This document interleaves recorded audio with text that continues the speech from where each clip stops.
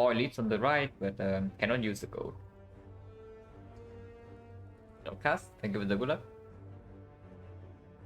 I think 4 elites is a little bit ambitious, I guess. Because it does go through the burning elite right here, and the first elite is on 4-6. On the other hand, we can just take 100 gold. Go here after 3 fights, so perfect information with potions. And also have the most amount of gold possible before first elite. And then we just take like... It's 2 elites only. So lose out on potentially 2 elites, but the path is very safe.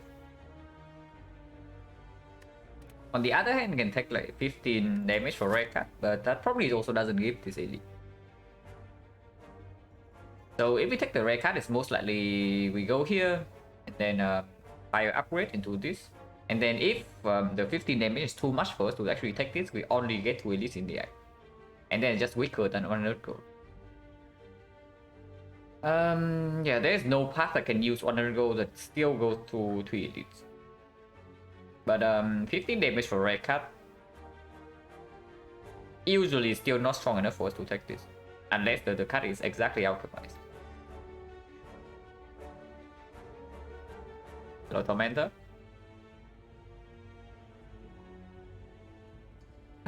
So yeah, I guess 100 gold is okay.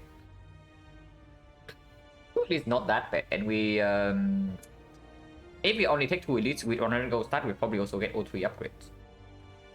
So 3 upgrades, 2 elites, 100 gold start into +1 relic here. It's okay. That's not too bad. If this penalty is not take 15 damage, I would think that if it's not like take 15 or it's a curse, then starting right side is probably better. But if we cannot guarantee that we can safely take this, then taking red card and starting on right side is nonsense. Because this elite is not really, and red card still has a chance to brick. And if we brick on the red card, suddenly we can still only take 2 elites. And now we also start with minus 15 HP, which probably means we have to rest at some point. So -1 upgrade. And then yeah, we also like lose 100 gold into the shop. Hello, Sunhunt Glory. Thank you for the good luck. But yeah, 100 gold, yeah. And we start left side and go to this shop.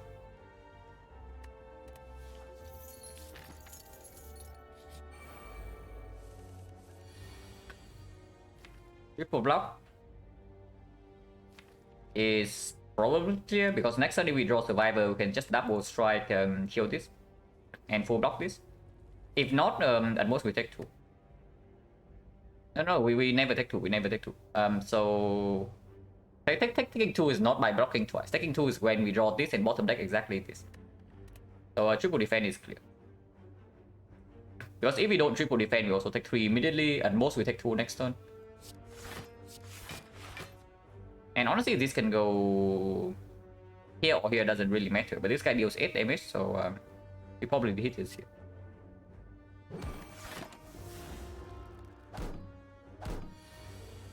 Okay, so we do not bottom deck the survivor. Next on this guy never attack.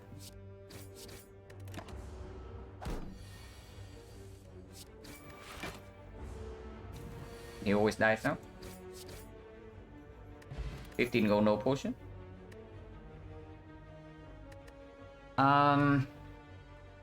If this is the end of the act, I would say backflip gets a lot stronger because it is it's best against this guy. It does perform in this boss fight, and of course after we leave act 1, backflip is very good. Unfortunately, we are on floor 1, and even if we only take 2 elites in the act, the first elite is still on floor 7. So we pick backflip here, we run into the knock, we lose 30 HP, and suddenly we also lose 1 upgrade. And this is already advanced always. So yeah, we probably click the Sucker Punch, even though this thing doesn't play as much into the Guardian compared to Hexaghost.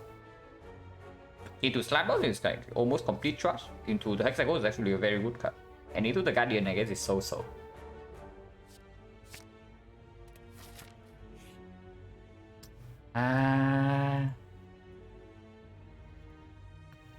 Koru 14, thank you very much for the stuff. Appreciate it a lot. But this is basically the worst possible event we can see here, yeah? This is actually the worst possible event we can see here, because right now is when we cannot use a heal. And taking the card remove also means that this shop gets a lot weaker. And here there is only one more fight. We have no potion. So spending gold here into dodging this shop and then going to a late shop like here or here instead is also a little bit weird. I guess we can go totally on the left side. Like we can completely avoid this shop. We take the card remove here. And we go to this node. And if this node is a fight that also gives us a potion, we turn back to the middle path. If not, we go to the left path. And we still take 3 fights before first elite. Still get an upgrade. Second upgrade here into very late shop. And this shop we can actually spend it. Because if we take minus 75 here, yeah, we go to 149. I guess 149 plus 2, we still get to buy a relic here. Or a potion. We don't get to remove a card and do such a thing. So this shop is weaker. It's still only 2. Yeah, taking 7 here is a complete nonsense if we only take 2 elites in this side. I'm honestly really down to just remove a card hit. And then going left side. And yeah, even if it's a guardian, if we are running to floor 7 elite without a real neo bonus, yeah, because if we go left, it means that we are not taking advantage of the neo bonus whatsoever. It probably means they remove a defense to increase the chance of the north fight here going smoothly. Now that is a greedy line. The safe line is of course still taking card remove and still going to the shop here. And accepting that we are not removing a card. Honestly, with our potion drop on floor 1 and also the card reward being like sucker punch only, I really do not actually want to go here, you know. This thing is freaking dangerous. So I guess we just accept the fact that we low roll the event and still go here anyway. If this fight here drop a potion or the card reward is a little bit better, I do think going left from here is the correct move. But if this is not safe without the help from the shop, then absolutely not. So remove double check. It goes to 139. 139, 169, we can still buy relic here most of the time. And hopefully we can. If we low roll for go in these 2 fights, we also cannot even afford a relic. But yeah, taking healing here is complete nonsense. So we don't do that. Hello, Glasso. It actually just has to be this event. Honestly, every single other event is good. Even the freaking serpent. Serpent here I will actually take. Even if we see the serpent here is actually good. So the only event that is complete trash on this floor is exactly this one. Any life loss you can take as well because only 2 elites. Yeah, if only there's one more elite here, this event would actually be okay. Then I just take the 7 here. But yeah, 2 elites only. Yeah, no chance. So that would mean with this seed, taking the rare card, 15 HP and starting here is just cool. Because suddenly we take 15 damage from Neo, we get a freaking rare card, and then we heal here. And then suddenly we have like 4 elites. Yeah, okay, cool. But whatever, right? We take card remove and then we go here. If we low roll here, low roll go here and miss a strong relic here, I'm going to be very sad though. It can happen. But 7 here was nonsense, and skipping the floor also probably just bad.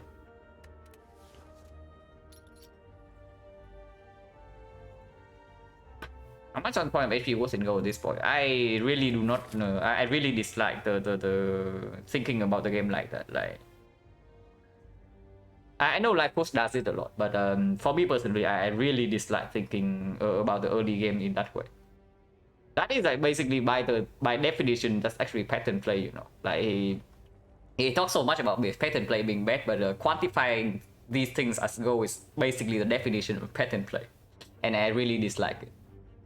Later on in the run, maybe it's fine, but at this point, no chance. So I really do not think about it like that. Like, what does it matter? The only thing that matters is whether the HP is relevant here or not.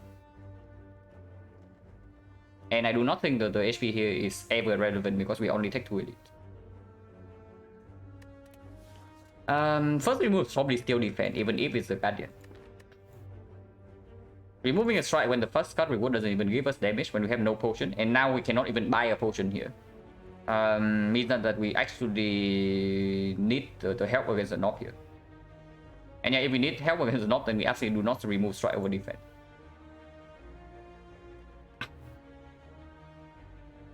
Using like that can abstract a lot of complexity, mental effort per one. Yeah, absolutely.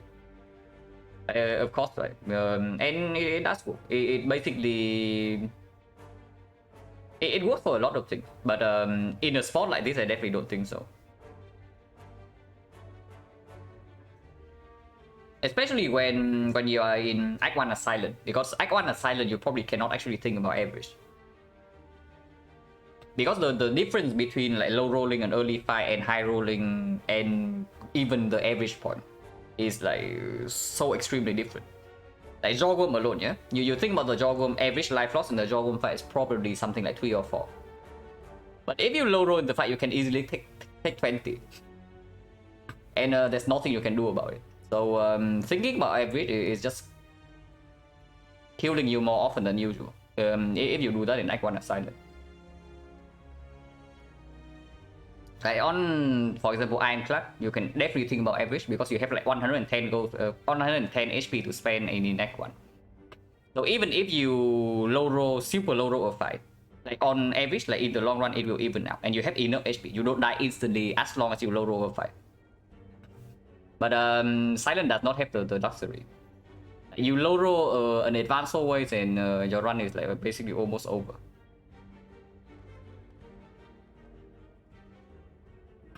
So I really hate thinking about average as Silent in Act 1.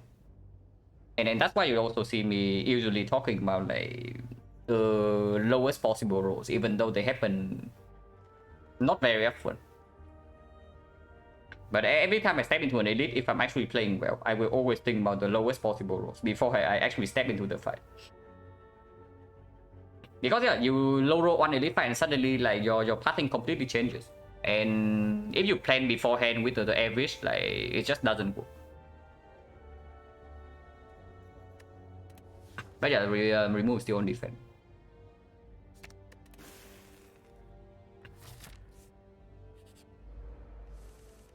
Speaking of the Jawworm, and by the way, yeah, we just remove a defense. Just saying, we just remove defense from our deck, guys. And we actually cannot play 2 strikes here. Yeah, at least we roll like 44 HP, so right in the middle, and we do have the Sucker Punch, which is kind of a defense.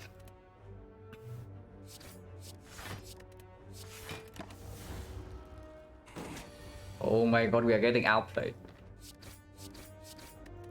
At least Sucker Punch guarantee next turn. Yeah, -7. And nothing can do about this, yeah. And you see what I was talking about, like thinking about average with this character just gets you killed.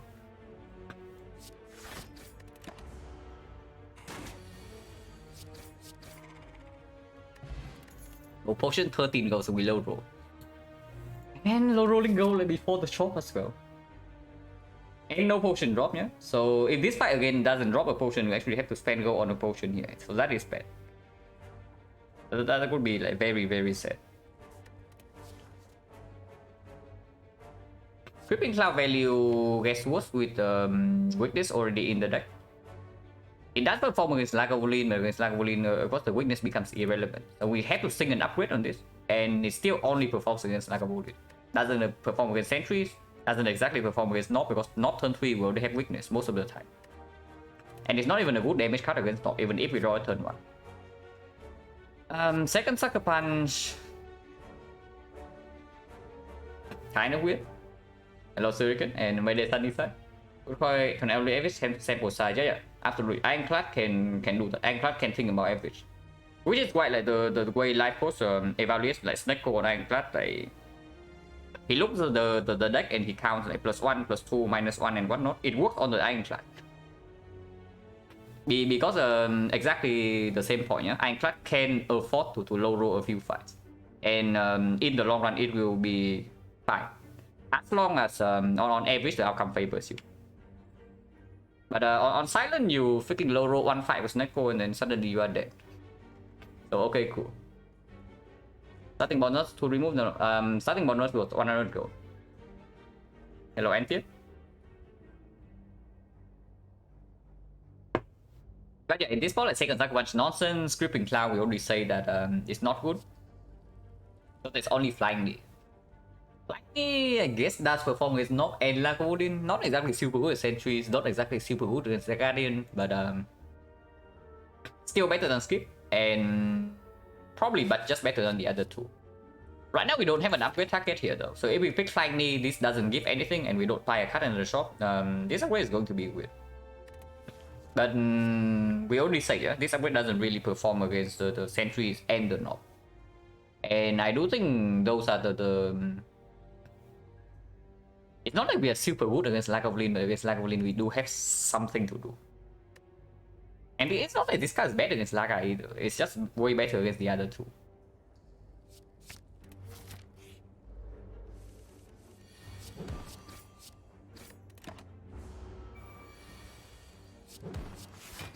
Autumn deck Survivor and Flying Knee. But if we draw Weakness, next turn that's full block. It's lethal by the way, but I just want to block. Elabora the punches. Once again, like 12% low roll. Like holy crap, can I go for one day without low rolling 12% in at the start of Act 1? Hello, Ethiopia. But yeah, we low roll go in both of these fights, and of course like no potion first 3 fights. 12%, but maybe I should freaking look into the code to see if this is actually 12% or not. Because honestly it happens way too often for me to actually think that it's 12%.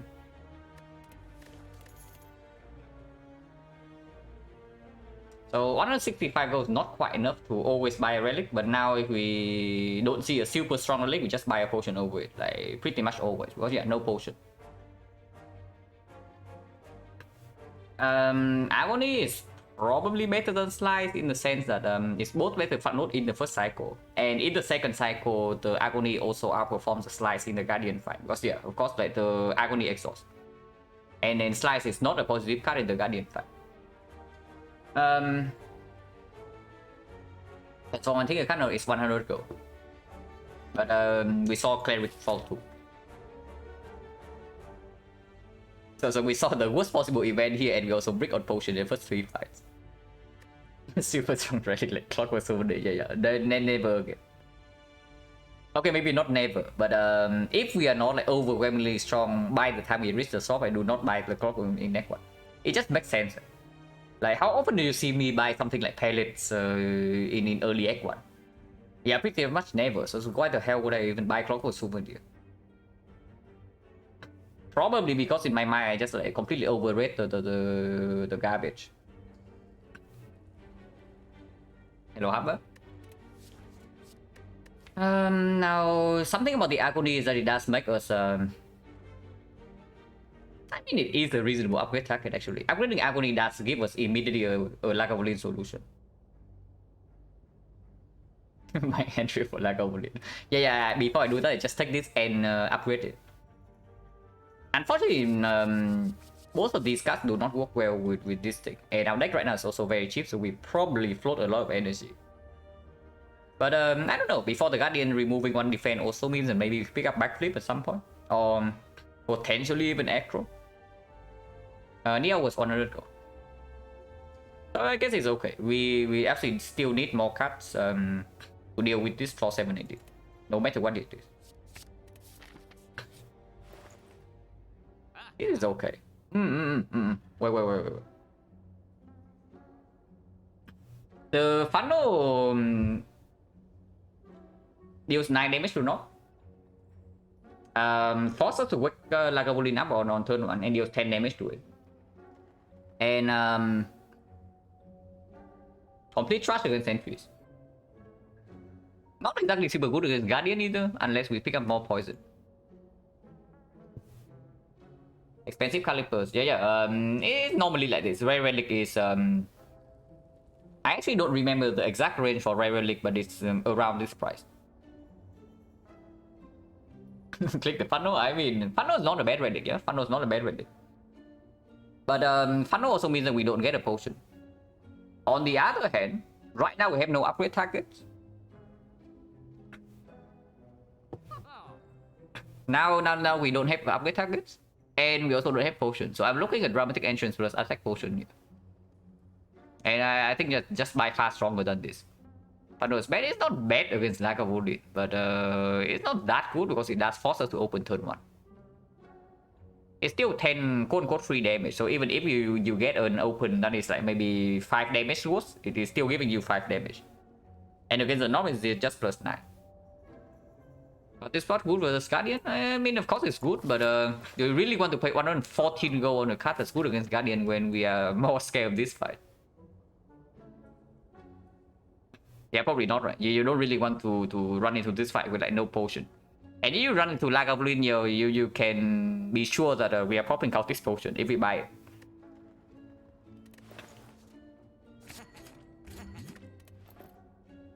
And yeah, Dramatic Entrance also a sick upgrade into early act 2. Into the Guardian also guarantees that we split on turn 2. So now we only need scaling damage against the Guardian.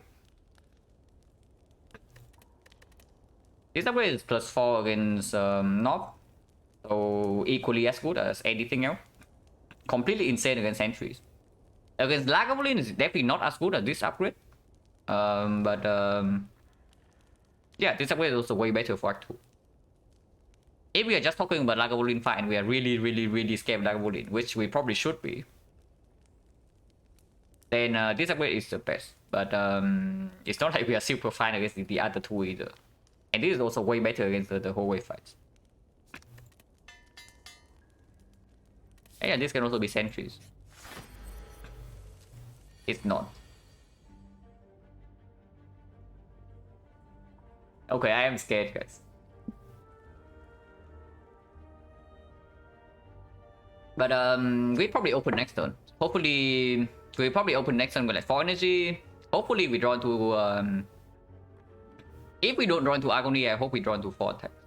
But ideally, maybe I want Agony so that I can pop attack potion right away for potential choke finisher.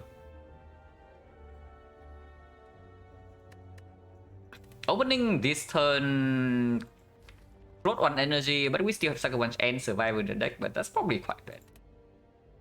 It is 4 attacks in our hand though. So honestly, attack potion into 4 attacks right now is also good. Because with the energy from Flying Knee, yeah, even Predator is also a hit. So Predator is a hit, choke finisher absolutely hits. And there's no way you can line up, there's no way we can actually line up like Grand Finale in this kind of thing. Even Quick Slash, yeah, even Quick Slash Dagger Throw right now would also be fine because maybe it draws into an attack and it allows us to spend our energy.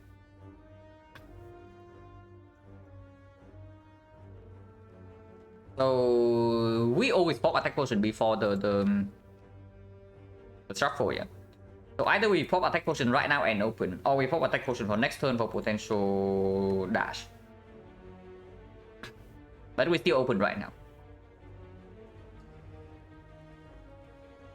But take a channel reward for adding BTTV mode. I mean, sure. I don't know how to do it though, so if there's such a reward, then either somebody has to show me how to do it, or some boss have to take care of it. But yeah, I don't really mind. Probably will look into it at the end of this stream. I mean, maybe you need to remind me, but hopefully I can remember. But yeah, this fight is troublesome. If we do not open right now, we can redraw into this, and this is a good draw. But we are going to float energy.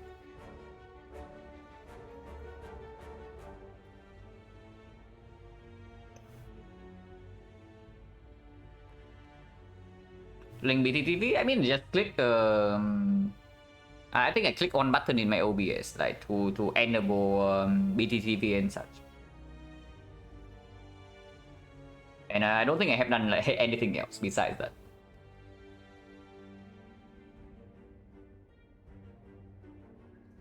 But yeah, like right now there are 3 hits with this Predator choke finisher.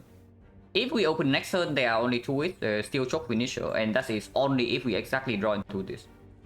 If we fail to draw into this, like choke finisher also not even as big of a hit compared to this turn. Of course, opening next turn and using this potion allows us to redraw to whatever this is like faster. But that's the only upside. And it's not even guaranteed. If we see Predator here, we can also redraw to it quickly as well. And honestly, without the opening turn like this, even choke finisher, not exactly super good redraws, right? So I can see popping attack quotient immediately and just going in. Because like we have weakness and survivor still in the deck.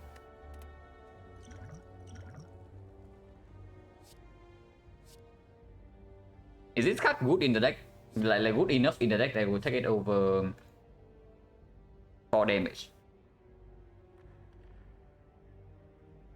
Don't need to go to BT device besides the sign. Need to click on the most you want. Facial word. Okay, okay.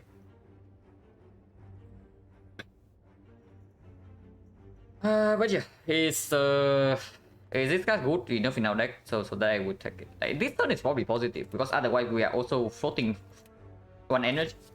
So anytime the deck throw draws into an attack, we gain the advantage of +2 this turn. And even if we draw exactly into suck punch right now, weakness still persists.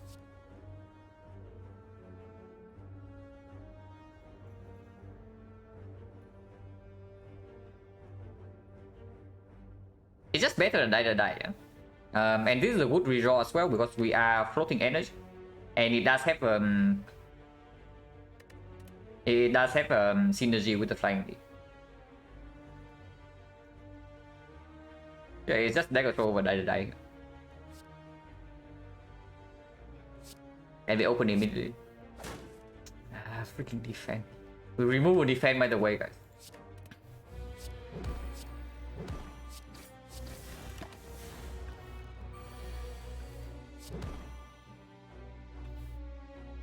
This is clear. And next turn we know that we have no block. This guy has no weakness, but our damage is also fairly behind, yeah? So if we only draw into... Let's say we do not double block here. No, let's say we double block here. Let's go for the video line. And next turn we draw into 1 block and we play that as well. So we only have these 3. That would be 8, 20. 20 damage, it goes to 51. 51 off turn. If we do not draw into block next turn, then we are going to draw into blocks the turn afterwards. And then we don't even have attacks. 51 goes to 45, 45. If we do not block this turn and next turn, let's say we take like 7 here into 20 next turn, so we take 27. And we just play strike into another attack here. Then we deal 24, 24, 32. 32 is still hit 39, and 39 on the off turn, let's say we deal another 26, we go to like 13, and 13 is double strike plus sucker punch, it's perfect kill. So it does meet some threshold, and even if we have to take 1 hit after the debuff, we still don't die. We had to beat the both.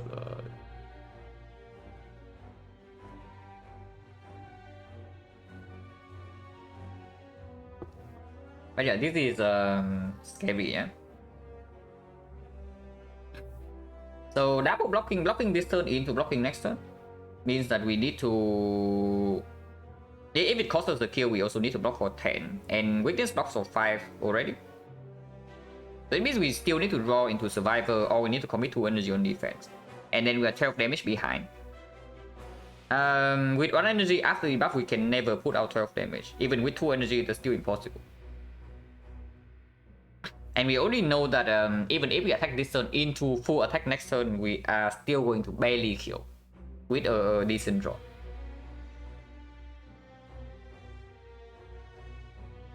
Oh yeah, I guess we are taking 27 in this fight, unless we draw into exactly survivor, not survivor, neutralize or sucker punch here. Then we block for 5 more. But basically means that we need to strike this turn and next turn.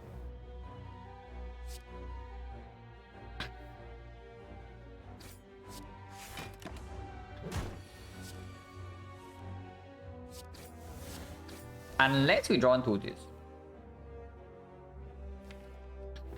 If we draw into the survivor, that is the most efficient block card in our deck. So unless we are we know that we always have a kill over 2, we will play survivor here. Okay, this is clear. I mean, we always play survivor anyway. The question is whether we can play defend or not. And then because we don't even draw a strike here, like taking the full 20 to guarantee a kill over 2 is not even a thing anymore. So if we strike here, it goes to 45. 45 on the off turn. In the deck right now, there's like 6 energy. We have 7 with this, plus 1 card. Damage wise, 18, 26. 26 plus 16 is 42, 45. 45 plus 6 is exactly enough, but of course we never have that. So after debuff is probably like -6. And if it's -6, it means that even the strike is never enough. But if we do not strike here, yeah? And let's say we deal like 39 damage with this thing. We deal 37 to 39 within 2 turns.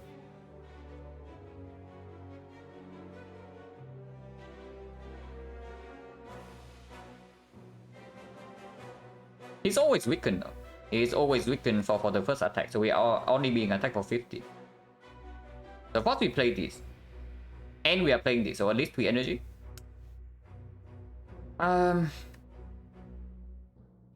That's not how it works though, because if we do not attack here, even if we attack here, then if we want to convert this into like 39 damage, we need to not block a single time, or maybe play one block. So we are taking another 12. If not the reality, let's say we play double defense instead. If this double defense, it means that we have 5 energy to do something else. Assuming we don't bottom deck the flying D. So 5 energy is like 1, 2, 3. This 3 needs to be played. And 4, 5. So we miss out on 1 strike is like -4 to -6. Mostly it's like -4.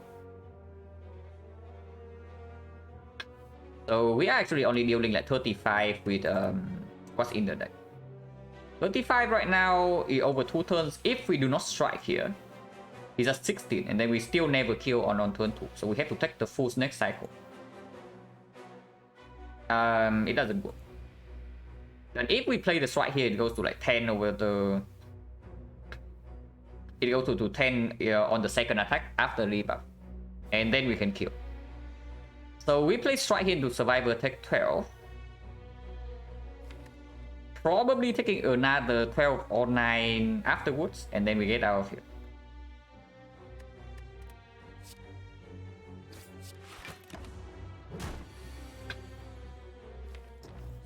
Was bad.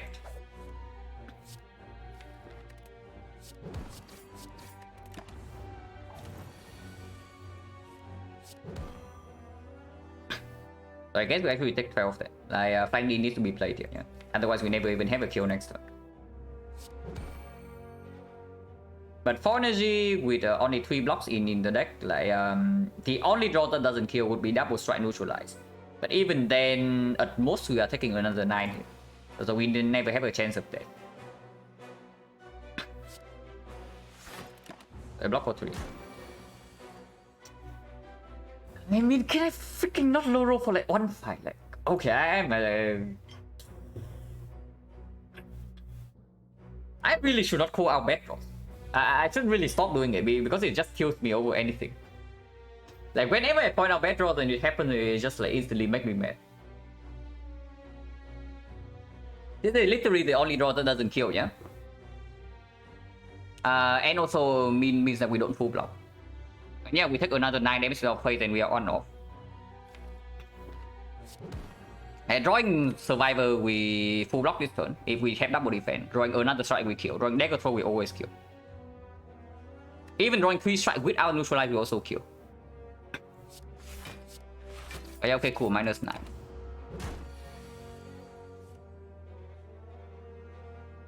And silence sucks, man.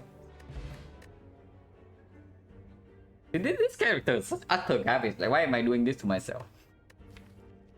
At least now I'm decently happy that we did not upgrade at the agony. And potion, yeah. Oh my god, if he did this, the boot combo.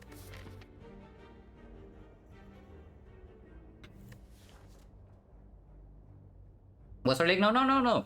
If you think this is bad for Silent Act 1, wrong. Unfortunately, the best fight for this thing has already passed. Like this thing is the thing that carries the Lagavulin fight. But unfortunately, we just fought Lagavulin, and you see we are 12 HP now.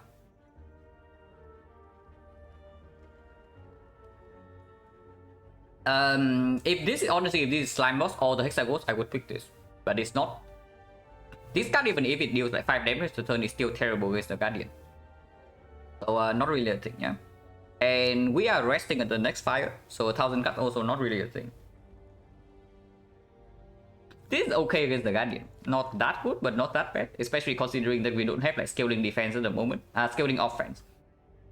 And we only have a way that almost guarantees a split on turn 2. With this card in our hand on turn 1. We do not take the fire here, yeah? Even if we are at 12 HP, we take the advance away. Because taking fire here means that we are forced into this shot. And I do not want to go here. I do not want to go here, even if there's a small chance of death here. It's not very likely, yeah? Because we still have 12 HP and turn 1 we have Dramatic Entrance plus. But if we make the 1000 cards upgrade, it's like until here. We cannot even upgrade it here. We absolutely need to rest before second edit. Unless this is banana. Unless this is like banana, or if this is banana, it's too late. We only rested it.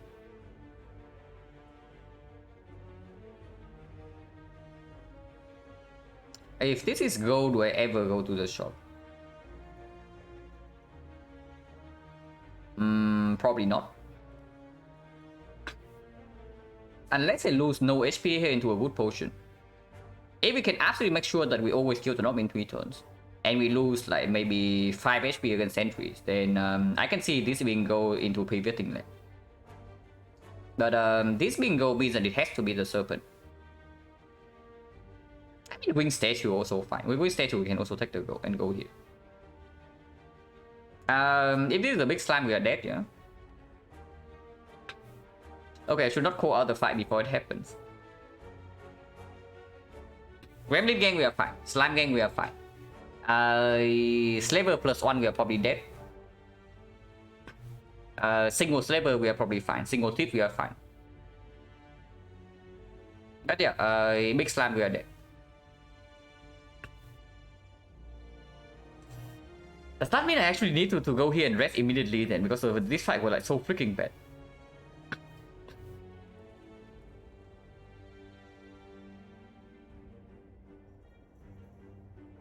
I mean, the low roll did not cost that much HP, though. It's like -6. And then even in the lowest possible roll, it's still -6, otherwise saves 3. So, of course I take it. But even if the draw on the last turn would have worked out, we are still at 18 right now.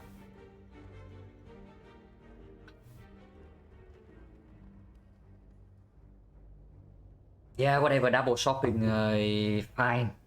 We can buy the Guardian solution here. Because right now we are dying against the Guardian. So I guess we can go here and buy a freaking Guardian solution. Be it a potion or maybe a single card. And it also eliminates the chance of dying instantly. Yeah, maybe chest has a coin as well. Maybe this is gold. If this is gold, suddenly this shop is fine. But yeah, we don't pick any of these.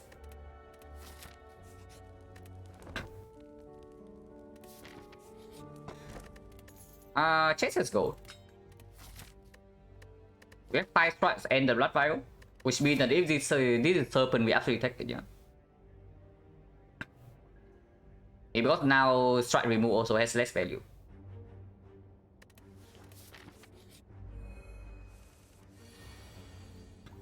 Good thing we did not go here, guys. Just say.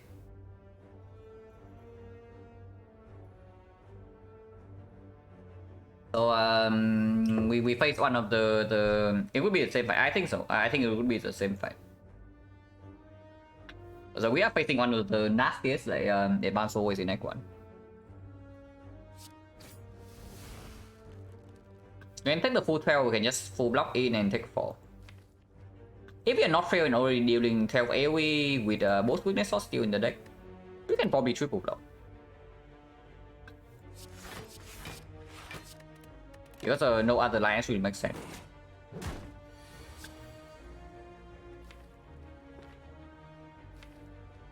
Yeah, we have 20 damage here, and next turn we get wrecked by this guy or what? We do not have to guarantee 19 damage to kill this next turn, even if we put the full 20 here. So 20 goes here, and if this guy next turn attacks for like 17, we cry. If he attacks for 12 only, it's only 9 at most. And maybe sometimes this potion can also come down.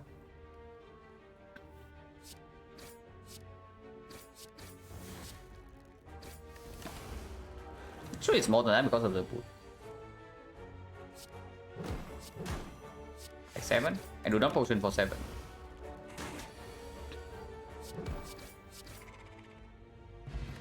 So we lost 11 HP in the fight. We had 12 HP at this point.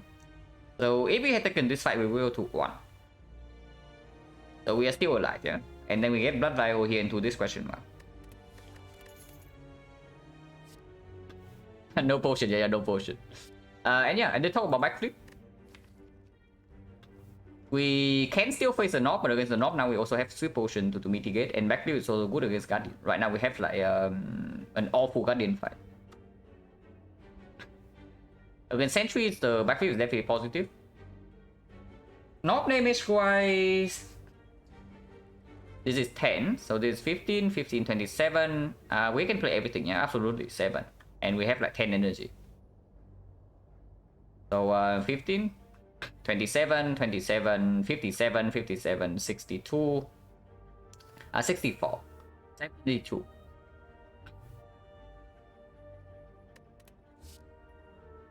Yeah, okay, cool. So we are currently dying to the node. Unless these nodes have something.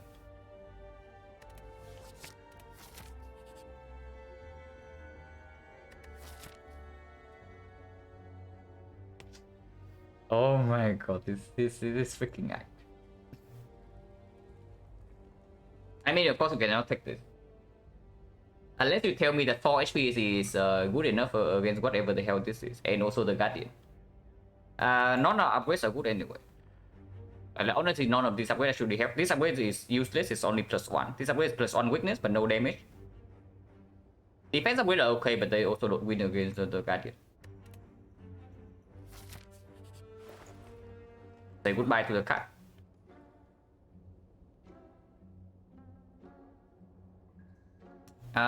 Strength potion way worse than usual because of the boot.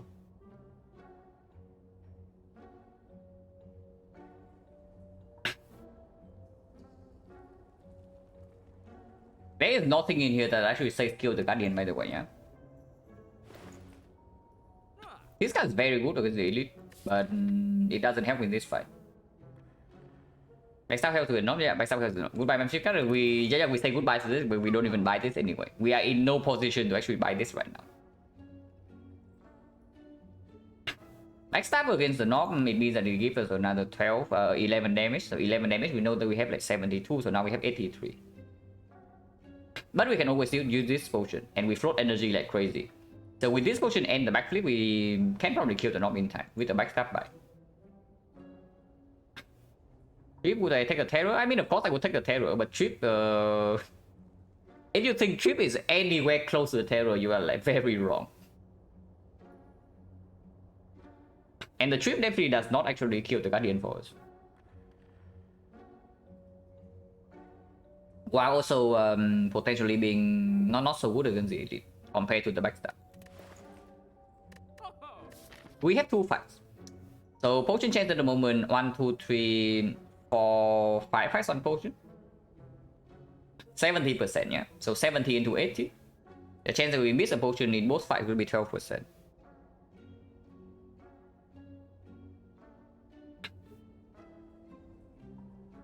I don't think we run into the elite because right now we still absolutely need help for the Guardian, and none of these things actually solve the Guardian instantly for us. And if we run to the elite, the buy here is probably just backstab because it's both guarantees the split of Guardian on turn 2 with both the dramatic entrance and the backstab being extremely good in this fight, extremely good in Act 2 if we get there, extremely good against the sentries, and also the potion here doesn't really perform.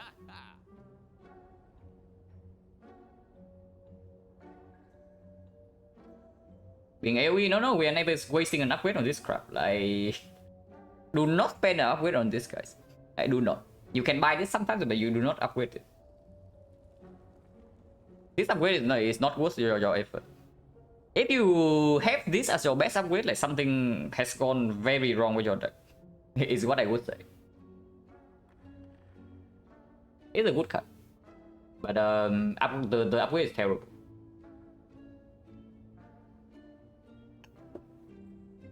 Yeah, unfortunately, we also don't have gold because if we have gold, I would actually like to buy backstab plus a strength potion here.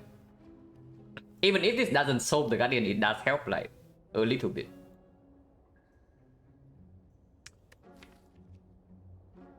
Strength potion absolutely gets us out of the North fight though. The strength potion guarantees the North fight being super safe. But of course, after that, we don't have this card in our deck.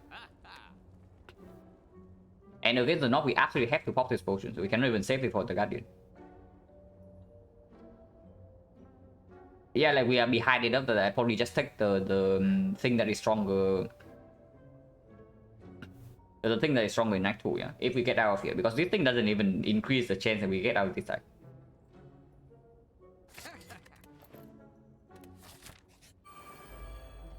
Not the North.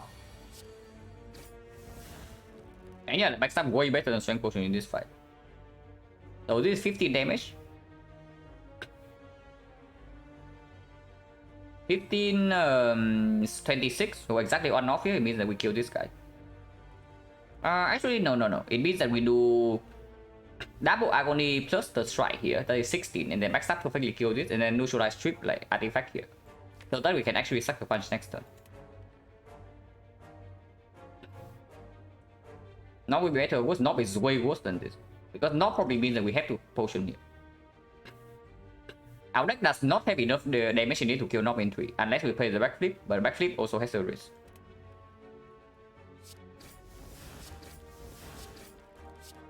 Perfect kill. Our defense neutralize goes here to maybe play a sucker punch. But we never kill this guy next turn, right? From 24. So maybe I should just do it here so that we can kill this guy over 2 with 24. Of course, the downside is that sucker punch next turn is the worst draw, but we need 2 turns. We do have enough block to full block both turns. So we don't actually need to kill this in 2, but we need to kill this in 3. So yeah, I guess for 5 damage is fine because it opens up both the sucker punch draw next turn, and also like killing this guy first is better anyway.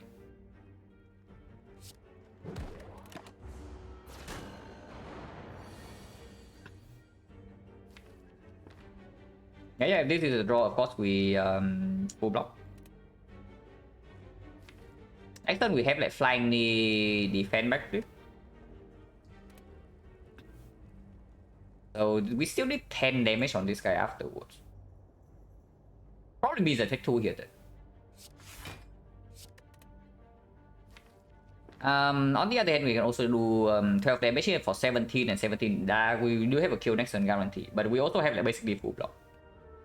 The only draw that doesn't have full block is backflip exactly at the bottom. And even if that's the case, we only pay 5.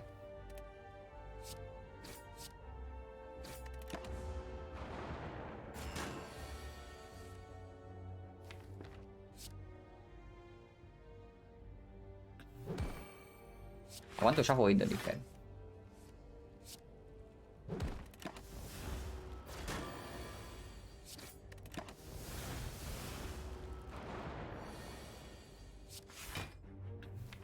Damage in deck only 14.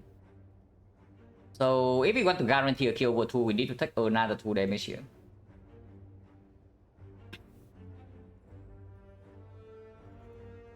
Yeah, you also see like how well the boot actually performs in the earlier fights in Act 1. This fight actually is good for Silent in Act 1.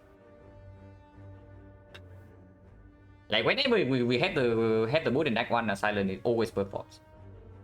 Even in early Act 2 sometimes.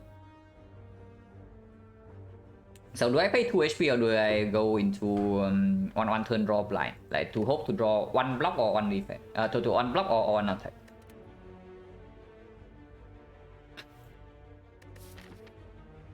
We lose 2 here, go to 20, go to 22, 24. 24, 26. Yeah, I defend here.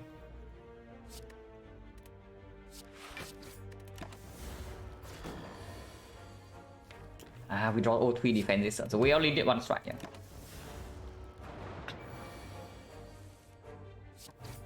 Get 2 HP. Wow. Only the premium relics for us, guys. Guardian solution spotted. And yeah, we did say that currently we are getting super mega wrecked by the Guardian, so better pick the card that actually solves the Guardian for us. We only have a split on turn 1 with this. And afterwards we have backflip for block density. The only problem this deck has right now is that it has absolutely no damage scaling whatsoever. And yeah, we picked this. Potion chance is 60%.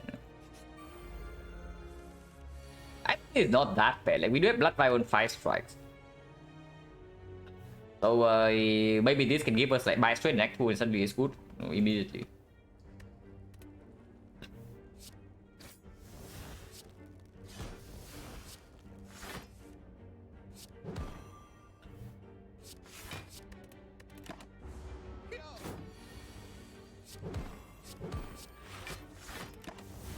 Yeah, 0 damage for wave 5. Of course, backstab performs again. Potion, this also solves the Guardian. Trash. Yeah, definitely trash them. And we probably upgrade Bouncing Flash before the Guardian fight, is what I would say. From 26 HP, with the backflip in the deck, with 3 attacks exhausting, and we guarantee speed on turn 2 with this in our turn 1 hand. We absolutely can upgrade. Yeah, the relic bar is made for that. Blow in this spot, never. Because Blur probably increase the chance of us not super mega low rolling the Guardian. But it is not going to perform at all in early Act 2. And right now we do have potentially a strong start to early Act 2 with these cards. And buy straight. So, and relics are like complete garbage right now, so of course we need to take at least in Act 2. And then if that is the case, this card's detrimental. So yeah, if we make the upgrade on the Flash, and the Flash upgrade definitely comes before this, then we do not pick any of these. I do think I take Power Pot over Draw Pot, yeah. And I pop the Power Pot instantly in the Guardian fight. This potion, if you're stuck on 3 energy, this potion is definitely better than this into early Act 2. And this deck is a deck that actually can get a Wristblade. If we completely brick on the boss relic, we can pick the Wristblade. And yeah, if we are stuck with a Wristblade, then Colorless is way better than Draw Potion.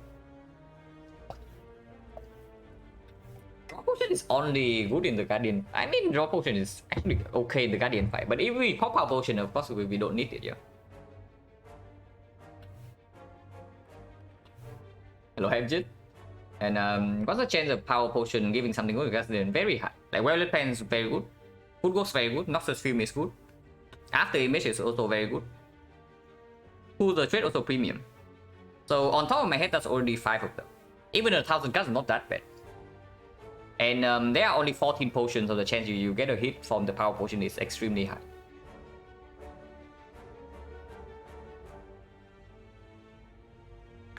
But yeah, this can also give us block. And of course on 26 we upgrade, and the upgrade probably goes on this. Unless you tell me that Sakamach upgrade plays more. But I don't think so, right? Because if we draw this on turn 1, we also need to play it. And then we still need to make sure that we deal 49 damage to the Guardian by turn 2. And this upgrade instantly makes the Catalyst pickable. Yeah, exactly like this. And from 26 HP, our damage already so. With this draw, our damage absolutely no problem in this fight. So the only way we can still die here is if we if our defense falls short. And this potion is not good in early act 2 anyway. Also, the potion chain is still 60%. So I just popped the potion immediately. Well, I guess only this, because this is negative in this fight, and this is also negative in this fight. So we only have one thing. If possible, I do not want to split this turn. Yeah, because I do want to exhaust this thing before we actually play the fight properly. Like, exhaust this into exhaust this is still the ideal thing.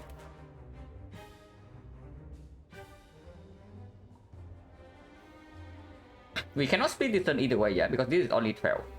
So 24, 24, 35 here. I guess we do split this turn if we also play another attack. So is it a so I guess we only play 2 attacks then.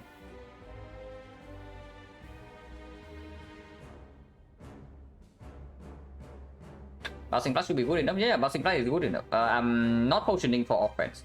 I'm mainly potioning for defense, so this potion is quote-unquote a brick. But it's still useful.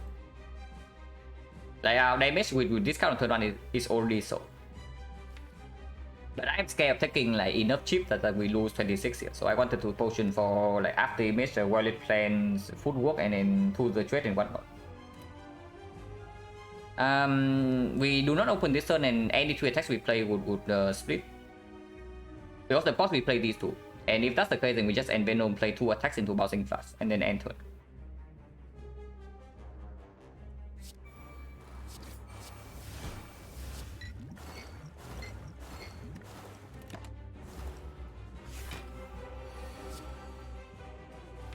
Yeah, we exhaust the endless agony. And the Ascender's Mane. Next turn we take 5 damage immediately, yeah. There's no way we can do anything about that, unless we also potion here.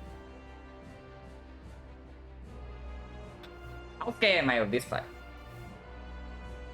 Because if we potion into any block card here, like Good Instinct for example, or Finesse is also get shuffled in. Okay, not Finesse. Finesse doesn't get shuffled in, but Good Instinct will get shuffled in. That cycle was better the turn after. Any button cannot be used. So I guess we just take 5 next turn. Yeah, I guess we just take 5 next turn then.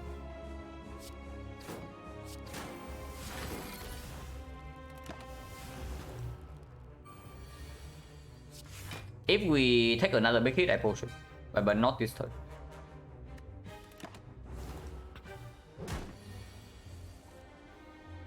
Take 1. Yeah, 1 is fine. If we potion, it's probably next turn.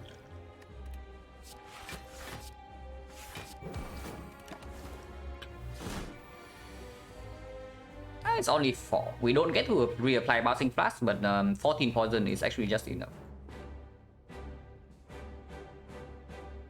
So we go to 16, and 16 we need to survive like 1 more deck cycle. One more attack cycle, I mean. But yeah, potioning for 4... Not really, right?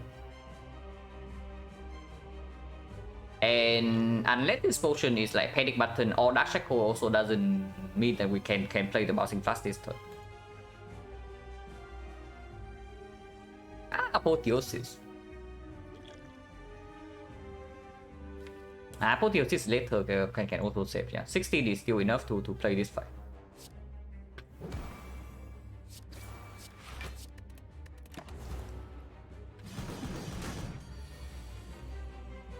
I can split immediately, but splitting 1 turn later also lets the poison tick down 1 more time. And I know the redraw. So we just enter here, or instead of attacking.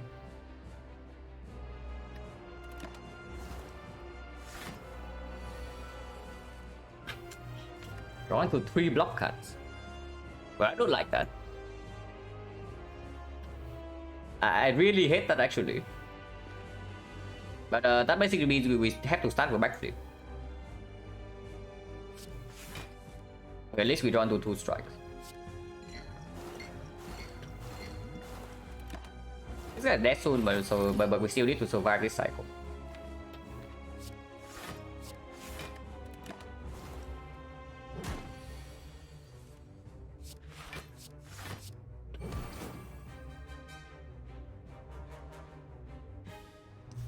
Next turn is 15 HP. So either we draw enough block to live, because right now we are only taking 6.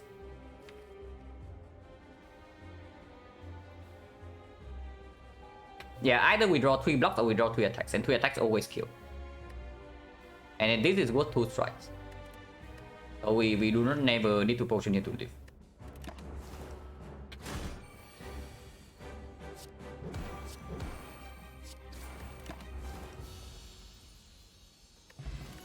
No potion, yeah. Potion.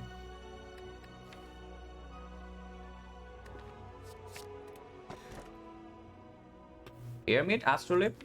Astrolabe gets worse because of potential buy trade, and Pyramid does save Pyramid. In this deck, Pyramid doesn't perform immediately, but we also already have the Buzzing Plus, so the moment we see Catalyst, we can pick it up.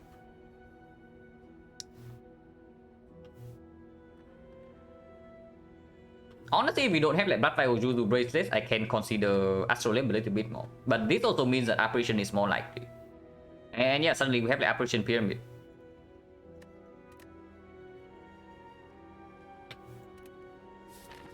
$145 is not enough to really do anything in the shop. So I don't want to force myself to do this. I mean, question mark is absolutely clear. So we go here and we decide afterwards whether we need to dodge advance always or not. Also, the entire half, the entire right half of this map is like missing. So I guess we start on the left side.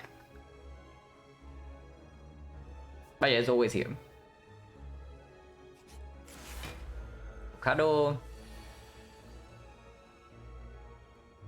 And yeah, we can use a potion every fight as well. Right now we are taking 7. I do not mind potioning here immediately. Even Panacea is okay this turn. Yeah, Discovery. Casting Wheel. Casting Wheel or Catalyst for this thing later.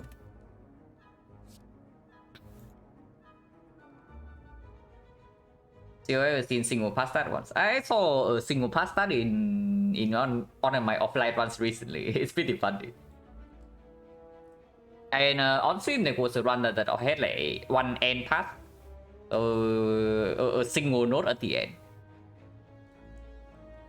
Yeah, but yeah, usually the map's fairly balanced, but once in a while you just get like some very weird things. But yeah, it's facing way over Catalyst, yeah, because it's also Catalyst minus.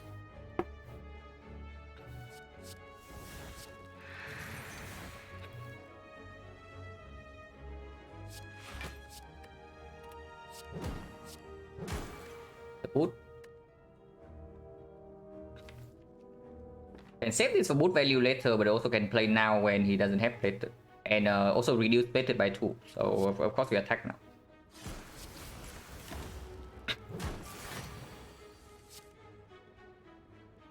Ouch.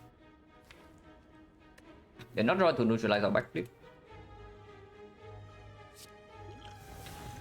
You can also throw the weak potion immediately.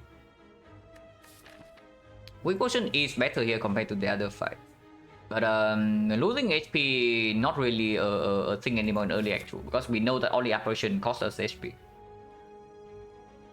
Buy trade is free. So if we lose HP, that's only for apparition value and nothing else. And of course with the pyramid we see Ritual Dagger, we pick it up. So that's another -6.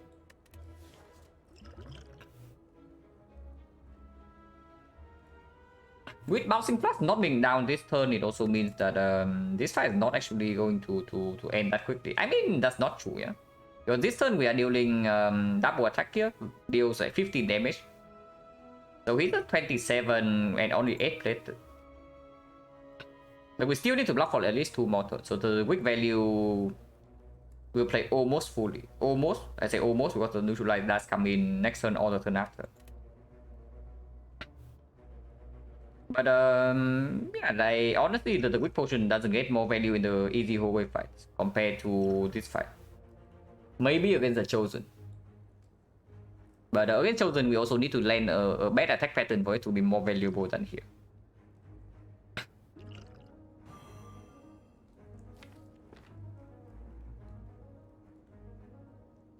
And yeah, I do not really block for 3 here, right? Over dealing 10 damage.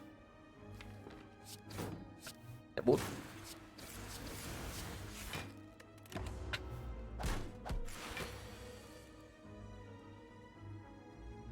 Here, triple blocking might be okay because next turn we are not fail and we have backflip. Because like not blocking this also means that he heals for 6 HP.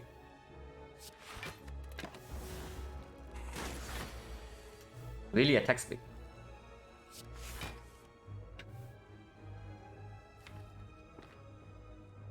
Next turn, so if this attack is this, then the weak value also comes in play because we do not kill this turn or next turn. So the weak potion runs out and then this comes in, and then we kill the turn after.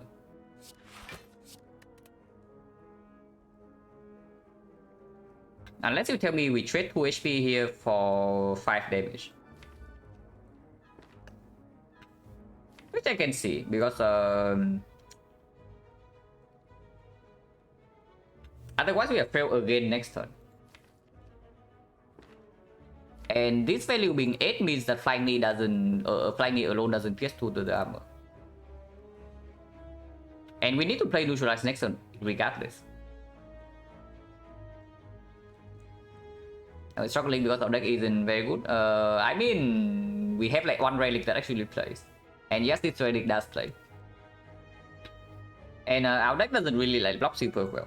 And this is the one fight where fat note damage from these two like doesn't really cut it.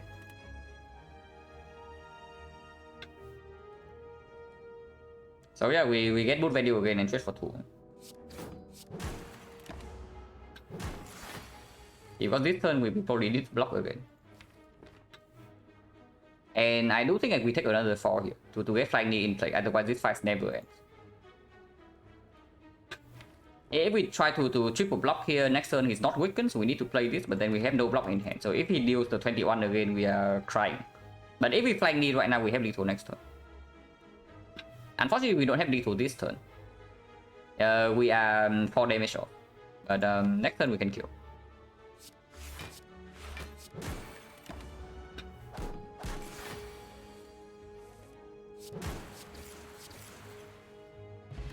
Can go no potion. Yeah, okay, amazing, bro. Ooh. Now these are certainly some good cards though. Deflect better than backflip with the pyramid, but one card is upgraded and the other one is not. And the upgrade probably push it over the edge. Yeah, it's green. Not backflip. So that already makes the shock worse. But not going to the shock here also means that we are facing advanced hallway, yeah? So that's not exactly a super good thing either, but we'll see. And collector, this guy is up. If we survive Hyper Beam, then it does deal damage. But we need to survive Hyper Beam. Unfortunately, we did not get this in Act 1. This could be sick in Act 1, by the way, yeah? The Lag of Lin would never even take away like 40 HP from us if we have this thing.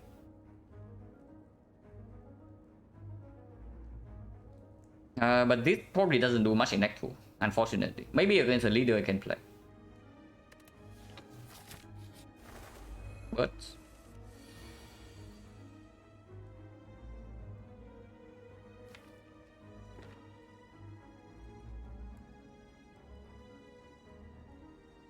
this fight is not easy.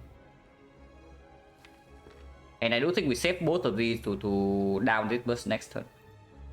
And take one.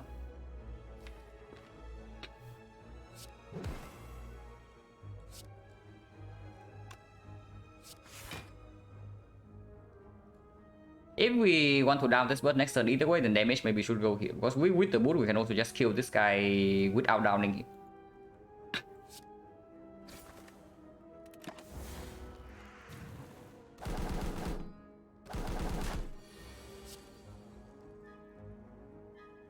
Wow, that's super rude, and we did not draw a neutralize. But good thing we did prep this guy, yeah? Good thing we actually did prep this guy last turn, because I do think that we can kill him now.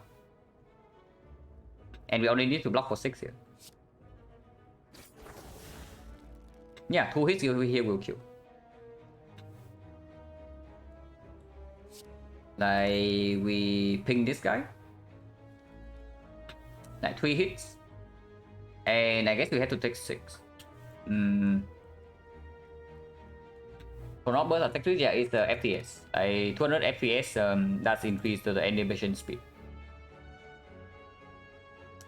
We actually have to take 6 here. There's no line that doesn't take 6, right?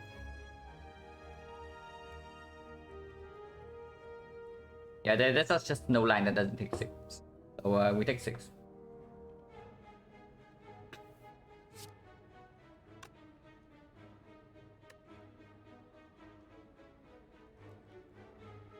Wait, what am I talking about? For whatever reason, I was thinking that we need 3 energy to attack, but we only need 2, so we take 1. But yeah, everything's fine then. But yeah, this can exactly happen because we prepared this guy's HP last turn by striking here. Also, because we also targeted the lower HP one, exactly because of that. Otherwise, we cry this turn. That's swooping. Man, these bursts are like kind of pissed. But we do have backflip plus.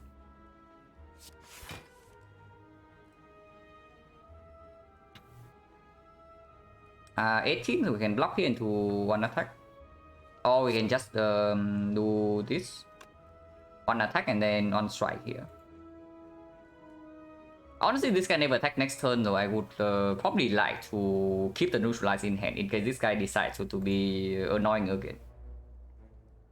Yeah, of course, because of the boot. Yeah, absolutely. Without the boot, we cannot actually kill this without downing it.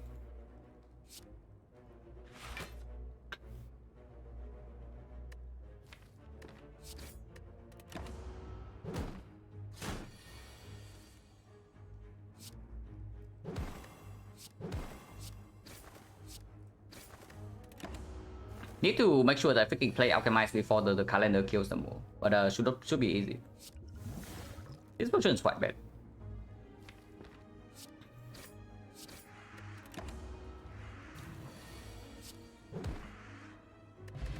Report. Trash. Definitely garbage, yeah. So 1 potion in 2 fights are 40%. Okay, if we... let's say we go here and just dodge the advance always. Like what comes afterwards? Potentially 4 elites, but that seems fairly suicidal.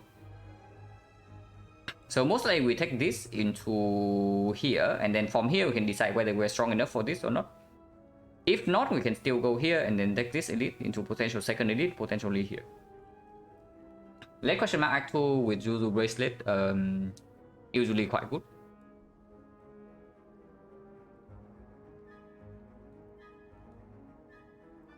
But we are going to be behind, yeah? We are going to be behind if we... Hello, James? Yeah, they're definitely not the easiest. We are struggling like pretty hard here. Going here basically is very safe, but safe from what? Yeah, because we still need to find a freaking solution for this, and right now we also cannot even take it. If we go here into a good question mark here, for example, like we lose some life here into potential operation here, suddenly we can take like maybe even 4 elites. And then the run's completely different. Of course, we can still go to shop into operation here, but if the shop breaks and this event is also like complete trash, we have no way to get back to it. Advanced Away is like super scary though with a deck like this. I don't even know what advanced ways we can fight that we can get away without getting completely wrecked.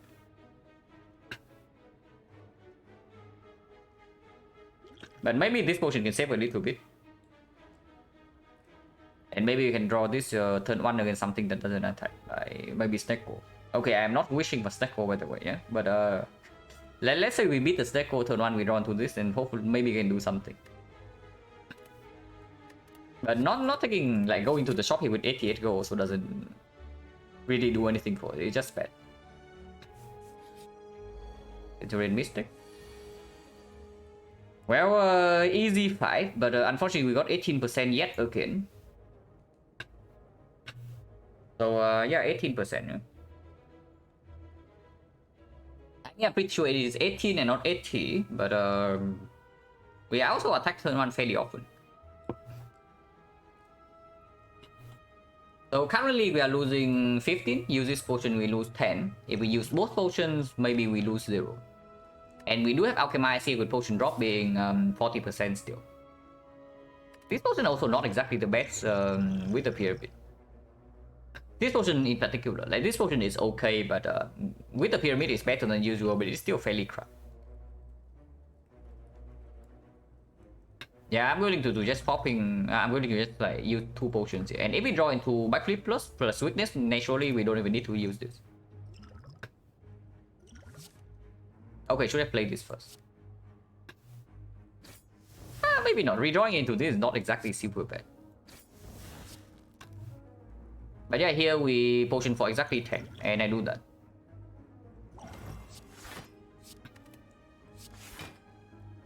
Knee is played.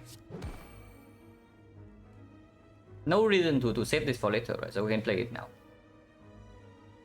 Also no reason to play it now either, but it doesn't change anything. Like the HP is enough for her to heal. Maybe if she heals this guy to full, then saving this for later is better. And yeah, there's no reason to use it now, so we don't use it.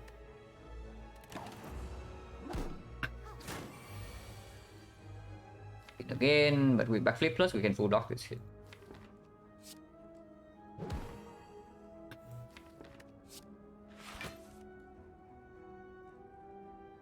We can take 1 here to deploy the Bouncing Flash plus.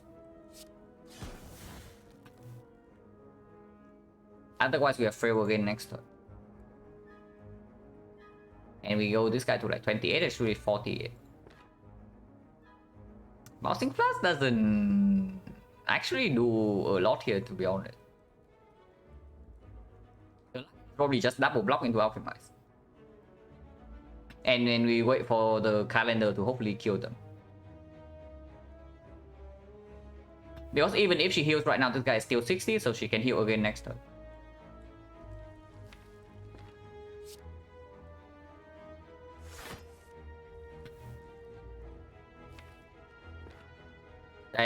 Because if the flash bounce a lot on the Mystic, then also doesn't lead anywhere.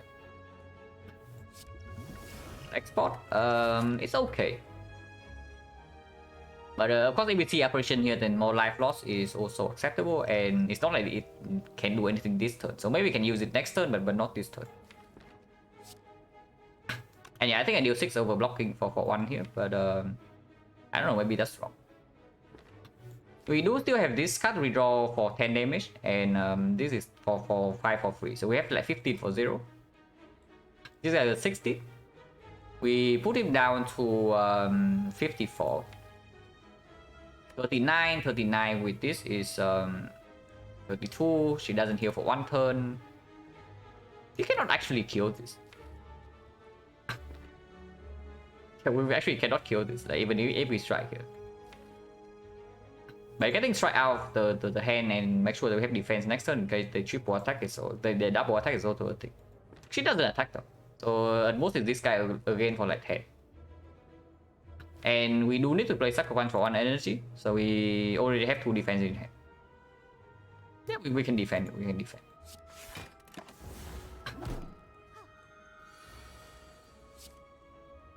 improved my Silent win streak PB last night. Congratulations. Really nice to hear. But yeah, this turn we're not being attacked, so we can freely play the flash. 9% on this is actually quite good.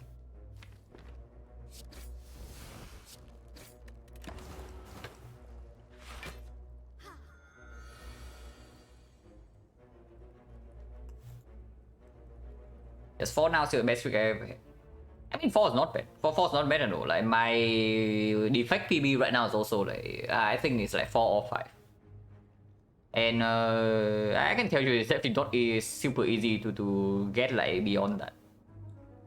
Unless you're just slamming like a lot of games.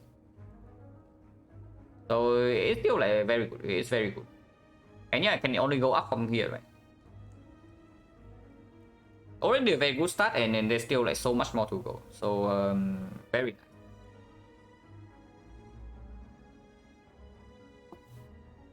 Like 1 run per day, yeah, then it's like even better, yeah. If you're not slamming run and you're getting like 4 wins in a row, that is just fantastic.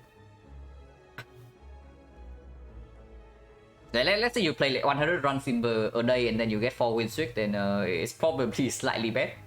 But with only 1 run per day, that is actually just fantastic. Yeah, framework again.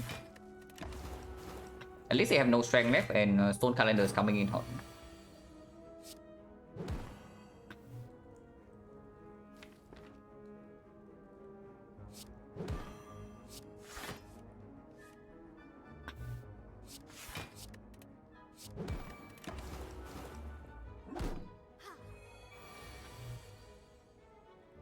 Yeah, Stone Calendar kills next turn. Without the calendar, I wonder if we would actually ever get out of here. But the Stone Calendar actually gets us out of here.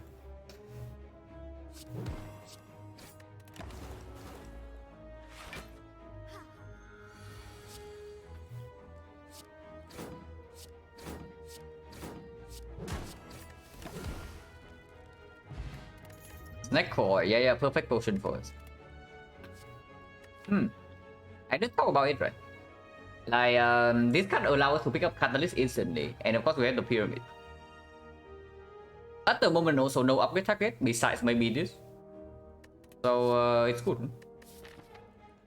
Not exactly the best at killing slavers, but against slavers we already have Dramatic Entrance Plus, and I mean these potions also do not help.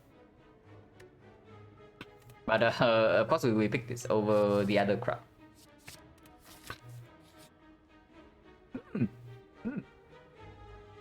So suddenly our deck got a lot better, I have to say, in one floor. It's not quite Apparition. Apparition is still stronger than this, but this is fantastic. And then of course we take it. Now there's a very hot tech line that you do not even trade away the Blood Fire over here, but that's probably complete nonsense, right? Like, because even if we do not trade away the Blood Fire, we still do not lose real HP.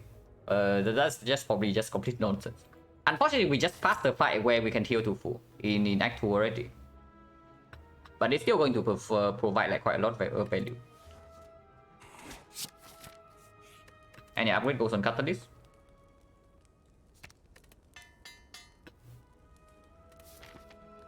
Elite.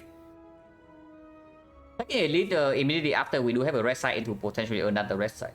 Like, we can dodge this Elite, and we can also dodge this, but we probably do not never dodge this. This one we can dodge. So yeah, fighting Elite right now from 40 HP, even with like only 1 potion is okay. This potion is not a potion, so we do not treat it as such. But against the slavers, we do have this turn 1, this turn 1. And we do heal up a little bit. And Stone Calendar means that we never die to the wood against the slavers. Disgusting God, no. Before I literally die, I will use this. Against the leader, we do have this to kill the minions on turn 1, and this will probably also play in that fight. Unless we draw this into this early on. Against the book of stabbing, we cry. But this can also bail us out, and against the book, I think we use this. But yeah, we can take the elite, because otherwise the shop is dead, and question marks okay, but then afterwards there's also advance away. So I guess we cry. Of course we use this right away, yeah, because it saves 1 wound immediately. And this is the most likely the hardest fight for us.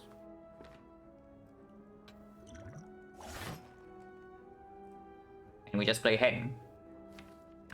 There's no like panache, there's no terror, there's nothing that actually need to keep cards in hand. This guy doesn't block, so the boot value later on doesn't matter. Yeah, I should really stop like calling out like bad draws and bad draws and whatnot, because it just happens.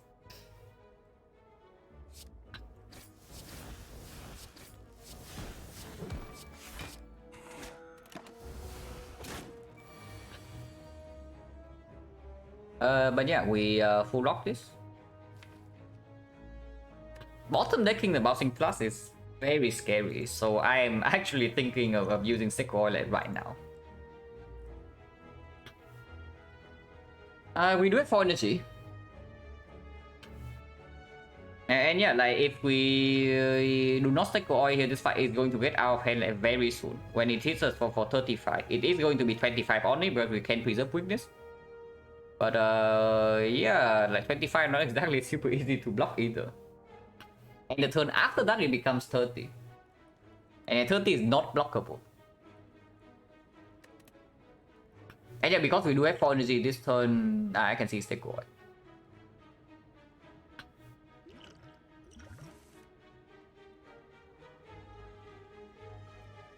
Zero cost blocks, but 3 cost alchemize, 3 cost sucker punch, 3 cost bite.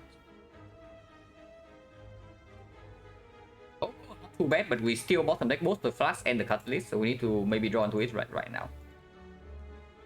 Which probably means I survive away this into a backflip. I saved the backflip plus though. I played the backflip minus. Because backflip minus plus a weakness card is still like the neutralize still full block. Okay, much better. And yeah, of course we play catalyst here and then I can play defense. So XecnaR is positive in this fight. Punch no important? No, punch is not as important. Punch is nowhere near important as the backflip into Bouncing Flash, into catalyst instantly. This is only 6 stock, do not overrate it. So I do not care that this card is stuck in my hand. Like poison 1 turn later is killing us in this fight. If we get poison 1 turn later. But the XecnaR does put us 1 turn forward. So for now we are okay. I can play this for 4, or I can save it for the next turn, because next turn is still 18. But this guy dies over 3 currently, yeah? Not exactly over 3, because our damage is also not really in our hand. So maybe he dies over 4. We deal 5 here into 7 next turn, so it's 12. 12 and poison is 105. So we still need 6 damage from elsewhere, which we always have. Okay, 6 damage, no problem. Hello, Meromorphic. This one has been fairly rough, but we got a little bit of good things in the past few floors. But this one has been like fairly rough.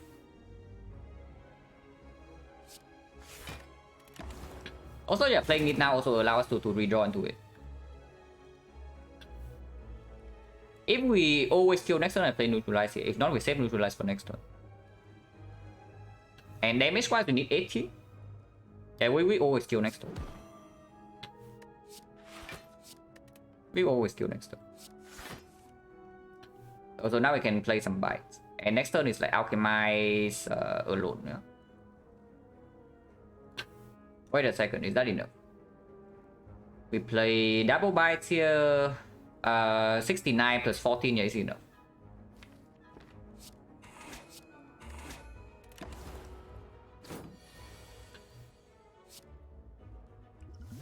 And still is fine. And yeah, XecnaR actually salvaged this fight. That's crazy. But XecnaR on the pyramid, I actually salvaged a fight.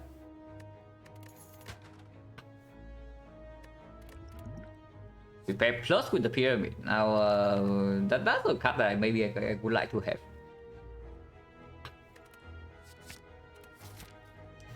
have. Do we lift? Now, the moment we lift, this thing is going to be sad. But it does make like everything else stronger. If we do not lift, then the upgrade goes on the alchemy. Great relic after because it is still okay. It's still completely okay. Like but not support physical damage, never too bad. If we don't really have upgrades.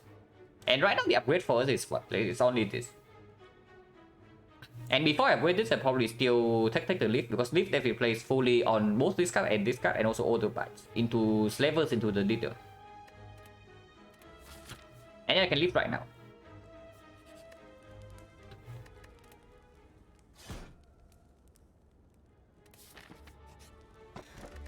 Okay, so we definitely take the fights then. We definitely take the fights then. This gives us 8 plated for one single fight. Potion chance right now is 1, 2, 3, 4. 4 fights we got 4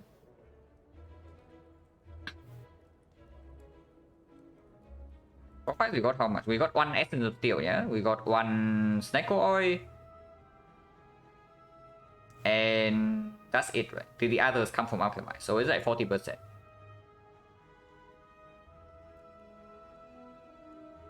Yeah, 40%, so and we play alchemize anyway, so I'm willing to use both of these potions in one fight if it's really difficult. Yeah, like this one.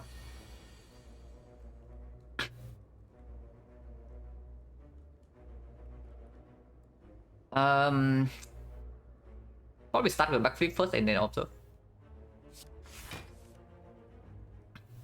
This is in our hand already, but of course this is not here yet. And we still need to kill this guy quickly.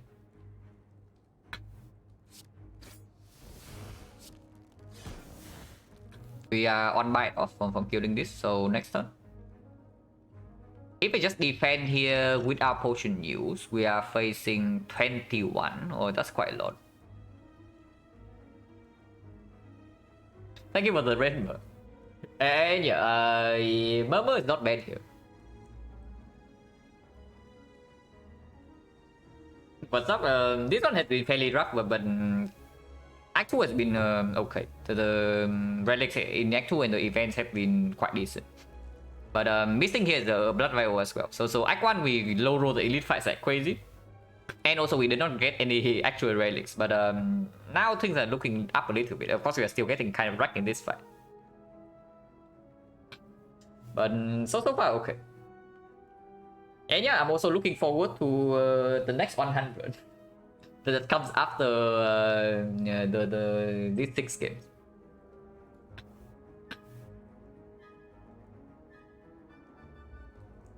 But we probably pop both potions here, yeah. Popping both potion also fully block this hit, so we lose even 1 less better charge. This is for 21, and we only lose 1 plated. We still need to kill this guy next turn, so 1 bite here and double bite is perfect kill. So if we draw into double bite next turn and nothing else, the Gira has already played.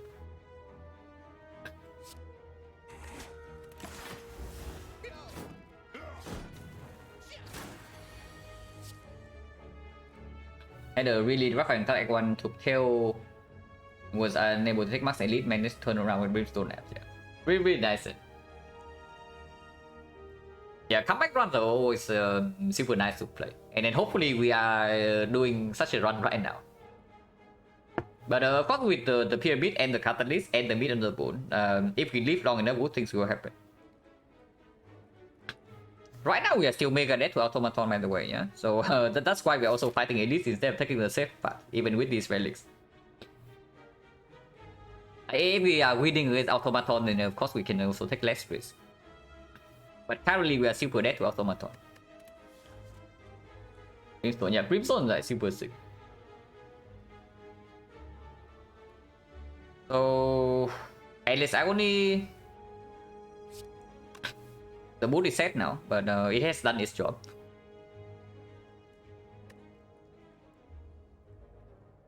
Honestly, well, the boot we probably would be dead right now. I don't even want to think about the freaking avocado fight without this thing.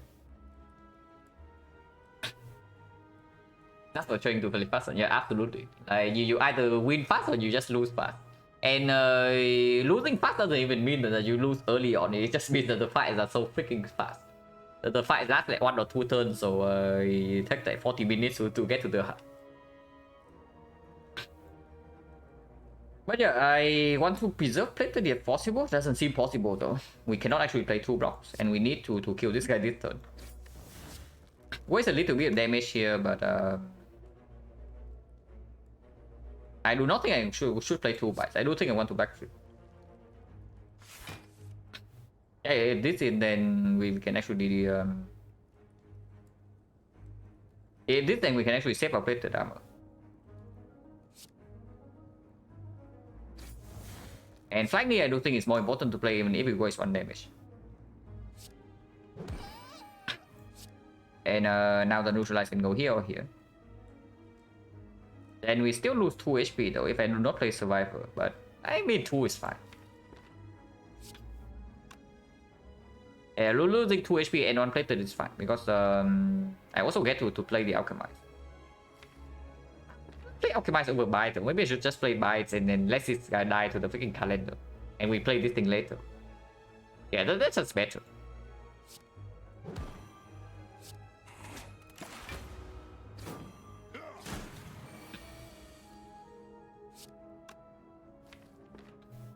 Unfortunately, we are exactly 1 damage off. But we can block this turn.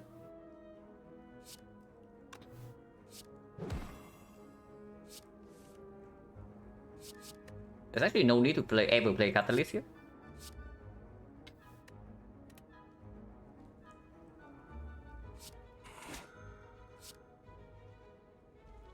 So probably no need to ever play this with the calendar.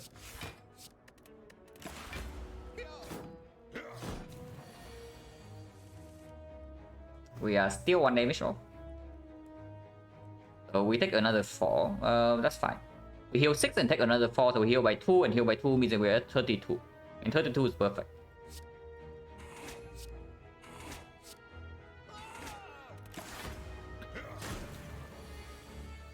Yeah, this guy is like overwhelming us with wounds, but we don't care. And we can do it again, yeah? We block for 10, we take 1, and we heal by 2. So we go to perfect 33. This also preserves block, enough block for next turn, and he dies in 2 with the calendar.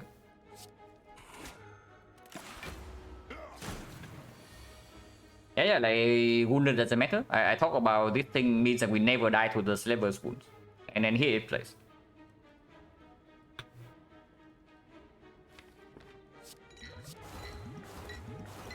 If we draw to Catalyst, we don't need to actually rely on calendar.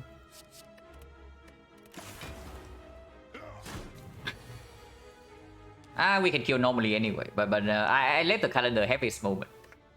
Because the calendar, this thing already bailed us out in the Centurion Mystic fight. The fight actually never ends, everything doesn't prop. So here I let it have its moment again. And I do think this will perform in this fight, yeah? I do think this thing will actually perform in this fight.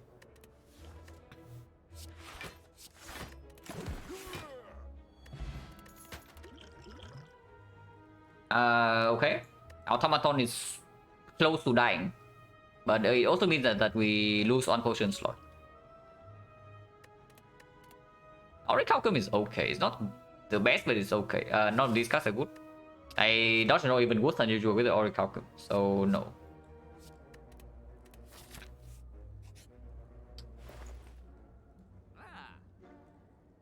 Bad question mark. But can't remove is okay. I don't know what we are removing though. Like remove defense because the bites are good with the Orichalcum. You can also just not take the card remove. Not these are worth buying. Yeah, bad question mark. Quite awful actually because maybe I want to go here, but we'll see after this note.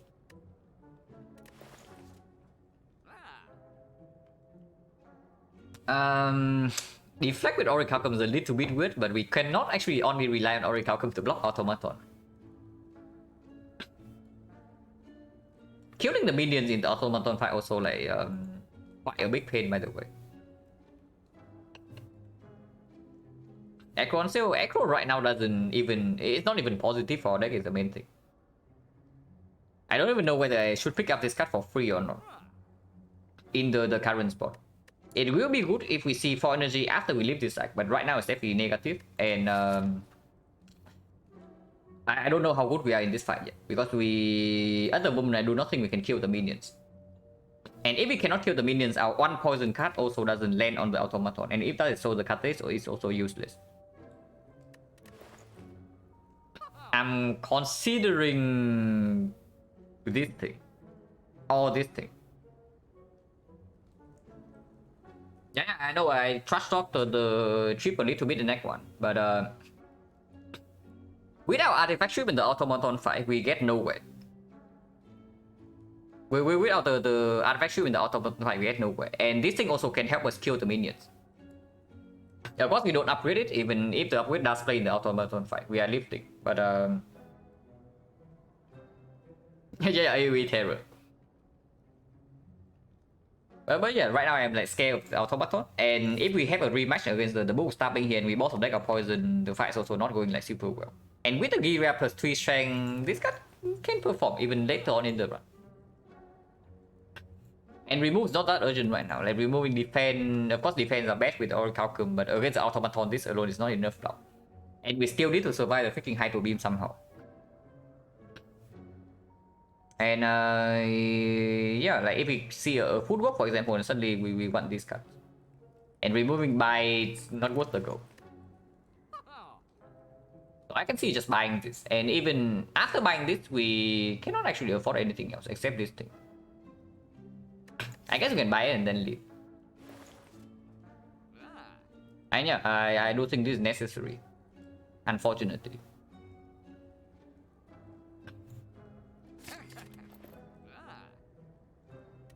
Like on Relics, there was also a Blood Vial.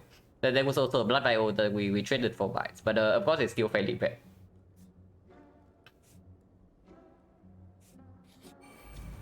And yeah, the book right here. This time we draw this on turn 1 though. Of course we use it. We do have Alchemize, so Catalyst Spot immediately for potentially sadistic nature also is a thing. Dark Shackles and Leap in hand to full up any one turn, same goes for Panic Button. Or we can Secret Technique for a freaking Catalyst immediately. I mean, that sounds good to me. But that would mean we take 8 this turn. Yeah, 8 is fine. Because like otherwise, next turn we have to spend energy on the Catalyst anyway. And then weakness, we don't have weakness for next turn if we play second ones right now.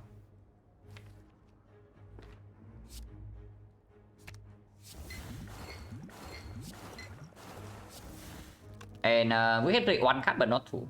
Or 1 card only because otherwise we can lose damage with the trip. But if we draw into Agony, then we gain damage again by playing another one. Now we just play 2. With 36 poison turn 1, we don't need the trip that much. But I mean, yeah, it doesn't matter either way, right? Like hand space, it just doesn't matter either way. But if we draw into the thing next turn, if we draw into the Agony next turn, we have to play all of these anyway before the trip. We cannot wait for another turn because otherwise our hand gets clogged. So we can just play everything.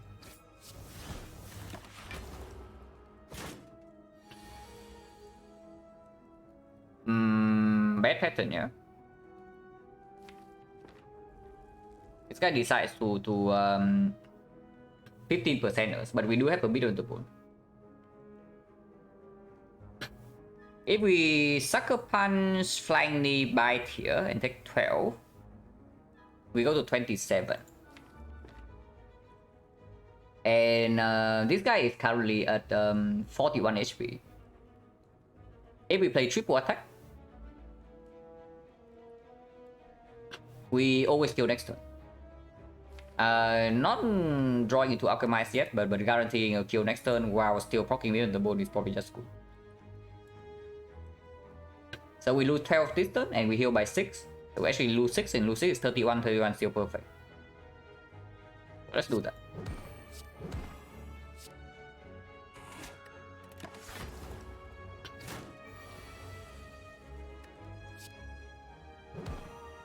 If we can full block this turn even better, because that means that not really, because right now we can play 3 bites and heal to 33. But if we kill by next turn, then we can only play 2 bites, we get to play Alchemize. Alchemize is more important. Alchemy is just more important.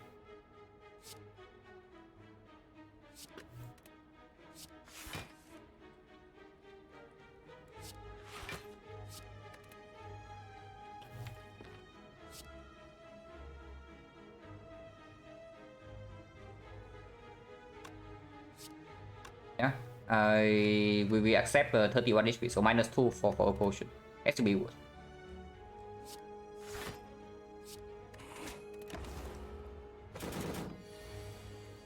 Alchemy is exactly the bottom cut. Cunning Pot with the Giria, actually quite strong. But if we reroll potion again here, then we don't have it for this fight. Tungsten Rock would be quite nice with the apparition right here. I mean, it's not good, but it's green. Now, by not good, I mean it's not good for us right now, but it is still green. And we do say that we pick up footwood. Yeah, how bad can the green block be? Yeah, it's very green.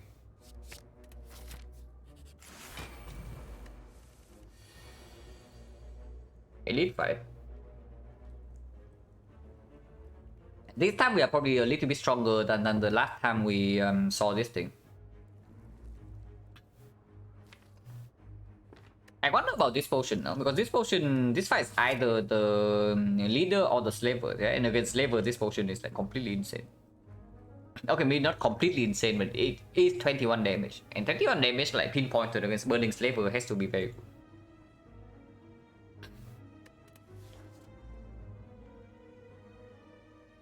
I mean, good thing about it, because maybe this fight also forces us to end it fairly early and we cannot even draw into this.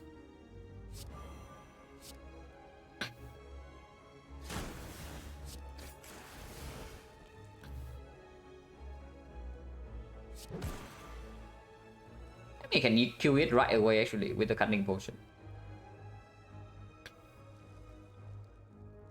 But otherwise we take 9, and take 9 is actually slightly bad. We need to take a little bit more. We take 8 actually. I don't need to potion. No need to potion yet.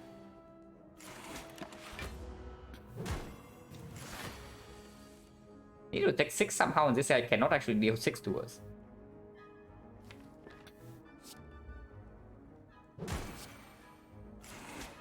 I mean, or we can just do all thing. I mean, this never plays here. 4. He buffs, so next turn he actually gets to hit for 16, and we can take 6. But I would like to get rid of agonies in my hand. Yeah, if we play double agony here, yeah, he goes to 3, and then next turn he hits for 16. We block 2 block, take 6. Wait, we take 5. So we cannot actually get to 33, but we can get to 32. 32 is good enough.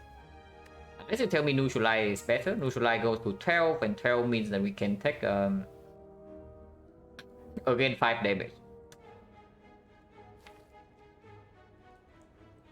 Yeah, there's actually just no way we can actually go down to do 33. It's either 32 or 34. So I guess 32 we'll have to do. Potion redraw. This potion is very good for TNT. If we take Burning Elite, we should actually keep this potion. Also, it's good against both the slavers and the leader. And yeah, we take the Burning Elite right over this. Because this can still be freaking forgotten out, and then we cry. Okay, we don't really cry, but it doesn't help with this fight. But if this fight is free, just give us a +1 relic, also get Burning Elite out of the way.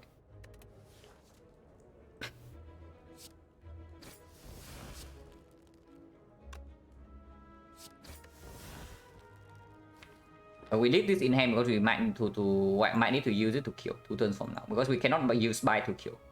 If we use bite to kill, we go to 34.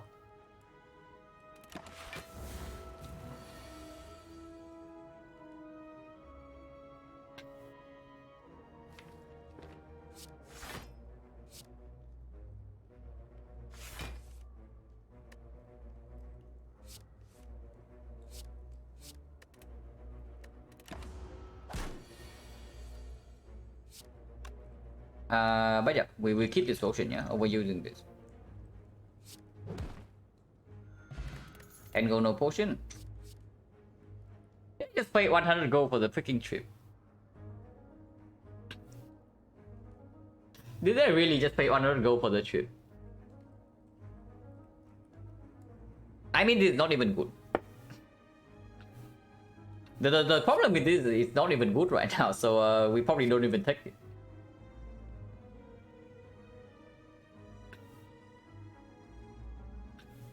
Honestly, it's not good, right? Like why is that good? We just fought both Starwing. So we know that it's either just the leader or the slavers. And against slavers, it doesn't even play that much. Against automaton, it doesn't play.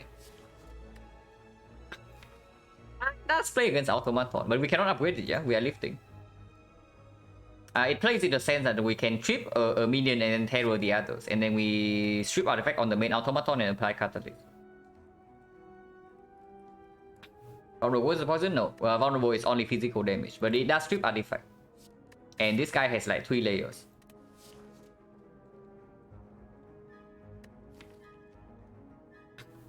It's not that bad actually. Like, it's not that bad.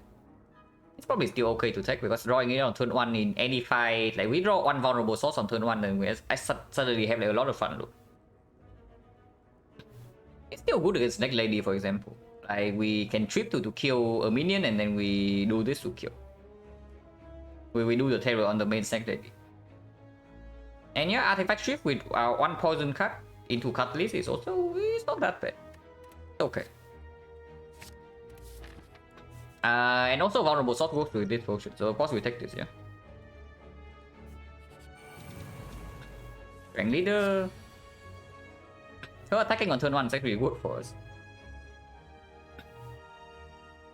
So draw first and then see.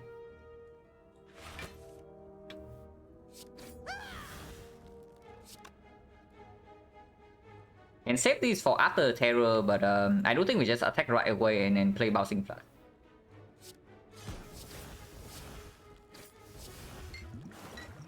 Like 16, but 16 not a problem.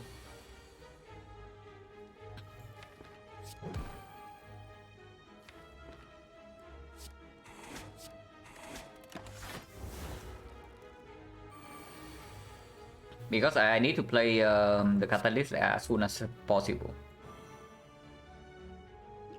This potion is not that good in the automaton fight though, so I can see re-rolling it right now. She's already dead if I use the potion. And also means that I don't need to buy, so I get like perfect mid heal.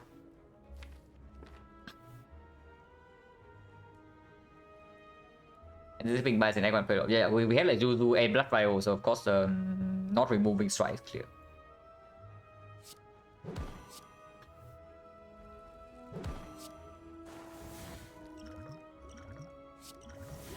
Black spot? Not super good, but I guess it's okay for automaton a little bit to kill minions.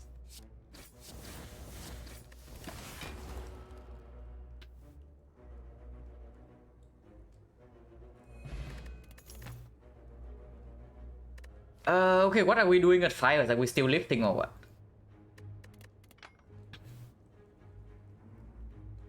Oh my god. This is a lot of damage, guys. It's actually a lot of damage. This is actually a very large amount of damage because I don't think right now we live over top. Especially if we take this, because lifting, like talking right now, like talking buy is also not super good, and otherwise we talk about defense. So talking defense makes this worse, makes any food go pick up worse, and we do need to block a little bit against automaton.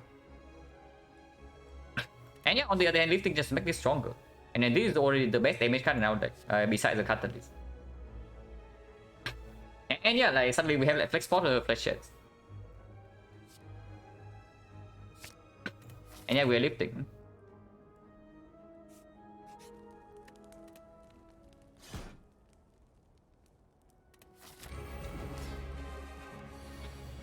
Okay, we get to strip all the layers on turn 1 and apply terror. So maybe we don't even win this fight by playing duplication potion on catalyst. Maybe we just kill this guy normally. with physical damage. Cannot get shovel? Yeah, I think so. We cannot get shovel now.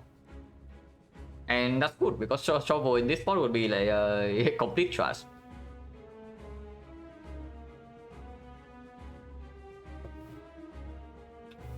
We can start with prepared. But honestly, we can already use our energy.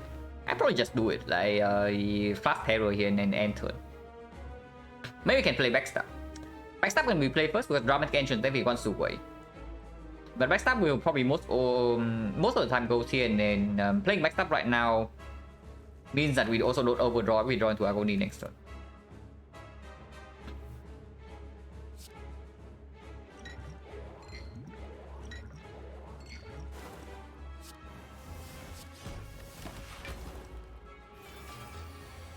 Did not run to agony. Catalyst turn 2. So if we know the draw order, we could actually just loop the catalyst and like we start with terror. This turn we have trip into bouncing fast burst catalyst here, and this guy would have 81 poison by now, so he is dead by turn 4.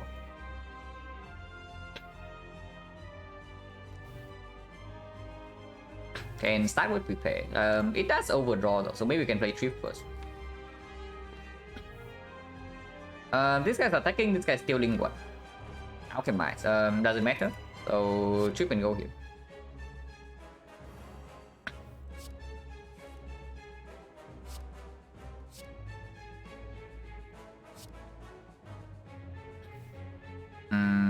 Maybe discard catalyst.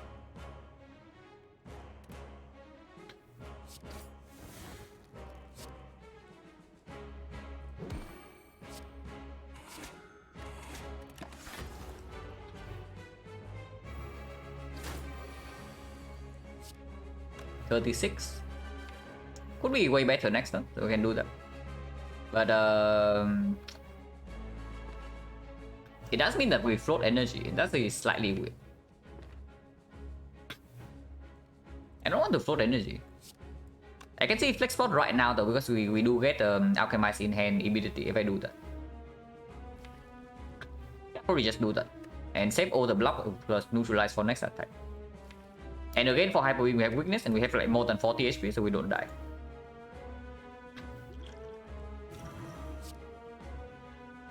It's at 57, but killing this guy first is okay too. And this way we can also play Alchemize immediately. I thought not exactly super useful, but usable.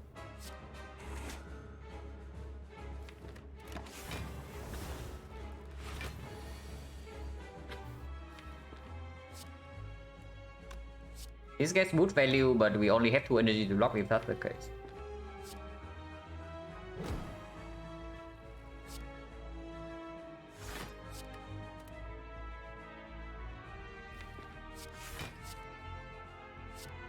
And we still get boot value. Yeah? It's block for 1, this block for 2. And also dealing 13 damage while also increasing the damage of flashes with the redraw. So next time we never die to Hyper Beam, and oh my god, 72 damage. Well, I mean we do it, yeah? I don't even know if that's the right play or not, but we have to do it, guys. So Flash can be played here, or I just play double pipe and win with physical damage. But I don't think we will play with the Flash. And next time we barely survive the Hyper Beam. And he dies when calendar goes off. That is still in the deck, so playing this right now also is better.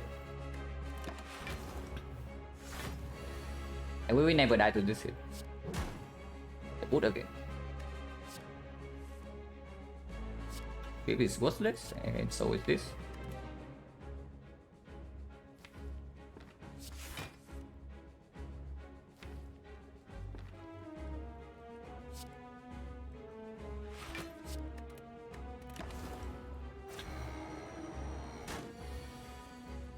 And yeah, calendar goes off this turn.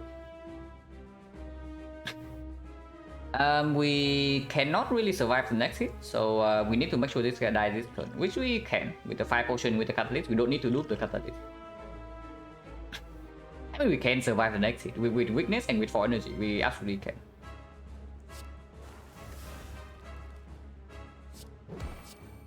And we just kill next turn, regardless.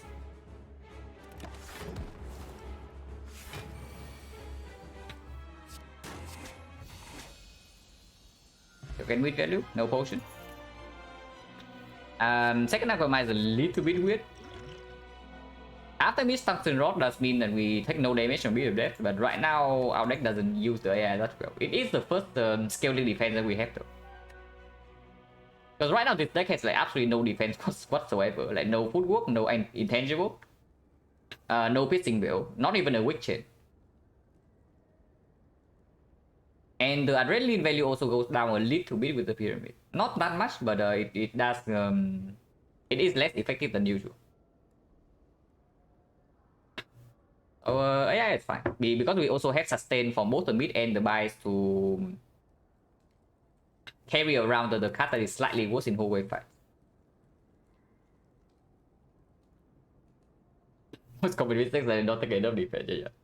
But in our case, it's not the same. Yeah, the case I'm talking about is when you have like insane front load damage that you just get carried away.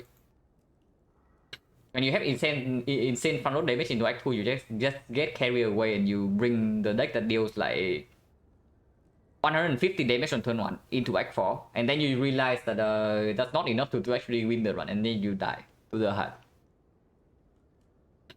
Our Capcom, yeah, it kills our Capcom, but it will be effective later on, and we can just not play the AI. We do have enough sustain that we can carry a card that is like quite bad right now into the later part. Because this without any piercing wheel at all, without Malaise, without weak chain, like this card is this relic is not going to be enough for the later parts of this run. You can play around this, but this is not a deck that can do it at the moment. So we probably can just ignore this. Not totally ignore, but we can ignore this when it comes to solving the late game bosses.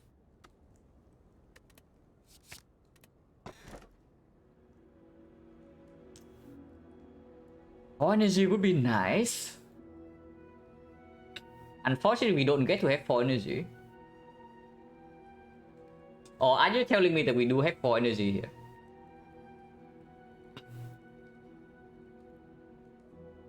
Yeah, that's definitely not the copy Ripper I order either. I can also see that. Even Fusion Hammer is completely fine, yeah? Fusion Hammer we don't really mind at all, because we can just live into talk. Even if you have like insane sustain, like Fusion Hammer, not a problem at all.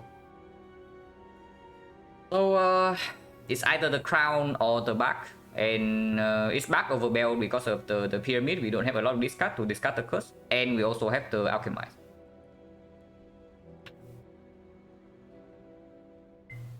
Transmitting Wax with a footwork, yeah, but can we really win on 3 energy with a deck like this? I think we can. Because if we take the back, for example, yeah, and we have these 2 cards in our hand, like we apply 200 poison in 1 turn. Like we just duplicate Bouncing Flash and duplicating Catalyst, and that is 200 and then 216 poison. Yeah, like with these 2 cards, we unpotion instantly. Already have the damage? Do we really already have the damage? If we already have the damage, we would kill Automaton before turn 7. We would actually kill Automaton by like turn 4 if we actually have enough damage. But we could not kill him until turn 7. So I don't know whether the code that we have enough damage already is like true or not. Yeah, like back is okay, but back with our potion bell, the slightly weird. It's okay though. Okay, what do we need for the crown to win? Well, what are the deck problems right now? Like normally one of the biggest problem with the crown is that you don't have like enough card draw, so you cannot even use the energy. But in our case we have pyramid, so that is already gone. So the only downside, okay, not the only downside, but the very big downside of the crown is that it limits our options for both offense and defense.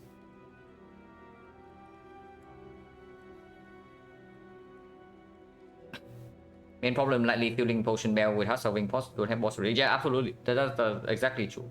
And then that is why I do not like easily click the back here. Because right now I also think that we might need the help in the elite fights. Like Giant Head in particular. I think Snake Lady we might be fine against. And I think Nemesis we might be okay against. But Giant Head is really weird. The Giant Head is extremely weird with something, especially if we do not use any potions. Mainly because Automaton has 3 artifacts, yeah, but we also don't potion, yeah. Like, even if Automaton doesn't have artifact, like how much poison do we have? 36.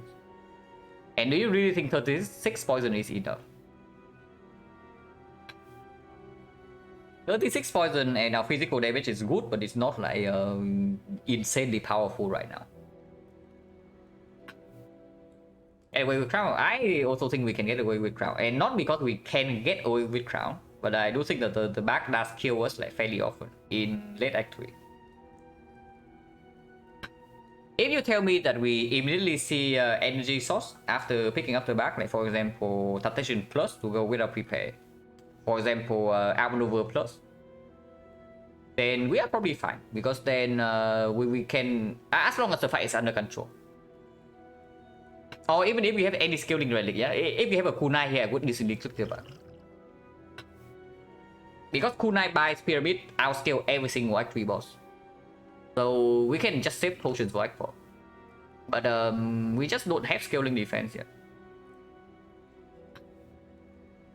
I don't know whether Spix fall all against the crown, but 4 energy definitely plays as well with all the back 5 we have.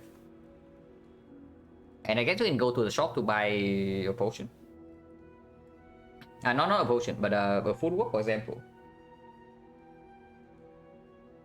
The deck has no weakness chain at the moment, yeah? So on 3 energy, what do we need to see to actually win this run? Even with 200 poison turn 1, we still need to block the hard first cycle. So at least 1 piercing will. And a way to block the big hit.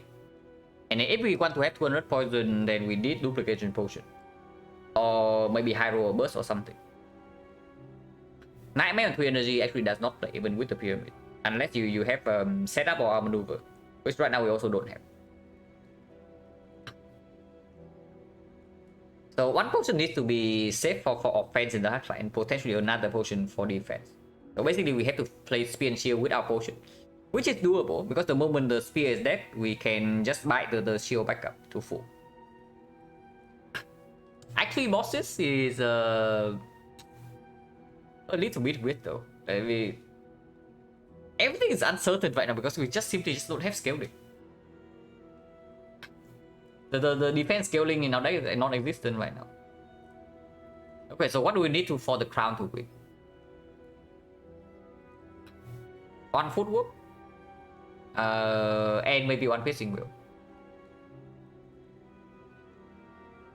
And then with duplication potion, we can actually save the potion for the heart for dupe catalyst or dupe footwork.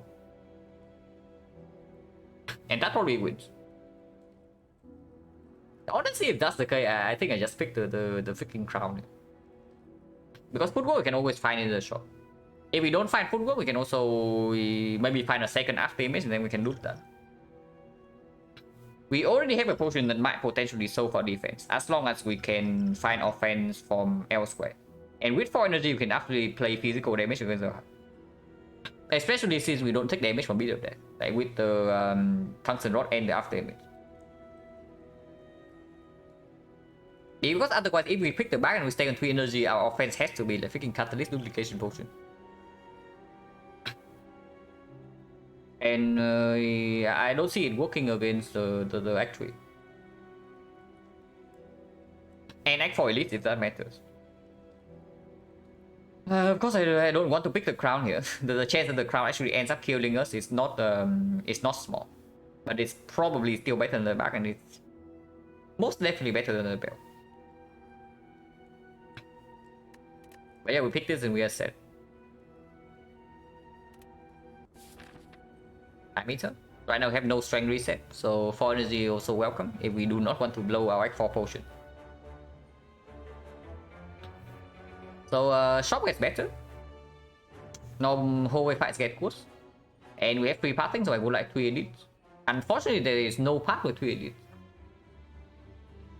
If there are no elites, then maybe several fires then to make use of our relics. There is a path with triple fire on the left, but all hallway fights and no question marks. And 2 elites. If not, then there's only 1 fire. So that's not very good. How would I actually question marks anyway? Like Sensory Stone right now is complete crap, yeah, with the Buttered Crown. We are still taking 3, but I do not expect it to be very good. Madness with the Crown Energy, not really. Especially Madness minus. Holding... always ask for after image and then some other stuff. Falling may be okay, but falling we can just path for fire and just talk normally. That's straight up just better. That's strictly better. So it's only the Red League events. Red Mask we also cannot take. So maybe events actually are not that good. Instead we can just go here and talk like 2 times and we still see a lot of card rewards. Even with the crown, it's not like card rewards are completely useless. Okay, but the best what was boss relic? It was Buttered Crown, the bell, and the circuit rack.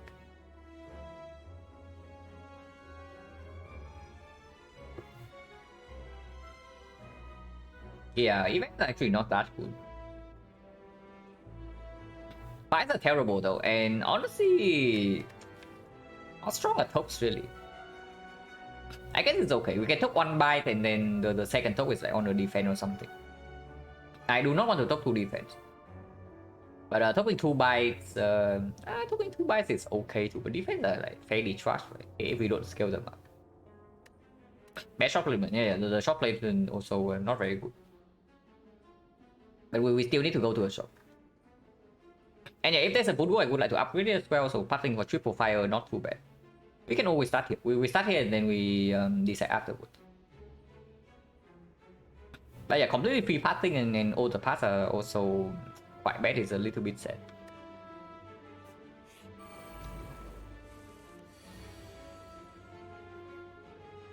We do have a Spiker solution, so no problem.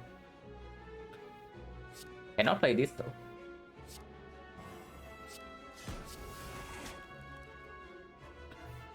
Yeah, we have both the calendar and the poison. I can play this.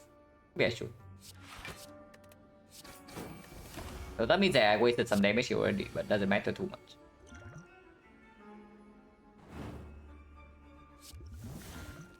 Yeah, pot.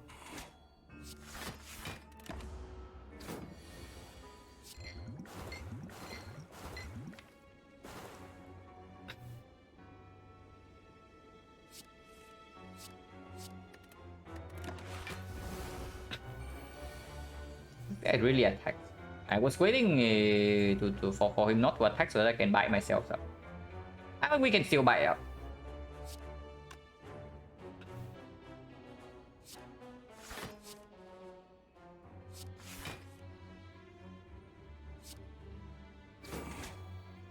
But I think right now lose too much EP, so we just block this hit. Poison kills next turn. There's no way you can play the bite here, so 65 is okay. Potion, maneuver. And I got my backwards. So very first card already speaks for the back. If we have this and upgrade it, like energy problem half solved with the pyramid. This is still pickable, yeah. This is actually still very much pickable in our spot because we do have 3 backflips. And it is another skill for the Pledge. It's not that good, but it's okay. It's okay, it's pickable. And then we go to shop over question mark. Unless you tell me that rarely we want to roll for like Tori.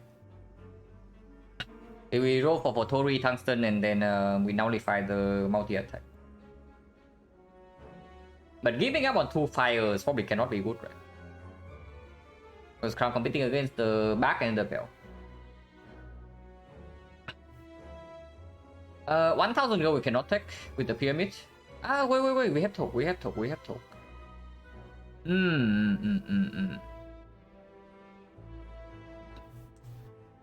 One roll for 1000 gold.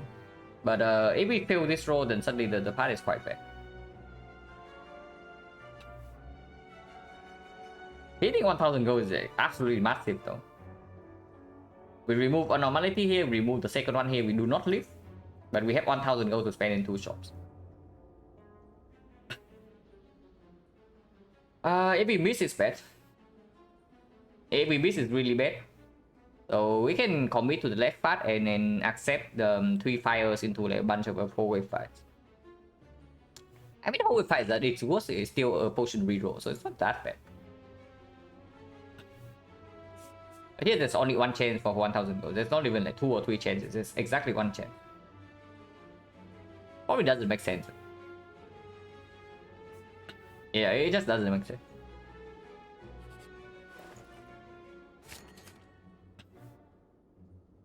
We'll go quiet, guys.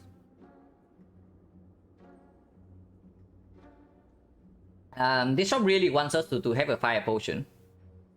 Yeah, sensory stones are a lot worse now. The shop really wants us to have fire potion. Toy and Totter is gone, but we don't care too much. But yeah, if there's nothing else to do in this shop, then we just take a card remove. Because Chemex, of course, doesn't play. And we need to spend 1 fire to upgrade this thing now. God, but Deadly Poison, I do not buy it. Like, not Deadly Poison miners. Because right now, our loop target might not even be this thing anymore. In the Act 4 fight. It might be this thing. And yeah, of course, with the footwork, we don't remove defense now, so I guess we can remove a buy. And yeah, we can also see a freaking Deadly Poison for free. Even with the crown. We take a lot of fights here. So I can remove a buy first. Because removing buy also makes this thing better. Nothing else to do in the shop. We leave.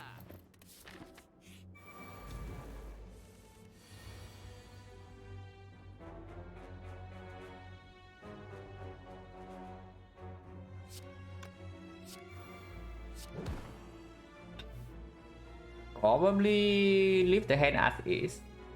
So that I can fear potion into attacking the one that's multi-hitting next turn. I probably should spend energy though in case I draw into backflip next turn. So I guess we can fear pot one of these and then just go in. It's like 50-50. If that's so, then we just attack this turn then. There's no reason to wait. Trip is a reason to wait, but this turn they don't have block. And next time we only need to pierce a little bit of block for the bull to kill.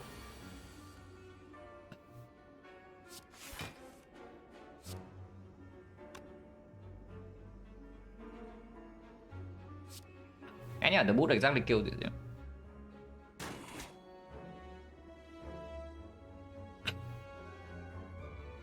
Eight times 5.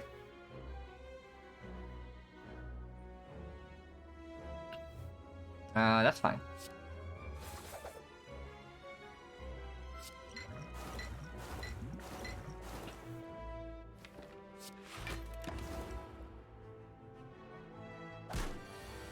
Okay, we also draw into Alchemize, so it's perfect. We just kill this before these things come back. It's okay, it's not super good, but it's okay.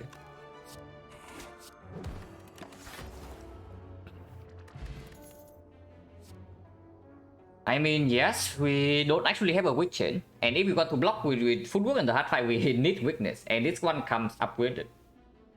Of course, it's not freaking Malays. It's not a leg squid, but it is green.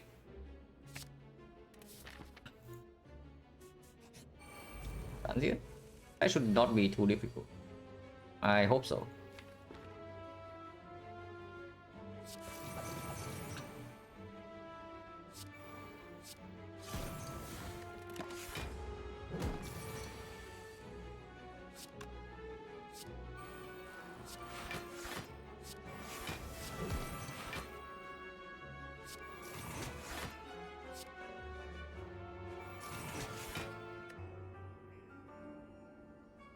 If we draw into the agony, it's overdraw, so can use this right now.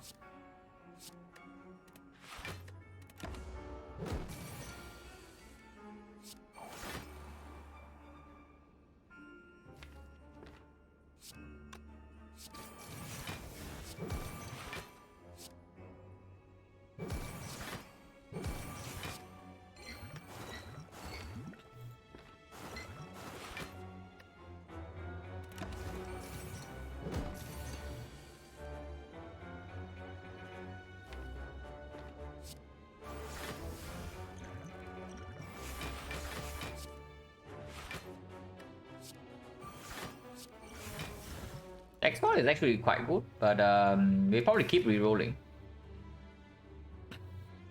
Honestly, I would not be too unhappy with these things as my end game potion, but of course we look for the ghost, yeah. Because the most difficult attack to block in the hard fight is still the very first psycho big hit.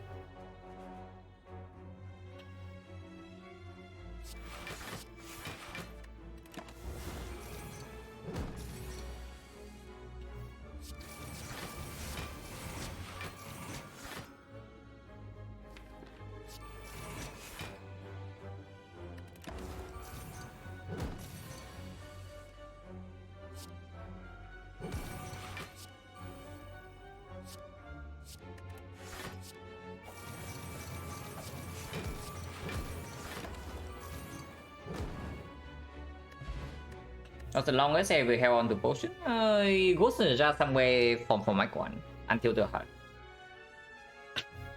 Definitely I've had a Ghost Ninja in early act 1 before. That was carry all the way to the heart. Unnecessary. Even against Neck Lady, we don't need this. It's quite strong though, because we are going to have like 3 Givea stack, so it's like 18 AoE damage. I think it did really that bad. Like, because in the Darkling fight, like we actually had to kill them like 1 by 1. So if Snake Lady summons twice, it also gets a little bit weird, because it means that we cannot even flash chest the main lady. Yeah, maybe Snake Lady is not that free. It's not too bad. It is 18 AoE damage like, for 1 energy, and we have the energy. It's not bad at all. With the vulnerable is 27, so even into the heart is a reasonable attack. It's okay. Of course, not sick oil with this. This fight as well, yeah. Oh my god, they're triple buffing. They're actually just triple buffing. Unfortunately, they start with 9, so this doesn't proc the boot, but this will. So 5 damage here. Plus 16. So 21, 21, 35, 35, 44. So we can kill one of these, but not this one. So yeah, we do that.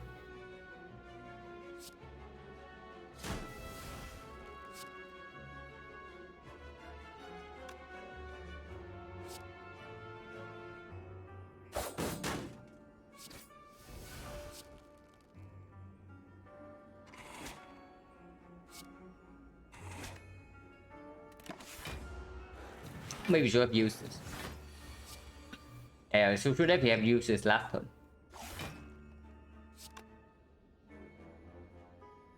We cannot actually kill this. So take some hit, but we do have Giria, we do have beat on the bone and the bites. So losing some HP in the whole way fight is not that bad. We are 3 damage off from killing this. It's fine too.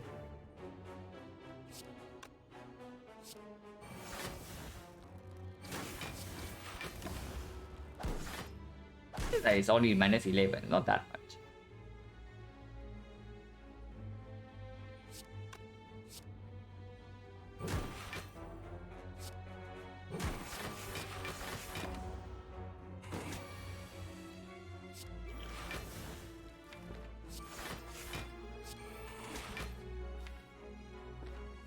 Can kill this at any point in time, so we just wait for more bites roll.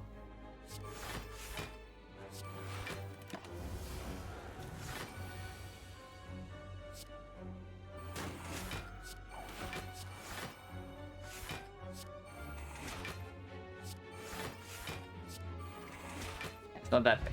Liquid Bronze. Blade Dance. This one's a little weird, yeah. It is a lot of damage, single target, but better against Time Eater, which is not even a fight we are like super comfortable with right now because no strength reset. Into the Heart is completely fine because we do have Function Rod after image, and it is a skill for the Fletchets. But if we never upgrade this, how much damage is it? It's plus 3 strength, so it goes to 7, it goes to 10, so it's 30 damage on energy. But we are never picking up accuracy from here. I don't like it. Yeah, I don't like this at all. It's pickable, but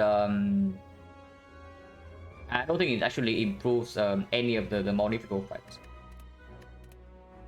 And weak point is better than Liquid Bronze, at least for now.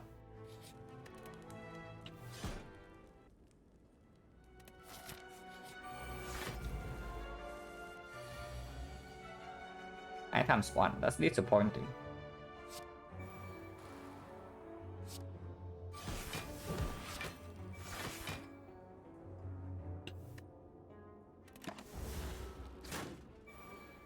Oh, hand space? No, hand space is not a problem. We have energy for that.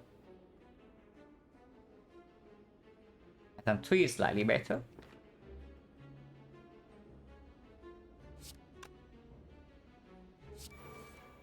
Times 2 is enough, right? And we are never playing this.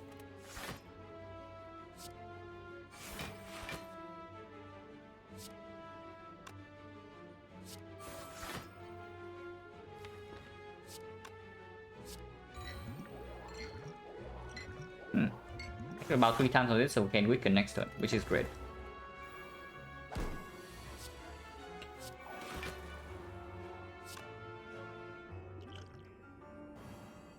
We should weak pot this guy maybe, but that doesn't matter too much.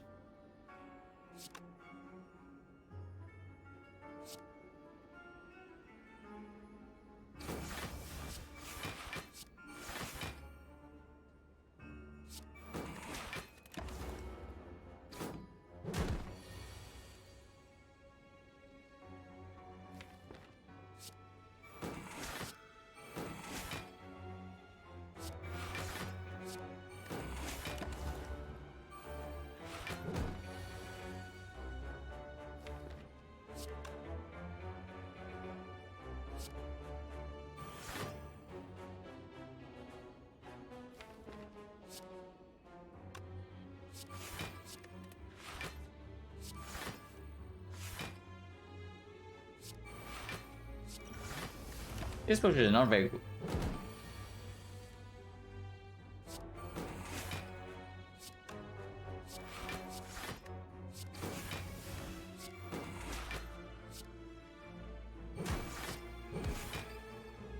For here already, nothing else to attack, so we just enter and this guy dies to calendar next turn.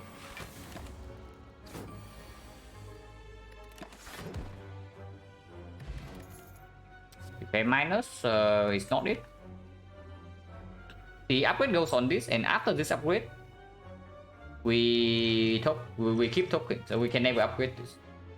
And unupgraded prepare not exactly a positive card, even with the pyramid.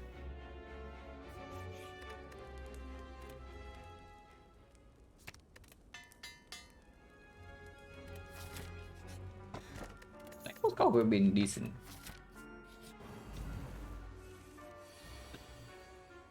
And yeah, this is one of the fights that I say that we might actually need the energy against. And then it's a reason I decide against the back. So we'll see how bad this fight actually is. Because I don't think it's actually very, very good for us. But with 4 energy, good footwork plus, maybe we can do okay. Maybe.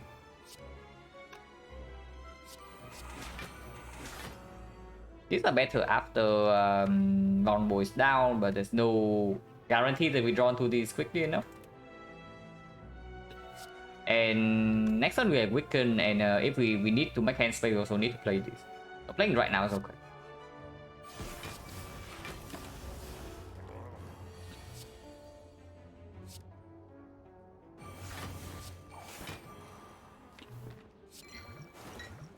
Pass immediately, I don't wait for the catalyst. These are better next turn. So I don't know. We are still weakened next turn. This block for 2, but we also don't need block next turn yet. We need block like 2 turns from now. We can play right away.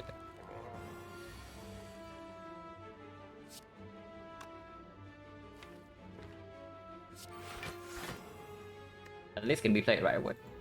I do not wait for the flash redraw.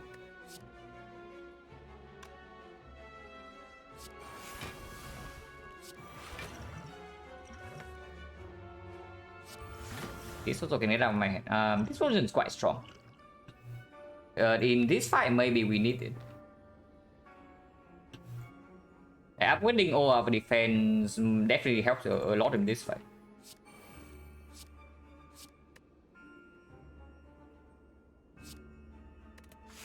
Yeah, like this entire hand we can use this right away.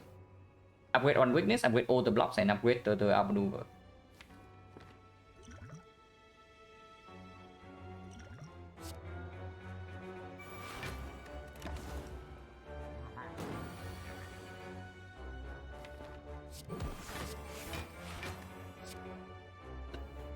Damage, and of course we don't need that much energy to defend, so we can attack here and then end with the sheds. We only need 1 more energy to block, so we can go in with all the attack.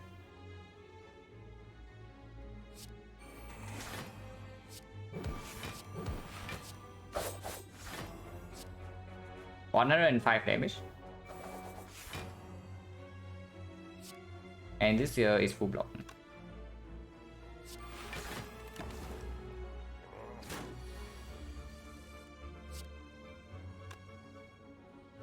Again, we only need 2 energy to block. So we can start with something like this. Oh, we just kill this turn. Nothing else to set up, yeah? So we just end the fight here.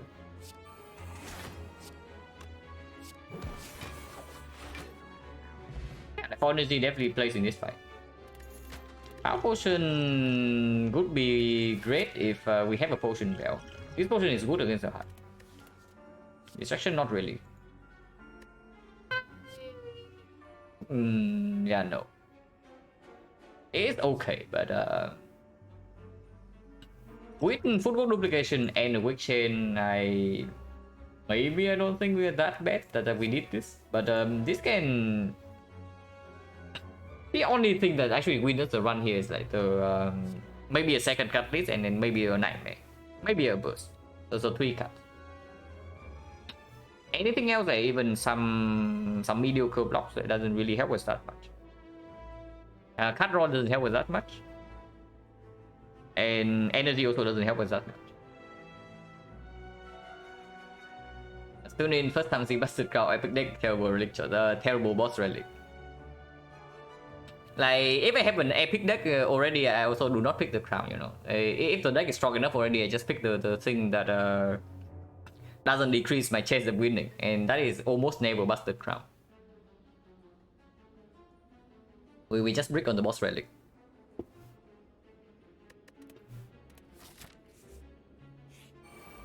Transient again. We just fought this guy.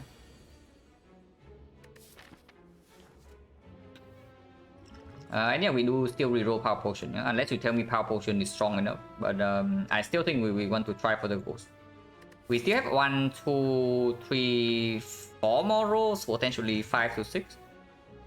So 4 to 6, average probably 5. And Act 4 we can also buy potions. Yeah, keep rerolling is fine. To the trade, Noxus Fumes with Catalyst Plus in our deck is like okay. This is useless. This is okay too, but we don't really have Discuss Synergy. And also don't have a problem like emptying our hand.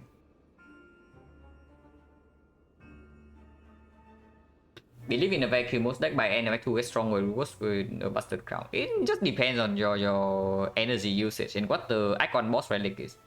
Like in our case, for example, we have Pyramid and no way to create energy yet. So of course the energy makes us way stronger. But let's say you pick like Coffee Ripper after Act 1 and you have a deck that is not even super expensive, it lacks card draw, then of course the Buster Crown Mech is weaker. So it really depends a lot on this thing really, the Icon Boss Relic.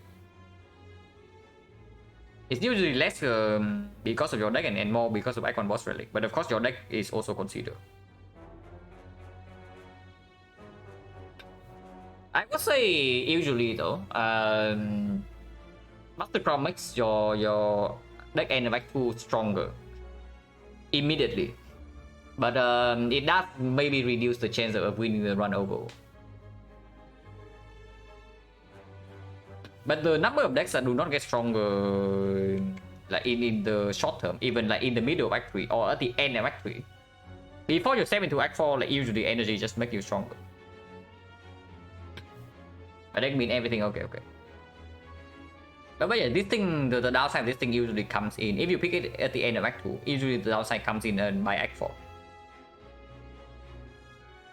And that is also what I'm like scared of right now. Like I don't know if this has enough to beat Act 4 yet.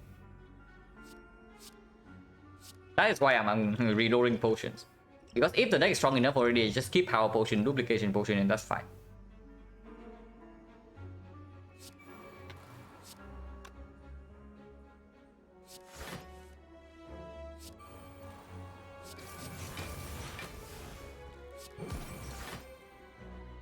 We keep weakness for later. Then start with this here.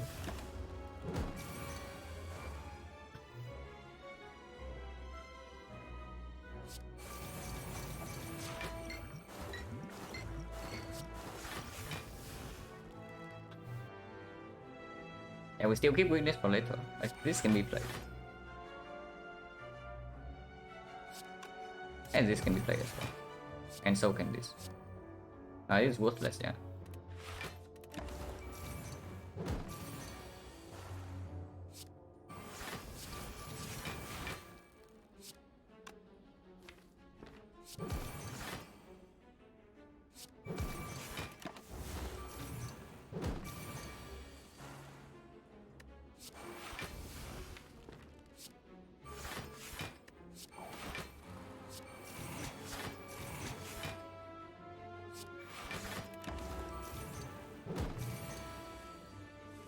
Last question, so for now, do you think this balancing thing make Buster Crown one option balance OP or not?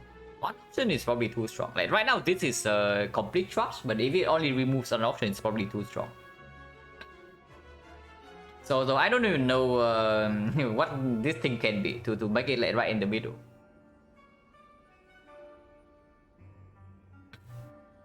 Another interesting question: strength defense crown swap, forced to pick it and the back one. Yeah, that's also true, because honestly the crown downside in Deck 1 is not even that big. Most characters, if not like all 4, can actually just root force elites in Deck 1 with 1 or 2 wood potions and then 4 energy, and you can take like maximum elites.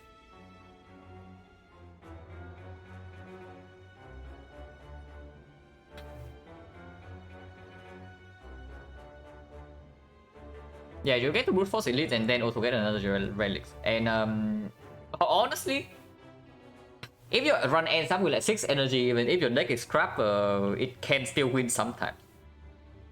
6 energy is like really strong.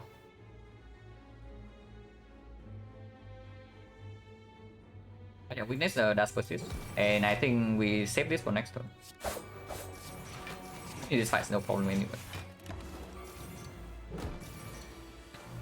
Army too strong, only reduce cards from always. Get 3 elites. That's an interesting question, but honestly I have no idea. Probably depend. It's probably going to be like a worse Slaver's Collar then. I mean, I don't know whether it would be worse or better, but it would be like fairly comparable to Slaver's Collar. And Slaver's Collar, I also think is quite a bad boss relic. Travi hope you didn't take cut choices that way. Okay. And now this is a real question, and nobody can actually answer that.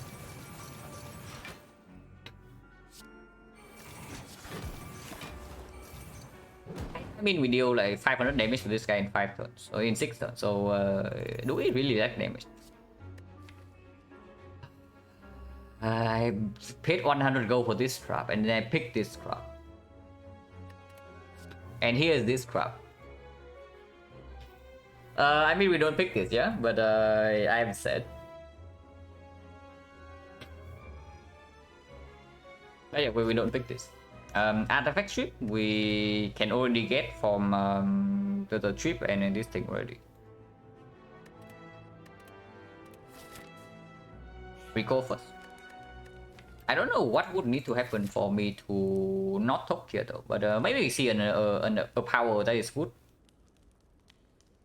Like maybe another footwork, then we can upgrade it here over talking.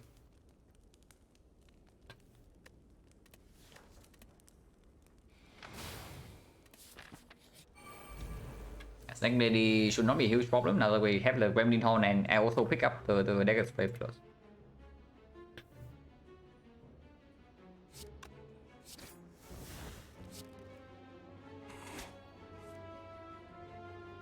Tip can be used to kill a minion. Oh, not too bad. It's better next time. Probably do it like this then. It actually does not attack, but now we can kill both minions into Bouncing Flash Catalyst. It is way too much damage to spend on the freaking dagger though, so I don't know.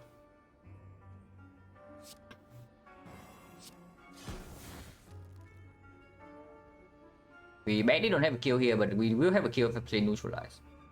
I think I do that.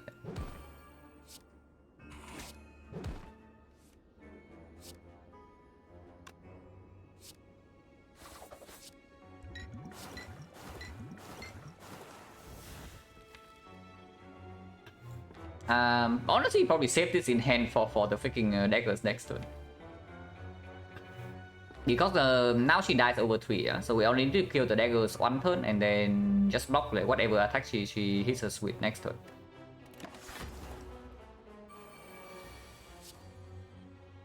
Could work maybe red form insane hero. I mean, I don't know. It's probably good with the pyramid.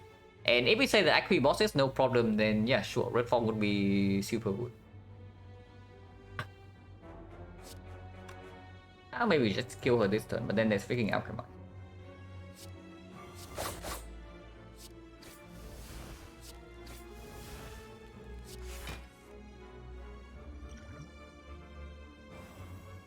So she's dead this turn.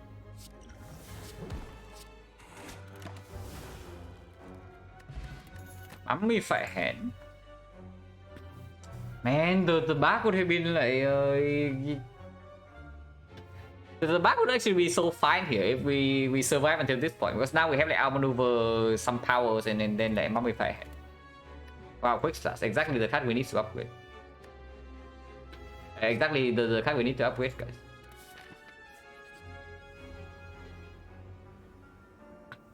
Well, I guess we'll say goodbye to our neutralize. There is really no choice here, yeah? Good thing we have the Sucker Punch plus at least. Because otherwise it would be quite bad. But this is still fairly bad because it does take away one of our artifact strip. And it could have also asked for a freaking defense.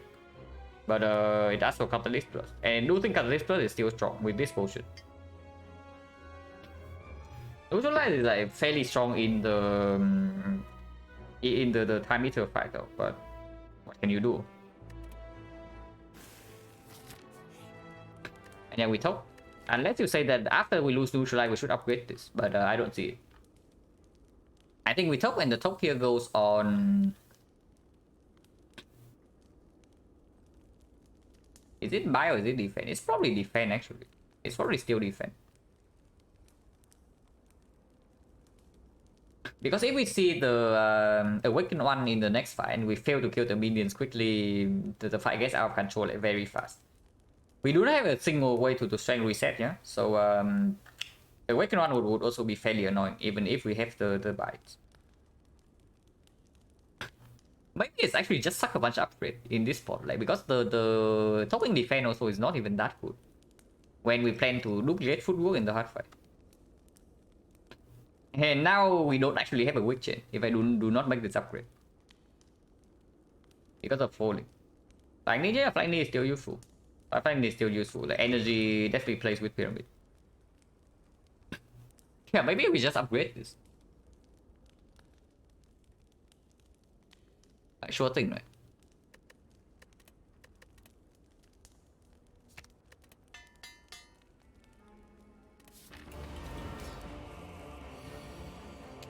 Debuff turn 1, fairly nasty. Oh, in this fight we can actually trip first phase into terror second phase. Yeah, so in this fight, like having 2 vulnerable slots actually can play here. Second fight as well, if it's a weakened one. And that's pretty good because if we don't have strength reset, we also need to kill the second phase fairly quickly. So football is clear, and I do think we play both sucker punches. And let me tell me we save for next turn. Maybe saving next turn is fine. Honestly, if we save both of these for next turn, then I can also see sweep pot right now. Because we are definitely rerolling potion. And if we sweep pot, we should sweep pot. If we draw into Agony, it's set, but discounting any of these would not be good because we don't play these. It's only discount. But yeah, I absolutely do not want Agonies to reshuffle in this fight, yeah. So we probably sacrifice potentially on energy.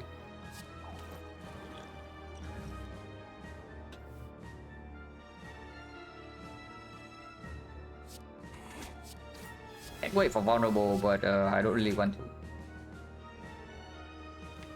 Maybe we shuffle fast enough that can play this right now, because otherwise next turn we also don't. We need picking energy to block next turn as well. It's probably fine. Second one can wait in case the debuff comes again 2 turns from now.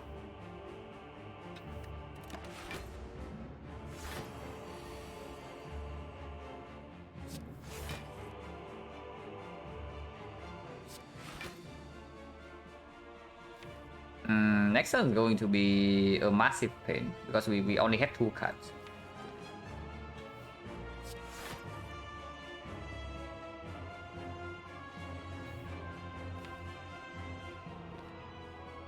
And let me stop right now.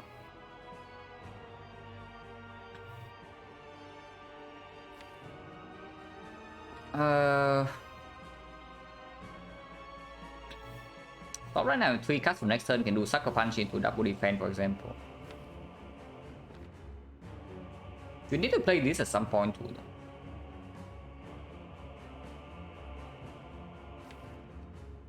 Not drawing into like any of the 0 cost or power also kind of bad.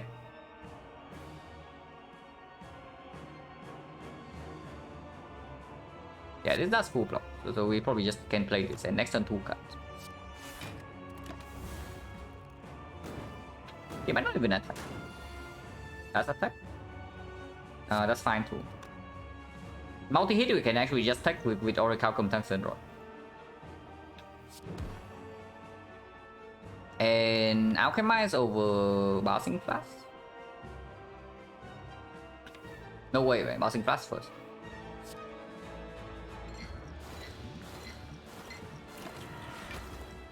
Oh, only take 12.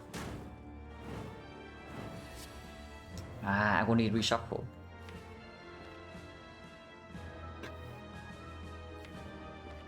Catalyst this phase or next phase?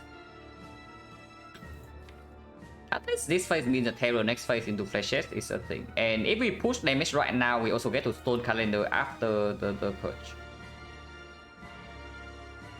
4, 5, 6, so we push to reset over 3 turns.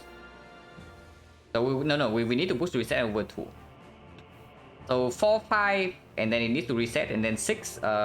6 is the reset turn, and then 7 calendar comes in. So then we don't waste damage. So can we split this in 2 turns? We need 156 damage. And this is dealing, so we need 100 over 2. Not impossible. Also get this card out of our hand immediately. It's probably okay. But then I can just do this for 45.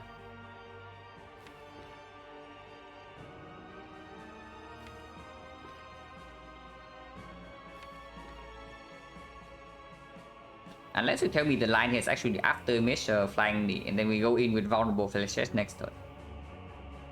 Taking a little bit more here is fine, yeah, because we still mid on the bone and we can still buy back up a little bit. And second phase of this side is going to be ugly. And yeah, next turn witness runs out, so this also is better.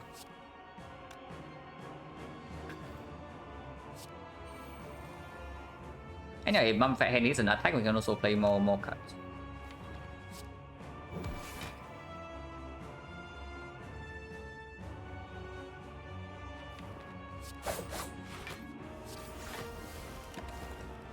At 10, fine, debuff, but we can split this turn. If we can split this turn, it's absolutely perfect. And we can. Yeah, flash heads. Fear boss is useless. Maybe not useless. We can use it in second fight. So can use it on the cultist, or you can use it on the thing. We play 3 cards, so 2 cards this turn and then outmaneuver next turn, and then it resets.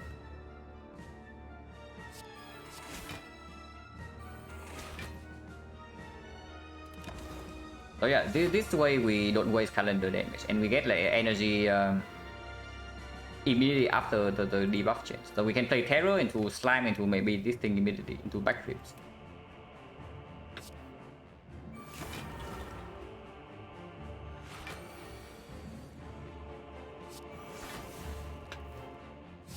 Yeah, calendar damage not wasted.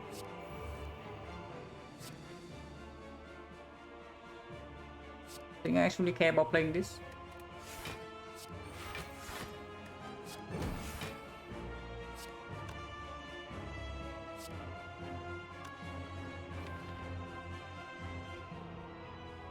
We still need to finish this fight very quickly, so even if we have to lose a little bit more here, I'm fine with it. Playing it this way. And we discussed Slime over this because Flash draw might be coming up.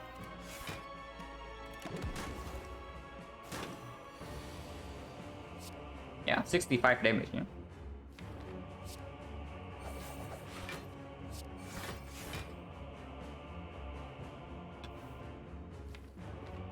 Next turn is fairly ugly though, depending on what we do this turn.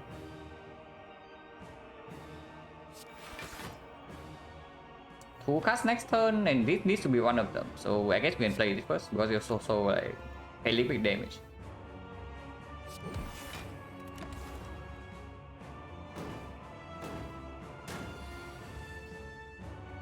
But yeah, this is fine, yeah. We don't draw because we know exactly that we draw into this. Not drawing means that we attack 3 more this turn though. Is that currently 6 strength?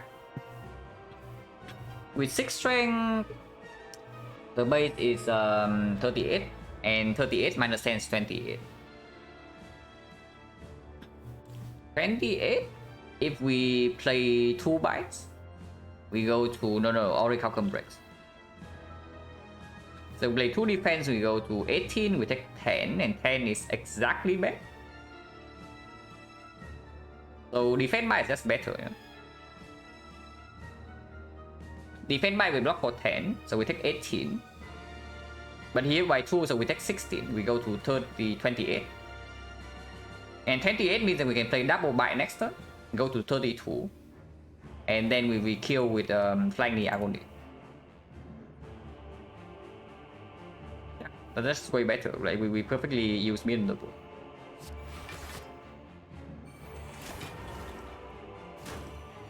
Actually it's 29, so it's even better then. Double bite perfect. Yeah. 46 damage, he dies this turn, and exactly 33 for mid on the board for second fight.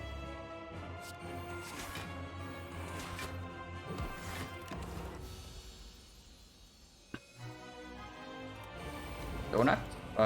This potion strip unlayer. And we probably use it right away. This potion needs to be preserved, yeah.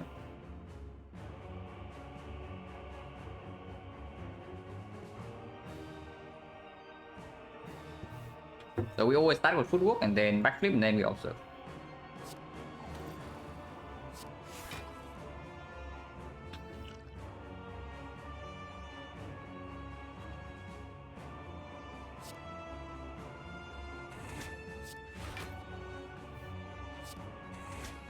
And yeah, Agony in our hand already, so we don't need to make more hand space than this. This can always be played after the AI, or if we strip with bouncing fast, then Terror can come down as well.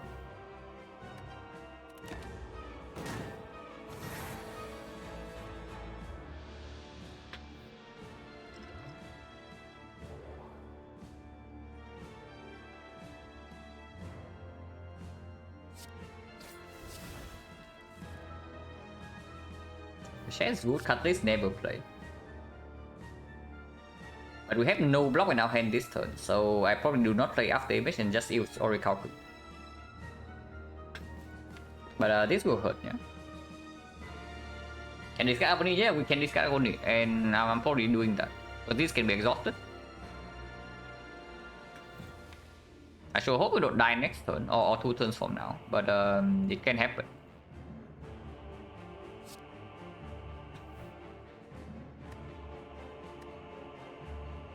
I think we just play last in this turn. It means that I waste Mummify hand energy.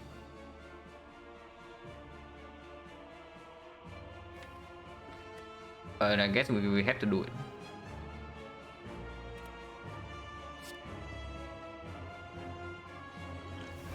Entropic Proof.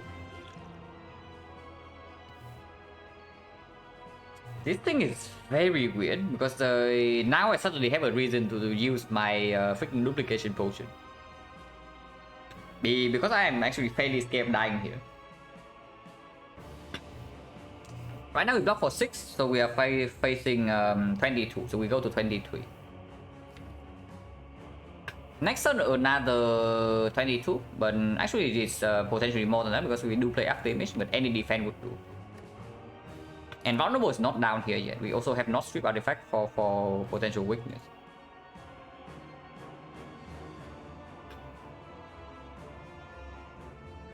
Honestly, Terror should probably be played right now. And then we use Trip for short-term Vulnerable and kill this guy instead. If I see Potion Bell next for, I want to preserve this potion. But before I preserve the potion, I absolutely don't want to die. But if I loop now, it's probably not on this. If I use the loop pod, it's probably on the bouncing flask. To strip all layers and then we can apply weakness and block normally. Yeah, I don't think floating energy here is ever correct. So we... not floating that much that is. So I play like Terror Flying Knee here. And end the turn with after image. And next turn we already have 5 energy. Which we can also use to play Armnova and then we can block 2 turns from now. And I do think Armnova needs to line up on a turn where we can play bouncing fast afterwards.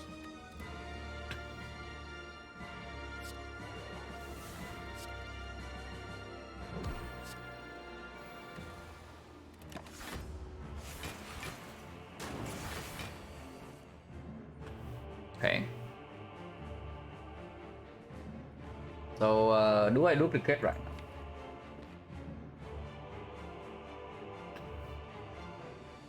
Without do port, X-Force is really weird. But if we struggle this much in this fight, then using winning spear and shield, winning against spear and shield without potion use is also like super weird. And we do have 280 go 79 to buy a potion in X4.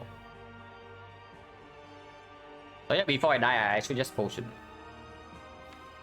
Because the start of this fight is also extremely slow. Like Vulnerable is not here yet, we also cannot apply weakness, and we bottom deck the bouncing fast. So yeah, I can probably do it. Like duplication potion, and then whether depending on where this bounce and depending on what happens next turn, we can open this thing. If not, I save this for potential potion barrel neck for.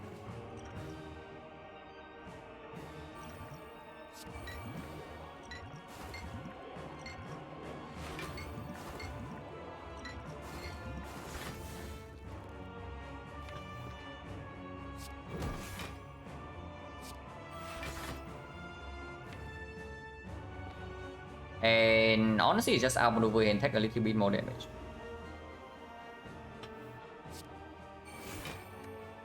I do not play this because if Trip comes next turn, I definitely want to save this to kill this guy. Because after this guy's dead, we can buy ourselves back up, and with the pyramid, we also don't take damage from this.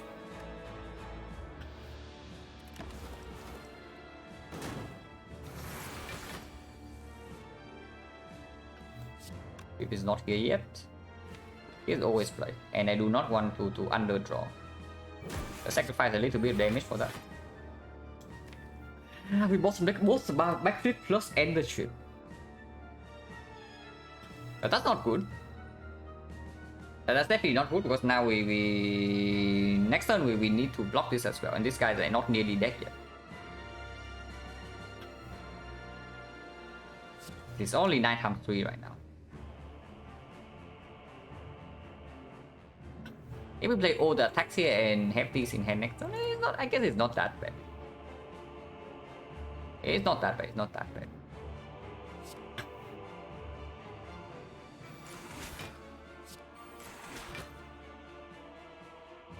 But I definitely play defend over survival, yeah.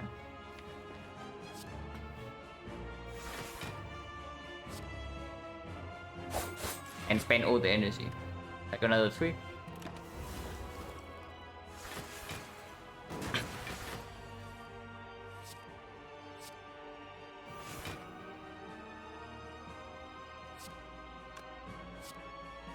The boot.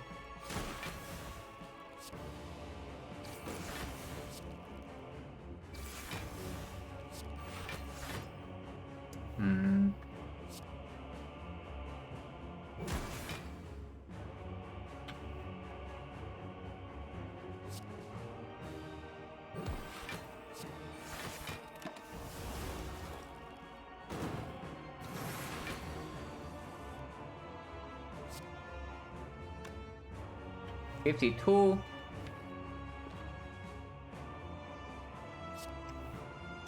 $78. $93. And Catalyst will kill.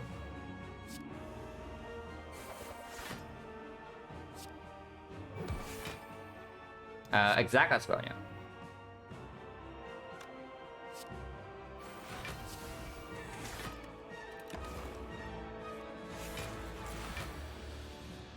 So now we should be fine here.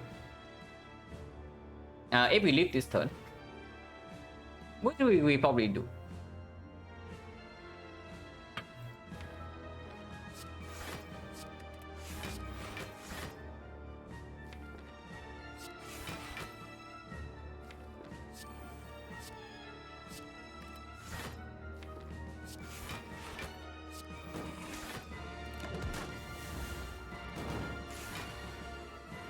Healing back to full would be great. It's possible. Because any HP loss is actually real.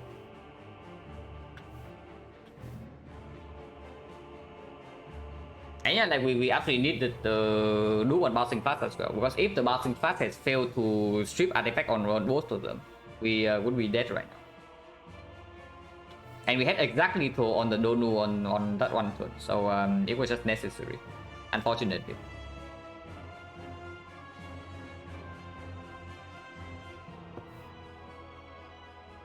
If we just heal back to like, let's say 32, then we go to 44, we miss like 5 HP, right? 5 is fairly real, but if I cannot heal to 44, at least 44, then I don't bother. So we'll see how viable it is. Because at the very least, we still need to heal back up to like 32. So it means I do not play this. Not this.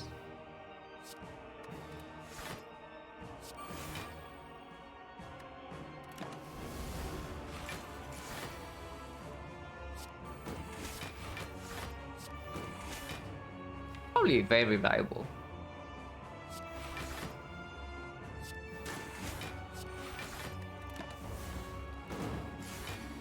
Like with the pyramid, I don't think we actually failed to block 30. I actually don't think we can actually fail to block 30 damage, like super consistently at least. And we need to get out here at some point, but we just cannot get rid of it. Yeah, we actually just cannot get rid of the freaking endless agony here. Impossible. Also, we need to continuously play attacks as well, otherwise our hand gets overwhelmed. So maybe biting up to full is not a thing. I do not want to shuffle this out.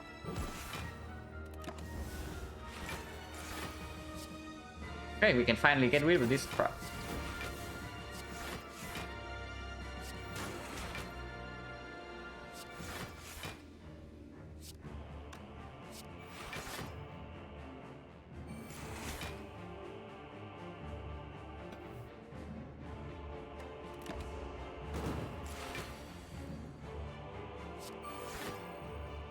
Yeah, 32. If we buy up more than this, we need to play at least 6 more bites for this to be positive.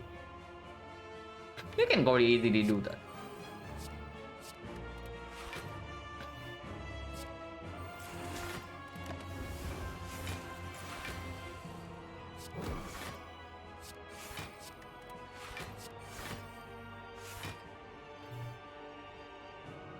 Another damage by stalling relevant? It hasn't been relevant.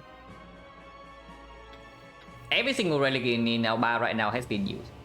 Maybe not this one. Okay, not this one, but everything else has been contributing.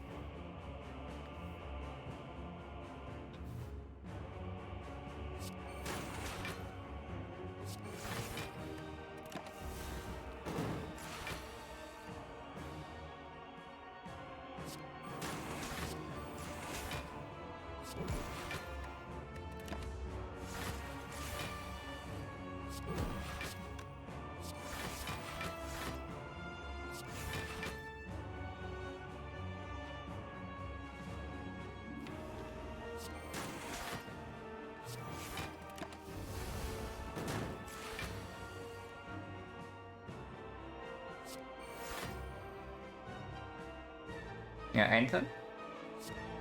How do we do this?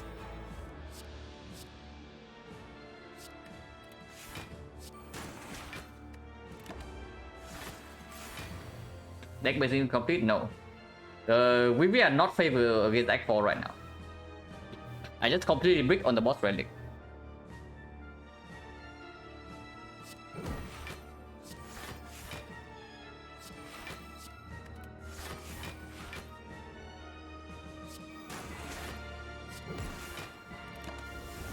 Okay, not quite too full, but it's acceptable.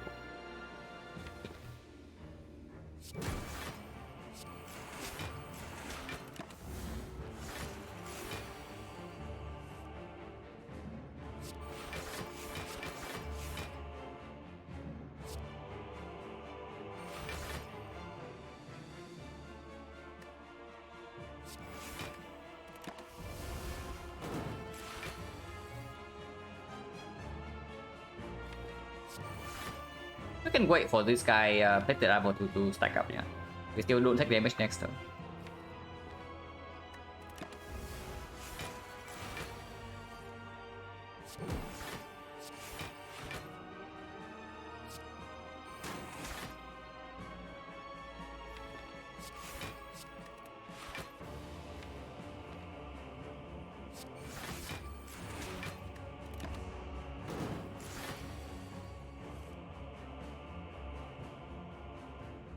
Man, losing the neutralize from falling was actually like, so negative here. It probably actually costed us the duplication potion in this fight that and on remove as well. Because otherwise it would top over upgrading the second sucker punch. So oh my god, and that would have been a fight too. I saw this slow. So the folding was only because of this crap. Yeah, the folding was actually because of this crap. It costed us like 1 duplication potion and 1 cut remove. Yeah, okay, cool. Amazing relic. But whatever, I guess.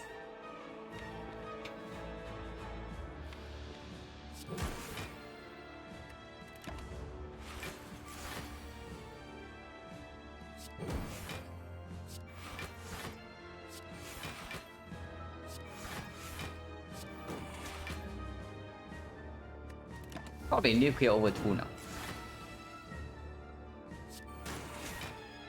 And that's fine. I guess 62 is fine. We missed 1 HP.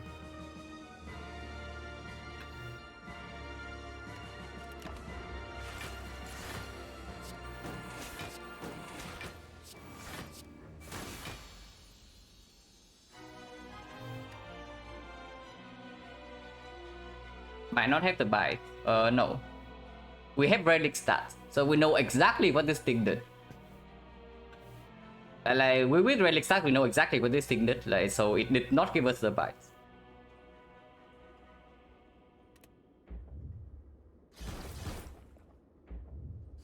But yeah, holding Entropic Brew for potential potion belt out, like hopefully maybe can pay off.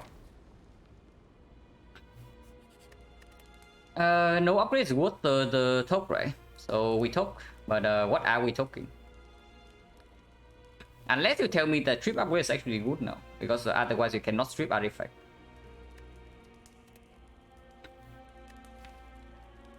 Talk. What are we talking? Maybe another bite. This is still useful in Spear and Shield. Yeah, 18 AoE damage is not really super trivial. And you also saw in the Dominica fight the need energy does play.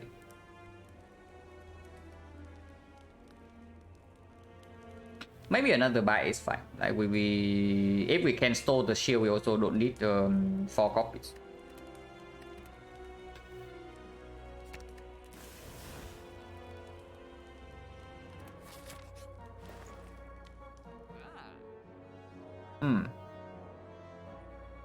Golden Eye. Cow chops. Oddly smooth stone. Okay, this shot is fairly complicated, so I probably take a short break. And yeah, when I'm back, like we think more carefully about this, because this shop has a lot of things you can buy. So yeah, be right back.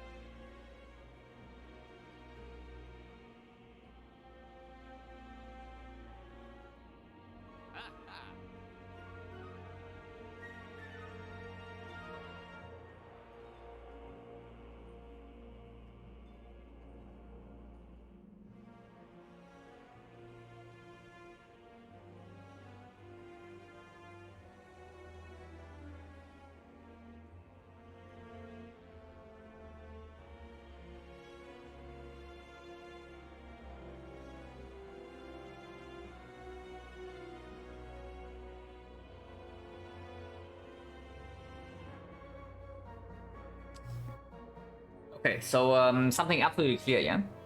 This always happens first. As far as I know, the Alcoholics cannot drop Potion Belt. And if it doesn't drop Potion Belt, then the first thing we do is opening the Entropic Pool. Because there is no way we finish the spear and shield fight without potion use. I mean, I'm even scared that we are just freaking dead in the spear and shield fight because we have no way to trip artifact quickly and reliably. Our weakness costs 1 energy to apply, and we have no piercing will to block on turn 2. So we open this first, and then we observe.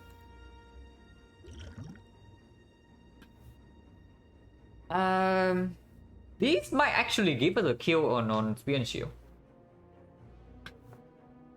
If that's the case, I do not actually want to buy potions here. Yeah, because none of the potions are also like overpowered or anything. They are good, but they're not like overpowered. And strength potion can definitely be relevant in the spear and shield fight, and even attack potion as well with the area. Like if we see finisher on turn 1, for example, yeah, and we pop strength potion with dramatic entrance backstab, we can maybe snipe the spear or the shield like fairly quickly. Of course, flex potion will be better here, but strength potion is okay too. So we do not buy potions. If we do not buy potion, then it's always on ready. And so it's between Frozen Eye and the Smooth Stone.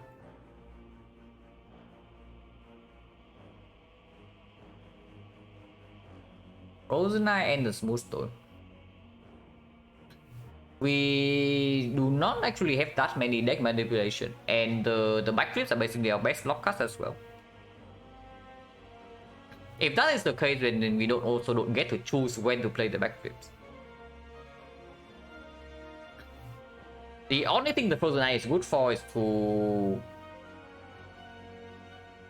maybe deciding whether to discard Catalyst or not. That's the only good thing. And I do not think it actually performs in... I do not think that the Frozen Eye actually performs into Spear and Shield. Actually it can. If it gives us the idea to maybe instantly kill the shield on turn 1. And then just accept that we take 33 damage to the spear. And then we heal up with the middle of the board. If we can kill the spear first, it's phenomenal, but the spear has 180 HP.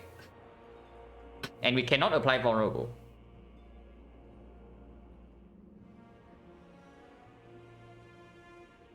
And yeah, if we don't kill one of them quickly, we are dead by like turn 5 or something in that fight. There's no way I should live super long. What I'm afraid of though, is that if we do not buy the Smooth Stone here, our output is simply just not enough for the hard fight. Even if we have double Catalyst and they line up, even then it's still only 70 poison, yeah? So we need to block at least 2 cycles. And right now we don't have duplication potion anymore for our footwork. So we lose 1 block every time we play this. This is only blocking for... even when we're not fail, yeah? With the footwork plus, it's only blocking for 7 each. Yeah, we have no piercing will, and our weakness is also unreliable.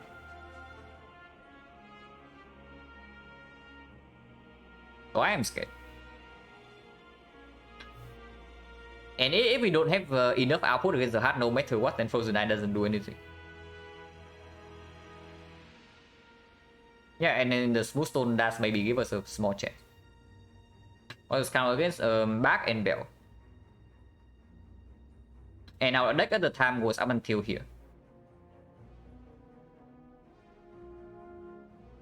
So like no defensive scaling whatsoever besides this. No real offensive potential like super fast. And no energy generation. Which was a very awkward spot because they did have Alchemize, but our deck is also not really playable on 3 energy at the time. It is still not playable on 3 energy right now, but if we did not have the crown, then maybe we have some other ways to get energy.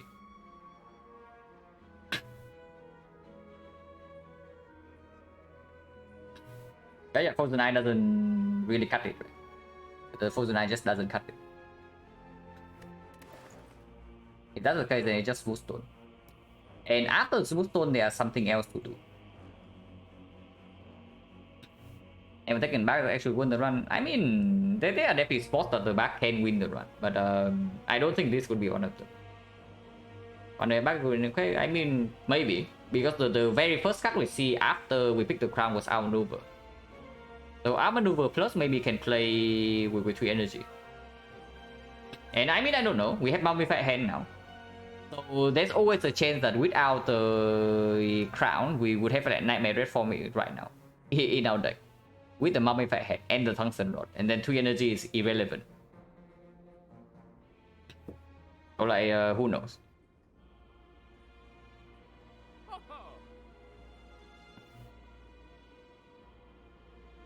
Can't remove? Do you really think can't remove? What does can't remove do? If we say that our output right now against the heart is not nearly enough, like what does card remove do to us? Do for us? Like nothing. If that's okay, we should definitely not take the card remove. Because card remove never give us the output that we need.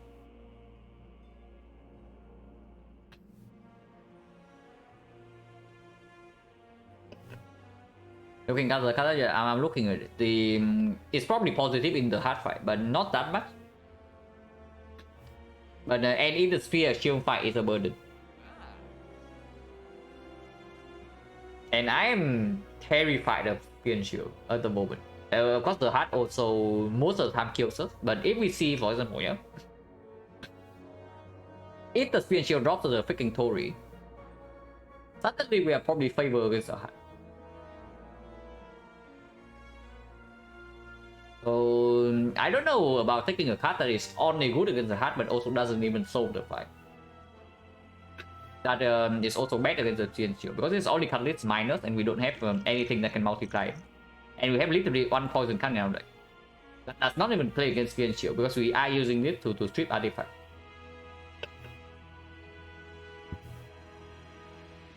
Where are the wheels? Yeah, I would also like to know.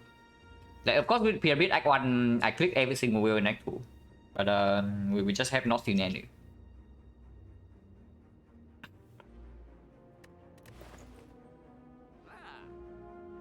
House Shops? That gives us energy good mummified hand. And that's deal like comparable damage to this. In the hard fight at least. In the Spear and Shield fight, it's probably just better than this.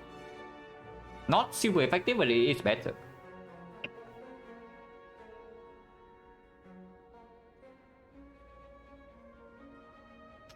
I don't know if the potions help as well, yeah? Like if there's actually a strong hard potion here, I can just toss away the attack potion. And then I take the good hard potion and then use it. When I pick wheel next one, if I'm not like scared of the knob, I pick the wheel. That's basically it. If the knob doesn't kill the run, I click wheel. Because wheel blocks, even with weakness, it blocks of 5 to Lagavulin. Against Sentry is slightly bad, but Sentry is not really a huge consideration anyway. And even the bad wheel in the Sentry fight still strip artifact. Into Slam Boss, I probably don't pick it. But if I'm not scared of the knob and it's against Guardian or Hexaghost, I will click the wheel over nothing.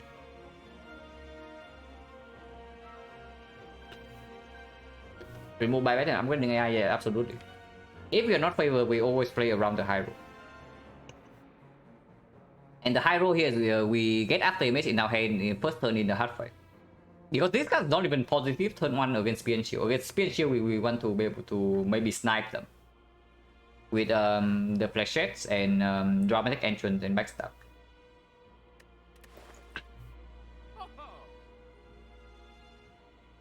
Okay, so let's talk about the freaking relics drop and cut drop from the Spear and Shield. Because right now we actually need to high roll fairly hard to win this run from here. So Tori would probably mean we have favor against the heart, not extremely favor, but decently favor, because it means that the only attack we actually need to block is the very first big attack. Yeah, for the night to see which turn the slightly skill we exactly. That's why we are not buying it. And yeah, if we have Tori, then in the buy here doesn't matter. So Smooth Stone is clear if that's the case. But the couch shop doesn't matter. So we can probably count the Tori out. What about the Steel Case and I? If you do not have enough output, that doesn't matter at all. And then that's the thing we are struggling with right now. Our deck right now simply does not have enough output. So even with perfect information, we are still dying. Which is why I'm thinking about like what kind of things the Spin Shield can drop that winners a run, and what in this shop like works best with that.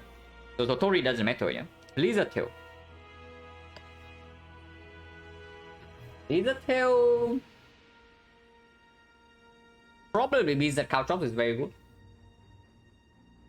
And Catalyst is the same, but Catalyst is worse in the Spin Shield fight. So before I buy Catalyst, I probably buy Caltrops. Have we only seen Tuck Bandages? No, but Tuck Bandages is not that strong here. Like you can also see our deck. Tuck Bandages doesn't bail us out whatsoever. Like we have exactly one discard card. So it gives us like 9 block per deck cycle. That is simply not enough. Spin Shield drops the wheel. Drops the wheel means that first cycle we face tank with the Tungsten Rod. And we block break hit somehow with the footwork after image and maybe the smooth stone. Second cycle we apply weakness and block with the wheel. Third cycle we die. But maybe we have enough damage because we also get one random potion with the Alchemist in the Spin Shield. And 40% of the time it also drops a potion. But yeah, Piercing Wheel also speaks for smooth stone, so basically everything trickles this. So I think this is absolutely clear. But then afterwards we have 122 gold. Which means we can buy both the Caltrop and the Catalyst. Snecko Skull is already thin. That's our blue kit. In Act 3.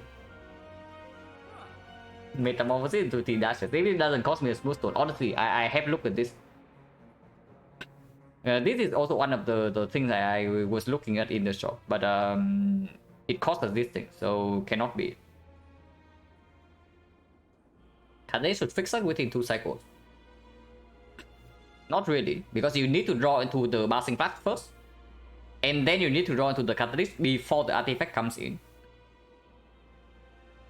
And even then, you still only apply 70 poison. So that definitely does not kill in 2 cycles. If we don't also buy the Caltrops at least. So what else can Spin Shield give us, yeah? The Lizard Tail, the Tori, the Piercing Wheel. Not really can help.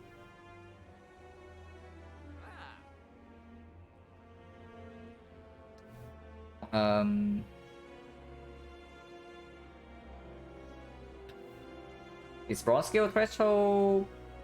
Potentially, yes. Because I do not think we actually can ever survive 3 cycles in the hard fight.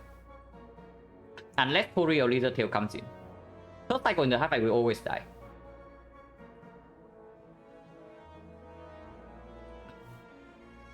So I'm thinking of the things that can maybe save us from the third cycle. Because if we never survive third cycle, I buy both the Caltrops and the Catalyst.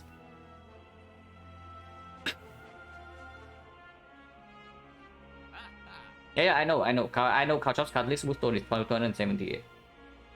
But I'm just thinking what relic can save me from the third cycle, and right now in my mind there's only Tori. Dead Branch potentially with the Pyramid, usually not, but in our case we probably pick Dead Branch Pyramid. Crane. Paper Crane, third cycle is 6 times 15, so it goes to 3 times 15, so we only need to block for potentially 40 with 4 dexterity and after image. Yeah, Crane can actually do it. Crane can actually do it. If we see the Crane, then we do we only need one of the two, either Catalyst or the Caltrops. The only thing that makes us not need either of these would be the Tori, right? And if that's the case, then we always buy the Caltrops. Helix, we need to win 50-50, and we also need to draw a block on turn 1. So it's not usually not that helpful. It can sometimes bail us out, but it's unreliable. But yeah, basically, if everything needs the Caltrops, then we buy the Caltrops. At least draw specimen and reflect, yeah, sure.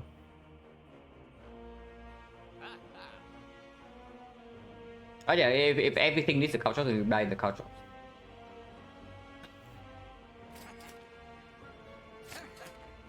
So the only question is whether this is good or not. But if the elites drop another poison card, then this has to be positive. It's bad in the elite fight.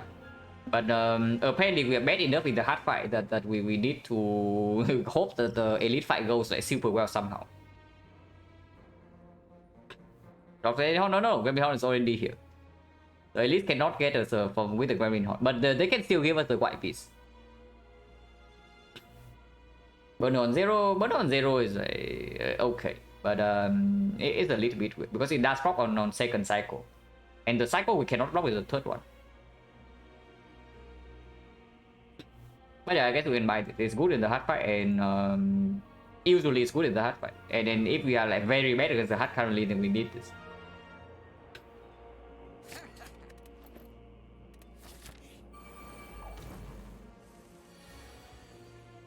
My turn one, we actually pop this potion. This turn one is okay as well, but we do have plus and terror in our hand, so we can maybe apply terror on something. That probably means I want to see this right away.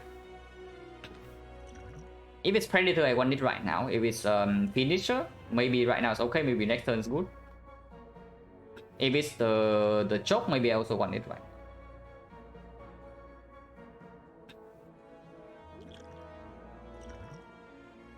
None of these help. Quick slash like a little bit. Yeah, none of these help, unfortunately. So it's just quick slash then, because the other two are just bad. This is a curse and this doesn't do anything.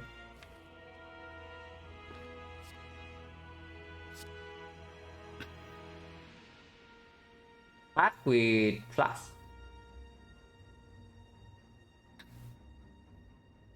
Yeah, start with fast. Depending on where it's trip, we can also deploy terror.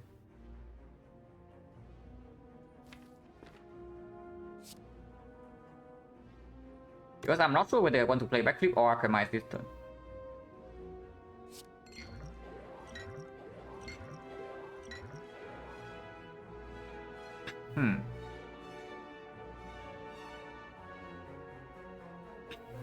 Okay, so do we ever kill this guy next turn if we terror right now? If we terror this guy right now, we need to kill him by next turn. Otherwise, we need this to die by turn 3. But then this guy always kills us on turn 3, right? So not terroring this is probably like complete nonsense. And strike potion also comes down, yeah. So this is 13, 19.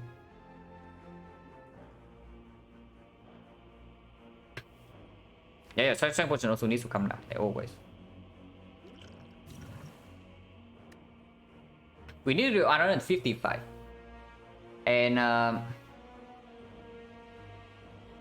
this is 24, 43, 68, 85. So we need to deal 70 damage next turn. Or we need to draw into like something else here. And we have 3 cards, but we also can do backflip and we have like all the strength. Maybe possible. But we'll see. It's a little bit far off though. If this is a better attack, like for example, Eviscerate, we can actually kill this. But it's just quick slash. So still have to terror into quick slash and then we auto.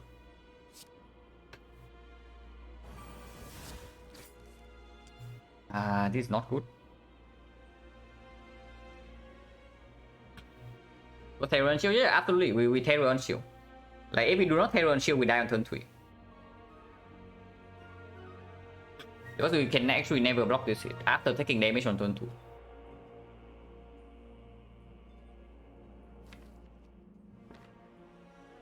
I guess we spend all the energy then, because we probably need all the energy to kill next turn. And our out right now is potentially the Fleshettes. So yeah, we keep our head turn this way. And I do not use this over this, because if this gains me 1 energy to attack, and potentially next turn we draw into the Fleshette, so this is also damage. If we would die next turn otherwise, we play Alchemize for potential Ghost Inertia.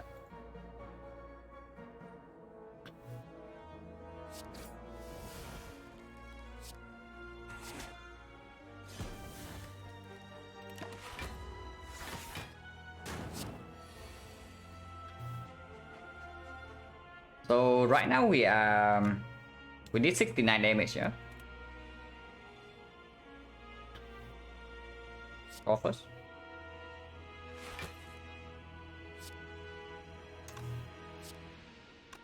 This is only 39.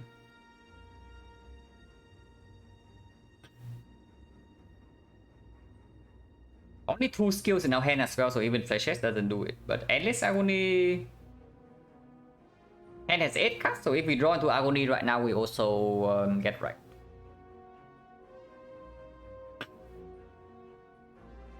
How much damage is endless only? It's 9 damage.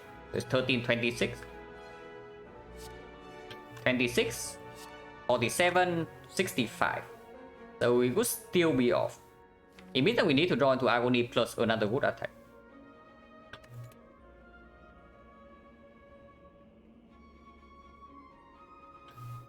Alchemize into white fire potion. Flash right now has much damage. Flash right now is 11, yeah? 11, so it's 16. 16 is actually 48. So flash plus sucker punch is already a kill here. And so basically what's happening here is I do think I bite here first into backflip. Because biting here into backflip opens both the AoE with the flashes and still open the AoE of Agony plus maybe a wood attack. If the bite here fails and we do the backflip, then we turn around with sucker punch, take the whole damage and then alchemize next turn. Or we can still kill this guy by next turn. So start with the bite here and then we backflip.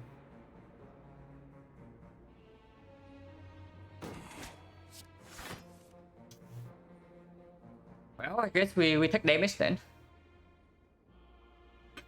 And yeah, Sucker Punch needs to turn around here, otherwise we die this turn. If we draw lethal on this guy next turn is not that bad. But I don't know for how long.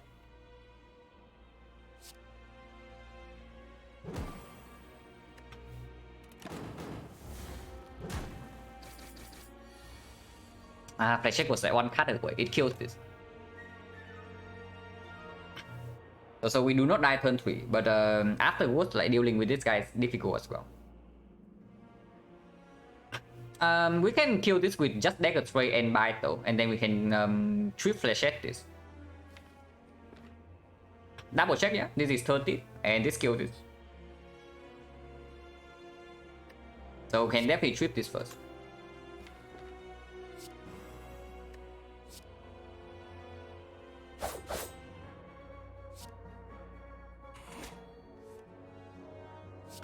$75 damage. But we can also just do Caltrops, Alchemize, Flying Knee, and then next time we draw into more skills, so it's stronger. So to full heal, no, we do not store anything here. We kill this guy as soon as possible, otherwise we die. The next time this guy multi-hits, we die. So we need to kill him as soon as possible. I can definitely see it, because next time we don't draw into burn, so we definitely draw into more skills. So this is just stronger next turn. Alchemize can go first. Let's spot. This might do it in the hard fight. There's a chance. Flying Knee and Caltrops.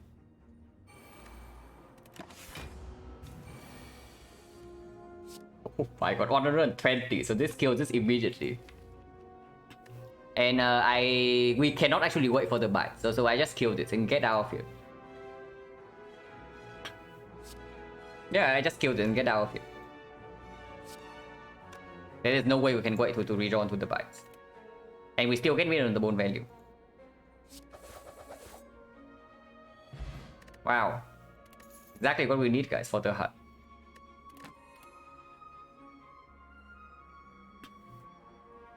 Clone Dagger.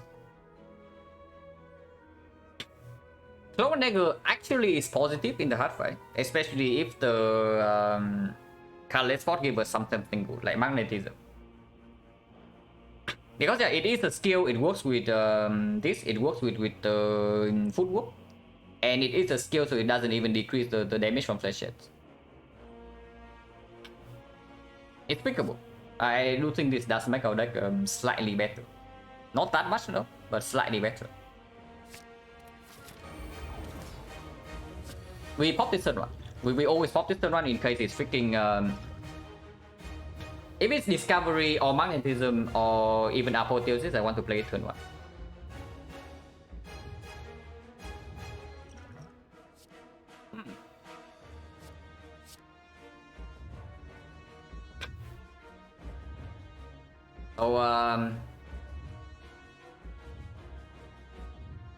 So magnetism definitely needs to come down.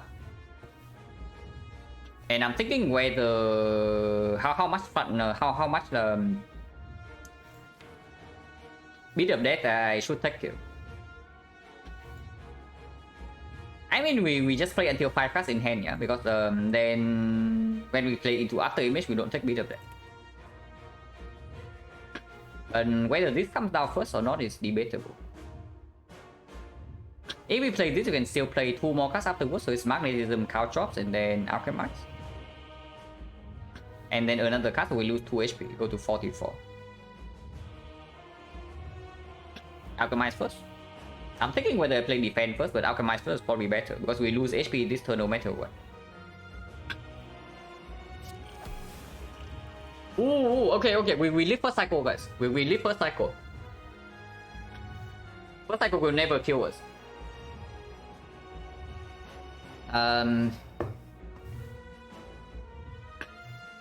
So defend, yeah? If we do not need to actually block first cycle, then last cycle defend to minimize damage this turn.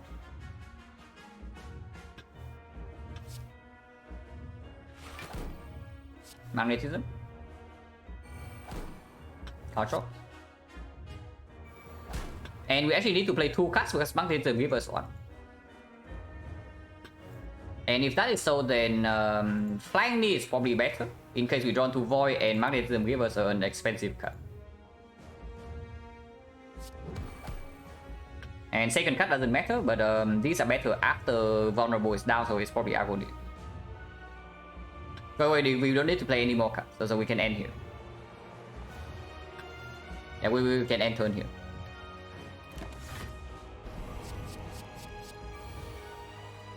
That's Shackles, first card. Now, interesting, guys.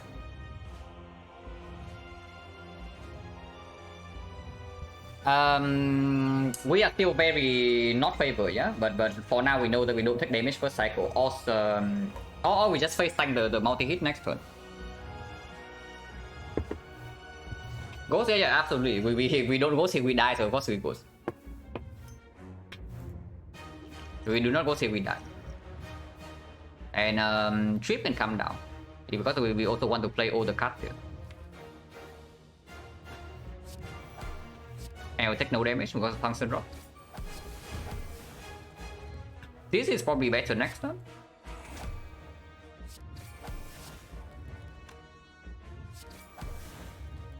We do not shackles next turn, I don't think. I think we set shackle for second, maybe third cycle, depending on what the magnetism gives us after this. Bottom decking these powers are a little bit weird though, but of course it's okay for now. Anton.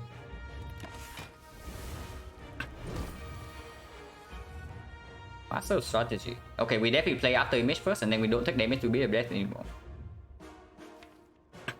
I sure hope we draw into one of these right now, because then we only take like 15 damage at most. It's not even 15. It's less than that.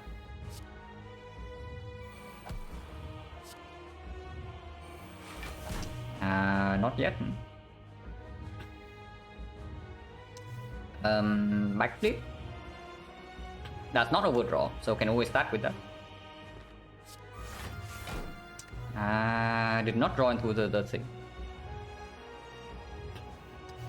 Did not draw into the thing.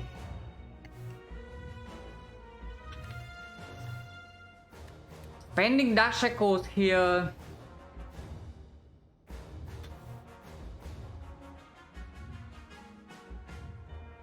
Yeah, honestly, I'm really thinking of like high rolling another Dark Shackles for the next cycle, which is exactly why I don't play the defense yet.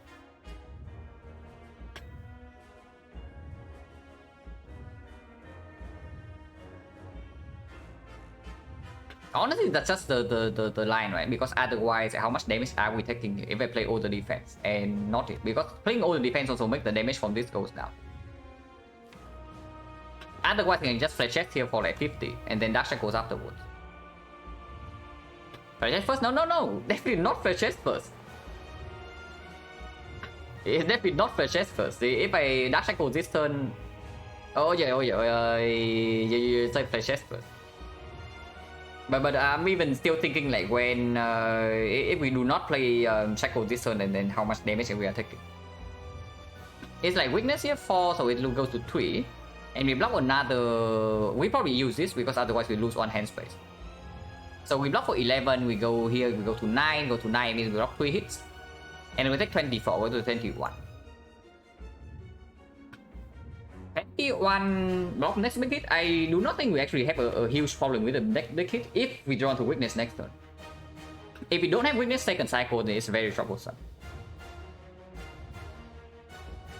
But if we have weakness second cycle, then it's not that bad. We do have 4 dexterity with weakness. So the big hit is only 35. And then 4 energy you can block that. And side issue, yeah, we definitely do, which is why playing Shackle right now might not actually be that good. If we flash S first into still defend to make hand space into the Dark Shackles, our hand is left with 5 cards, so next turn we be overdraw by 1 because the magnetism is going to give us 1 card.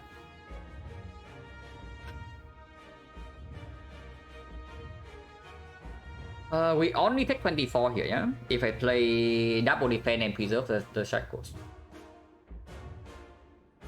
But still we need so basically we lose 1 hand space if we do not Shackles right now.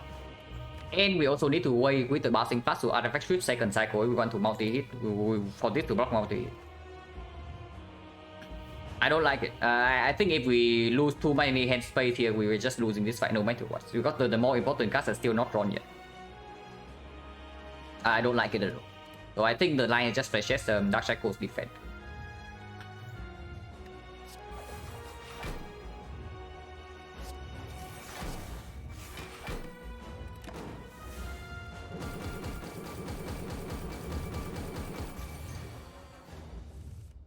Impatience doesn't exactly work.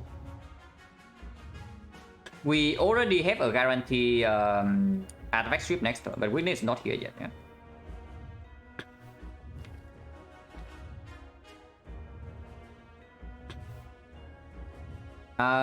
Double buy dagger straight into impatience, or we just impatience backflip. Backflip is way better next turn. Multi hit or single hit. If we had to spend 3 energy to make hand space though, then next turn we is like bouncing fast into sucker punch, and then we cannot actually have energy to block. But any drawn to outmaneuver can do it, any drawn to the prepare can do it. Sucker punch right now apply 1 weakness, and then the second sucker punch can weakness next cycle.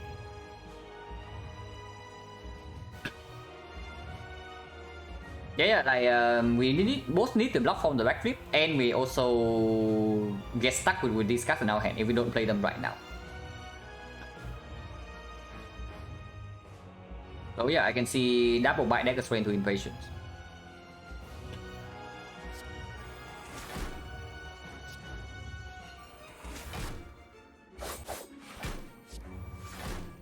Now maneuver is very clear.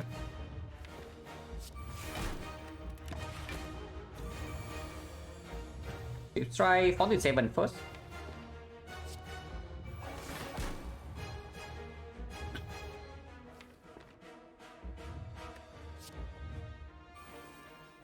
Where sucker punch is here. So we definitely do have weakness this turn. Yeah, we need to use slash for artifact strip, but we can still deploy this card. Can we ever play the slime here? Because playing slime also costs 1 energy, but this card gets out of our hand for free, so we get hand space for next turn. Yeah, no way, right? We discard the slime. This is free to play, so we play it first. Playing it last, like let's say we draw into terror and we play the terror, playing this last also lose 1 block. And I think we need 1 block more than 5 damage right now, so of course this can be played first. After this at least.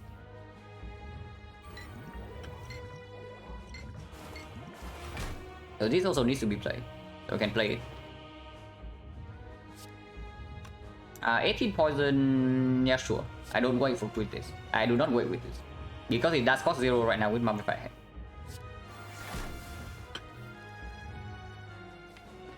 This is played. This is also played to make hand space. And start with backflip.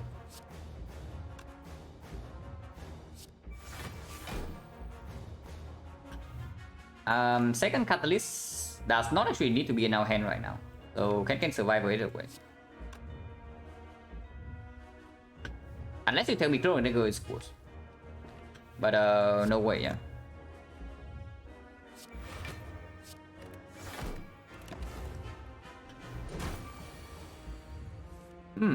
Here's the second.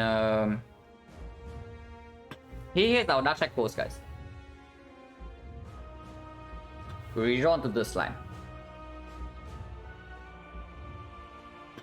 This turn at most we take 30 damage, so we go to 7. We have 9 cards in our hand. So unfortunately Terror into Transmutation doesn't really... Actually it works. Terror into Transmutation will give us 3 Catalyst cards, and we don't actually need to play anything else right now.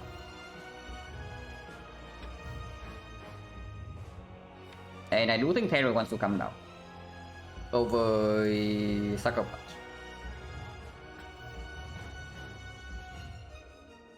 $26, $28. Because the first 2 hits are not blocked with the Tungsten Rod. So we go to 9 instead. Yeah, Terror Transmutation.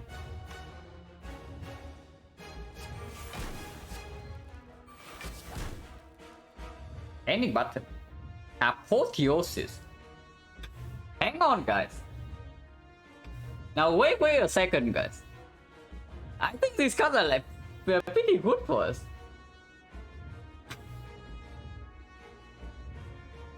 Okay, so here's the real question. Yeah, Apotheosis is definitely played right now. But the real question is whether we use Panic Button this turn or not. Because the Panic Button this turn will almost full block, but and also doesn't cost us any HP next turn. Also giving on hand space, but it's way better in the next cycle. Of course we will play these two first. This is way better than the next cycle, like 44. Multi-hit next cycle is only 60, so we can actually block multi-hit if we do this. And this thing is dealing damage as well. And now all our cards are freaking upgraded.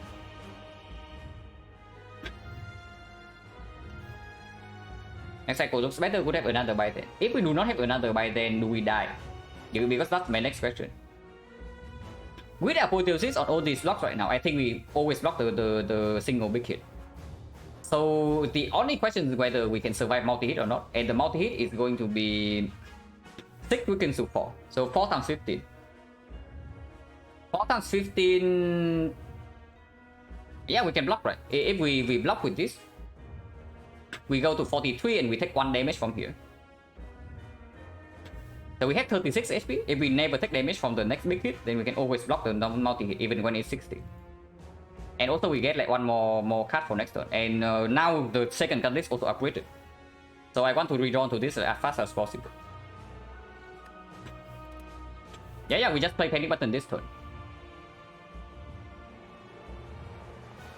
If multi comes first, we cannot Panic Button it. Yeah, it's true as well. Panic Button first is just better.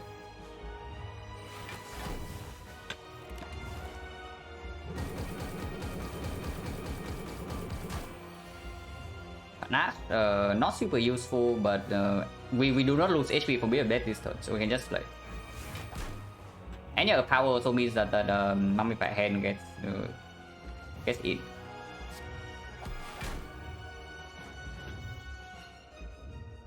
I do think we need to spend energy better this turn, so backflip for 0 can be played.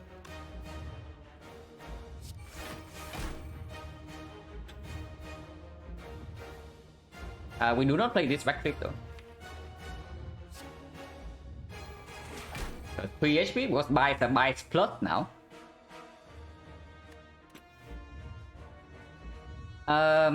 If I play Sucker Punch right now and we do not run to this thing in 2 turns, we have serious problems. But it also gives us 1 energy immediately. This is play. This is definitely play as well. So the only question is whether I play Sucker Punch here or not, because the damage absolutely plays for full.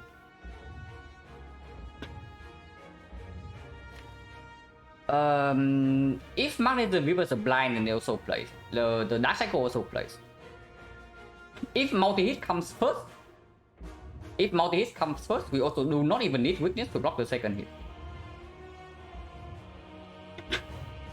Never go. No, it's wrong. Like, I do think it's actually safer to Sucker Punch here.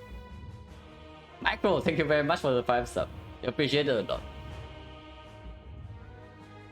I do think it's actually just safer to Sucker Punch here, because you see, yeah? You hold the Sucker Punch here, and next hit is the multi-hit. Suddenly you only have 2 energy to block. And you can always draw into this, and then suddenly Sucker Punch first just give you 1 energy for free, and 80 damage. And this guy's way better next turn, because we do have 4 dexterity now. Don't draw the other one in 2 turns. Actually not very low, but because next turn we actually take real damage from Beat of Death now, when we are very 3. But Magnetism also gives me a thing, and of course, yeah, if 50-50 multi-hit comes first, we don't even need weakness to block the second hit.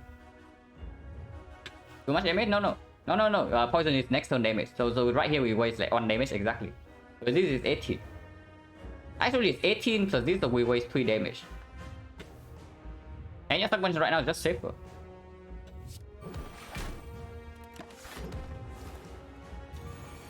Yeah, multi first.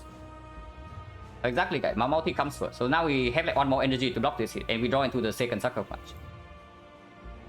I absolutely play 1 energy to play 1 HP to play Panache, because it also gives me 1 more energy this turn. Tiny is not exactly the best card, but it's okay. At most we take 45 here, but we also have block. And if we play any real card, we play it before the Beat of Death. Before we actually block. We lose 2 blocks from EFC, so we block for 40 right now. We only take 15.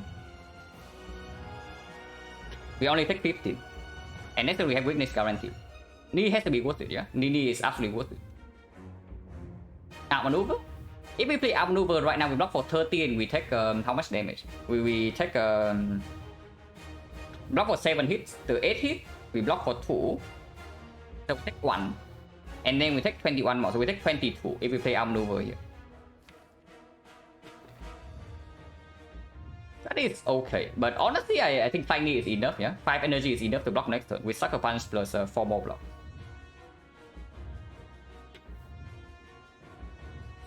I do not think we can actually spend 1 energy to play the freaking outmaneuver. So we block with 4 energy, and then end turn. It's definitely backflip and then 4 defense, yeah.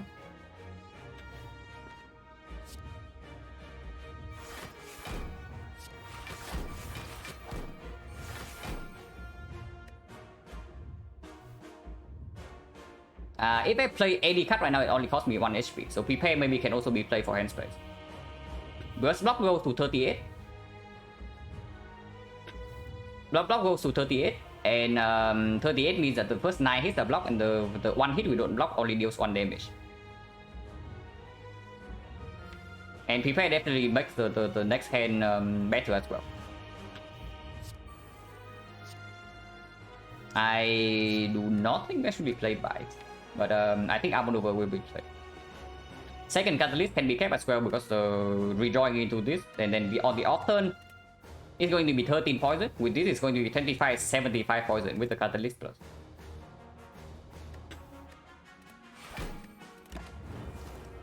The bomb also coming in hot, yeah? And the taunts as well.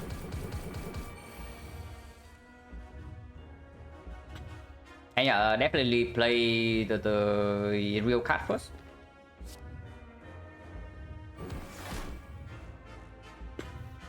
And even catalyst right now actually is 42. 42 is enough. So catalyst into triple defense.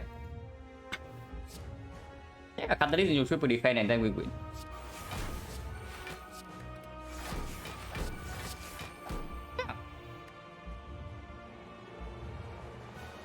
Yeah, it dies in 3 turns.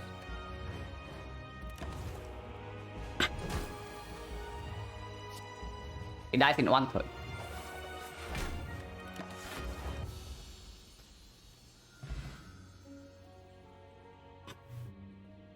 And yeah, magnetism once again coming to our rescue.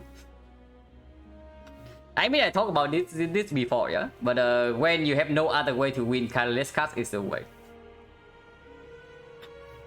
And then, well, that was really sick. But magnetism Bill is out once again. At the start in a while, yeah, in a while. Like the discovery fight was like quite a long time ago as well. So it's true. This is the most difficult hard fight in quite a while. Even if we end up with like 26 HP, all the other like quote unquote difficult fights, we actually end up with like 1 HP. But this fight we have 26, but it's still like very difficult because we fail 1 turn, we die immediately. But yeah, magnetism wins on the game. So very cool.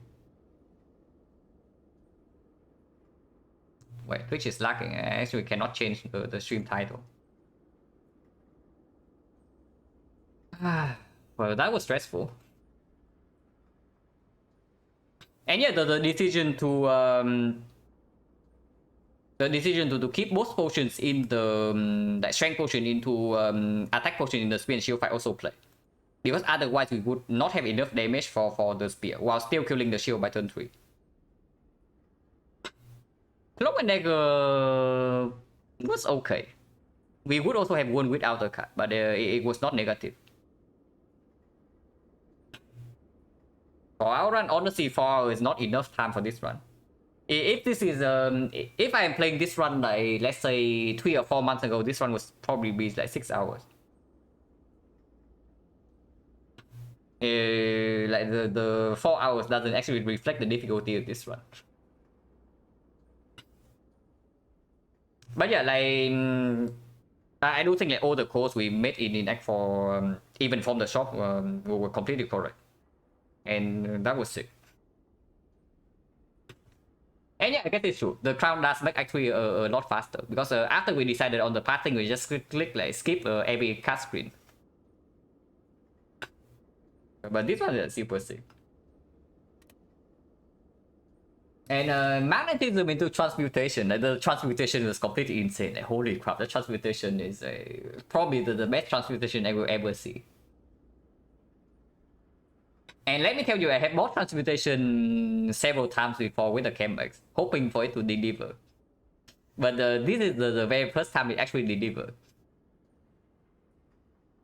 But man, it delivered like really hard. What if we pass over crown, the sacred bag, and then the bell?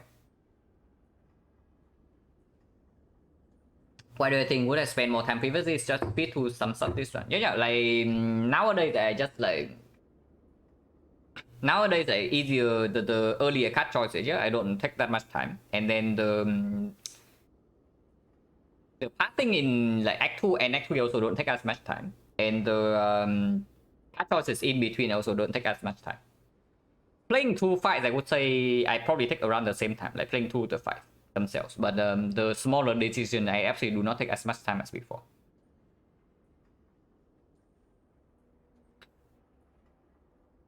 But this was sick. And I don't know about playing a second like a real run after this, because I am I would say like fairly excited right now, but also like exhausted. Because in honestly, yeah, in Act 4 we enter Act 4 with full HP and 2 potions, but I just know we are like extremely unfavored. So even in the shop was the shop was already exhausting enough, and then we slightly brick the draws in the spear and shield, so made me a lot more worried. Where am I from? I'm from Vietnam. Defect time? Yeah, probably defect time. I play like a lot of class recently on stream, so it's probably defect time. Oh yeah, we also have the Alchemized Ghost Ninja. So I don't even want to know the percentage to win in the hard fight, but it's probably below 5%. It's probably below 5% the moment we step into the hard fight after Spear and Shield. Like 3 insane high rolls in a row, yeah? We need to roll first the Overworld Synergy from the Alchemist. And then we need to roll out Magnetism from the Catalyst spot. Like, it has to be Magnetism. No other card actually wins it. Maybe Transmutation. But other than Magnetism, nothing else wins. Then, and of course, the Transmutation also needs to give us like super good stuff. And it does like mega deliver.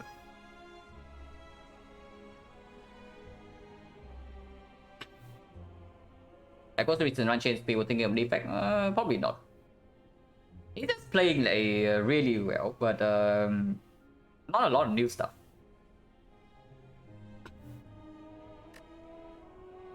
Been popping on, he's doing fine. But of course, the initial set of games were like probably a very big high roll.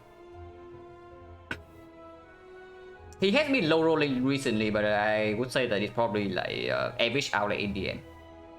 Yeah, he's playing like above 70%, which is actually very strong. But it's not like quite as ridiculous as like 21-3, you know. That is very different. Like 21-3 comparing to 70% is an insane difference.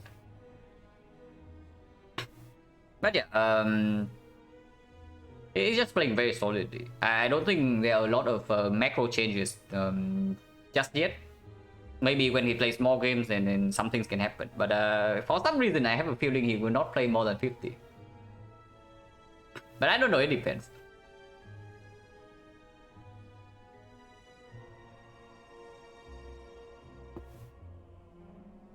Oh yeah, this is pretty sick. Like even in Act 1 also, Act 1 we were scared of dying to the Guardian before this thing. Like the bouncing flash. Holy crap, this fight was bad. This fight should definitely not be this bad, but it ended up being this bad.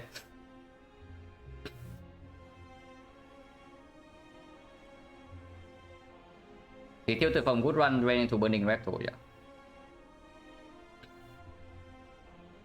At least you got the boot. Honestly, the boot is like amazing. If you watch, if you saw what happened in this fight, like I don't even know how much damage we would actually take here without the boot. This fight alone, the boot probably dealt like 40 damage. Okay, maybe not 40, but it's like probably like somewhere around 20-25. But the boot like bailed us out of this fight, like for sure. And even before that, in Act 1, like Sentry's fight. The Sentry's fight, we met exactly the damage threshold because of the boot, like in 2 cycles.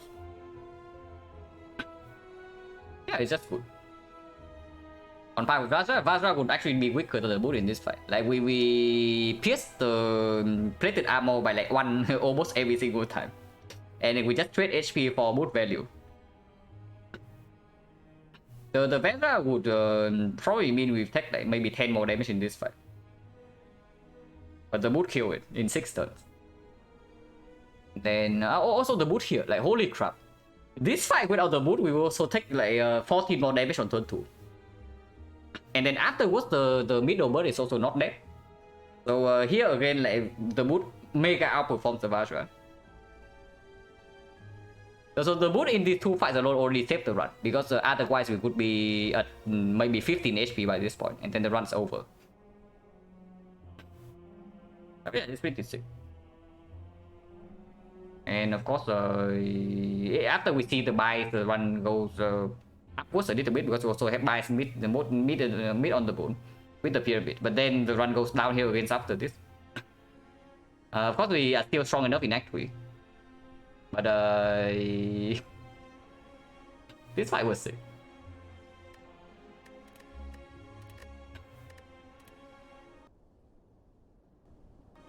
But yeah, it's time to play the robot and then suffer.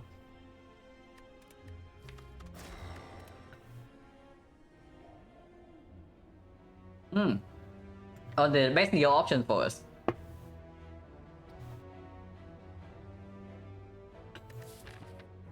So looking like colorless, yeah? Unless you tell me Moscow is stronger. is probably fine, but colorless on the robot is actually quite good. I think red colorless on the robot is pretty bad, but uncommon colorless is probably quite good. Bosscop is stronger. The main problem I have with Bosscop is that it kind of limits your aggressiveness in that one. But of course, if you still get full value of Icon and then you survive, then it's just better. But with the Bosscop, you're kind of hoping to see good cuts to not get dragged by the knob. It's my main problem. Wow, Panacea without bias scope, guys. So cost for one, yeah? Minus 11 damage. Panacea is actually very good on robot, but okay, maybe very good is an overstatement, but in that one it's still kind of bad. Jack is actually fine. The last time I picked up Jack from Neo on a silent run, it actually delivered like very nicely. But yeah, Panacea is probably the proper choice, but this is a fun choice. So we probably don't take for 6 elite, and we upgrade Jack over Twist here. Still left part.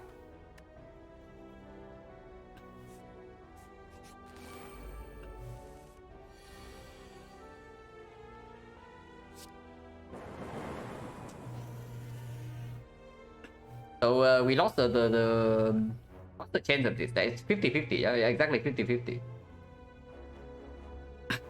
That round this probably not. I probably just play maybe 1 or 2 quick runs in the end stream. Like I don't think I have it in me to play another actual silent run. After the match just now. Upgrade 2 colors cut.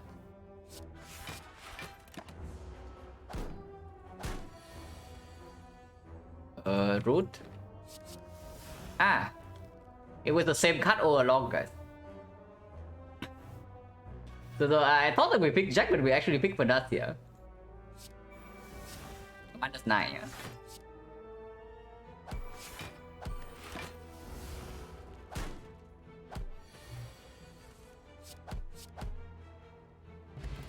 Explosive, okay, I have no idea what is stronger here. I have not played enough robots to know like what is stronger between these two or draw one. But my gut feeling into the freaking Hexagon is that it is Doom and Gloom. My gut feeling is that Doom and Gloom is stronger because of this guy. And I guess to an extent like Wolverine as well. We don't go to the shop. Death. Die to upgrade 2 cuts. Doom and not super curves, okay. Yeah, die to upgrade 2 cuts, yeah. Full heal.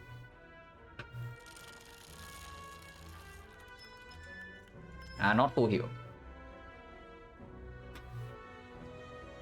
So strike remove after Doom pick. How are we not dead here, by the way?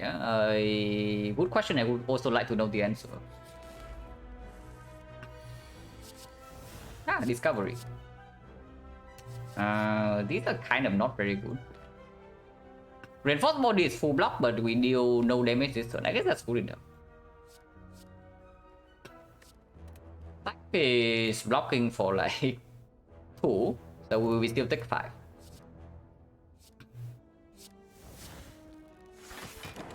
I mean, it's fine. Like they're doing Gloom. Like what can go wrong?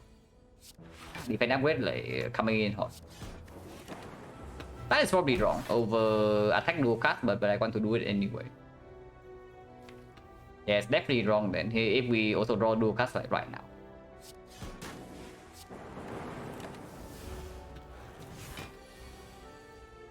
Reinforced body full block. Yeah, we need O3 energy to block.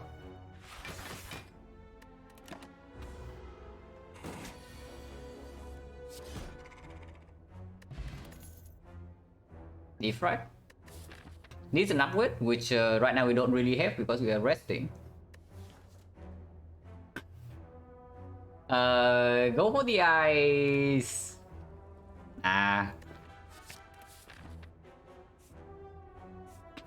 Okay, so how do we not die along this path?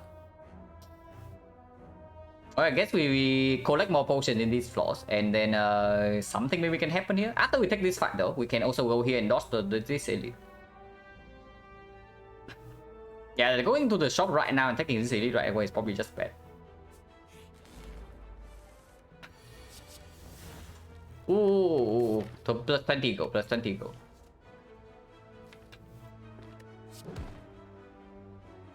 So dual cast to not accidentally kill with the lightning or what? Dual cast right now is 13 damage.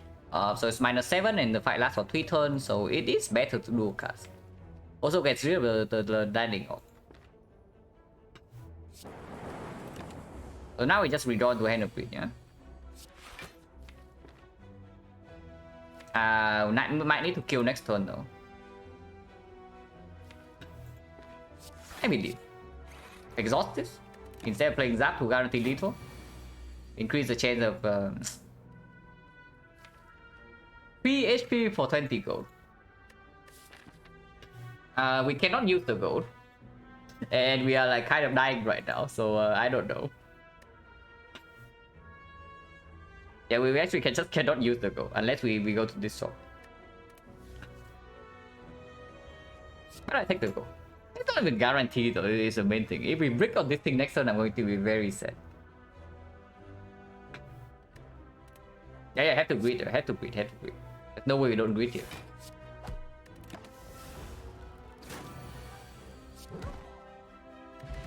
You thought quite bad. That's pretty bad. I mean that's quite good, but I mean we are probably dying to knock here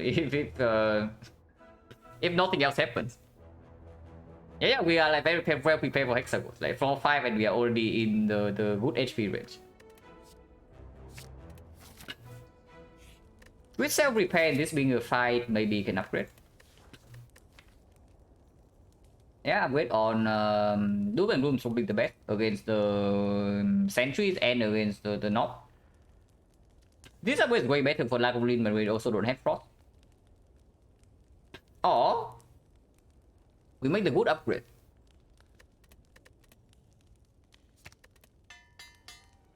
Yeah, we make the good upgrade, yeah. Oh my god, doing Gloom upgrade will be good here. That seems to be a small situation. Okay, what are we doing here, guys? It seems to be a little bit of a situation we have right here. Explosive for the rescue, it doesn't even kill any one of these. So I don't know like how much we are being rescued by this thing. I mean we can explosive into dual cast. That might kill this, might kill this, might kill this, and then we can do speed potion into double defense. Yeah, I guess we do that then. We can use 2 potions in this fight right before the edit. Otherwise we are probably dead here, so let's do the reasonable thing.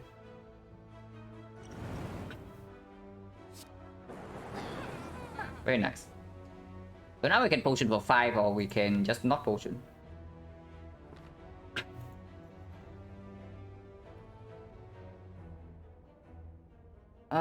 This potion is potentially 10 in Lagavulin, but usually not. Kind of useless against the knock, and definitely not 10 in the Sentries fight. At least it's 5 though, so using it here for only 5 is a little bit weird. Yeah, it's just weird, right? Defense self repair better, not even you can redraw into this. And if we can kill this guy next turn into drawing 2 defense over 2 turns, then we can actually just redraw into this afterwards. It's the greedy line, but it'll be okay.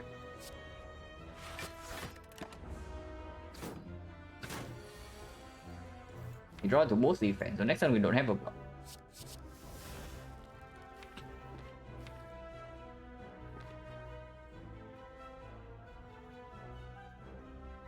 Put this guy to 7, but draws 2 more to potentially redraw into block. It's a 50% chance to block 1 10. Yeah, sure.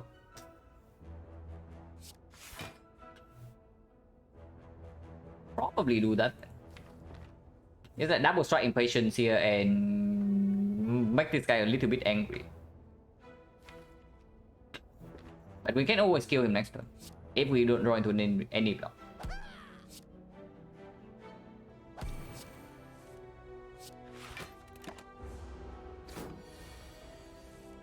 Yeah, self repair.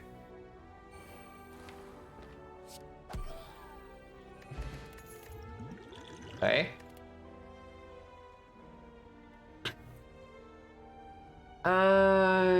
Anybody else like dying to knock at the moment? Because I'm currently thinking we are like kind of dead to the knock.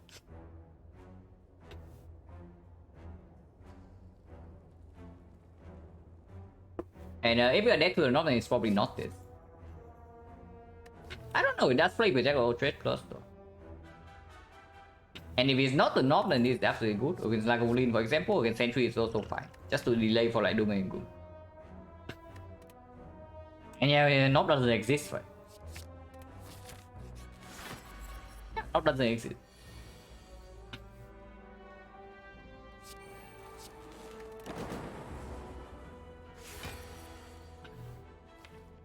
So next time we can always do defect Doom and Gloom. So I want to play Jax right now. Or next turn defect Doom and Gloom also doesn't really spend energy from this. But if not, we also don't get to deploy this, right? So I don't think I play Jax right now. Jack is Apple. Jack is the bomb. Okay. Apple tilts is the bomb. Like easy.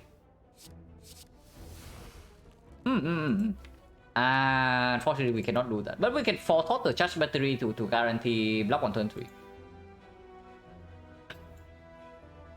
We forethought the charge battery, yeah.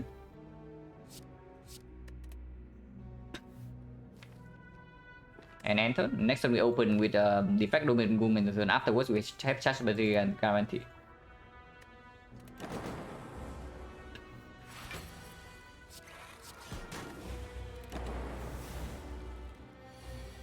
Plus 20, I don't know about plus 20 in this fight, but maybe. We'll see.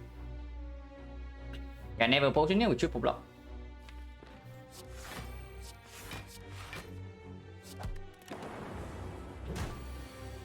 This is a potion, yeah? And use one potion is fine. We do not forethought this turn. Actually, forethought on the dual cast means that next turn we get to zap this thing. And then next time we play Doom and Gloom, and this thing is on top. And when this thing is on top, dual cast is also drawn with the forethought. So we dual cast next turn for 52 damage. Man, forethought is actually a good card. Okay, it's not, but here it plays.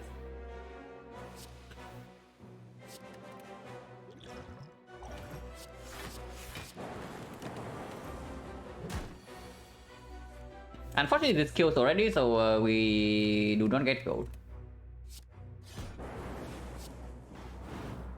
Minus 20. But 0 damage like a Boolean. Garbage, go for the eyes if anything.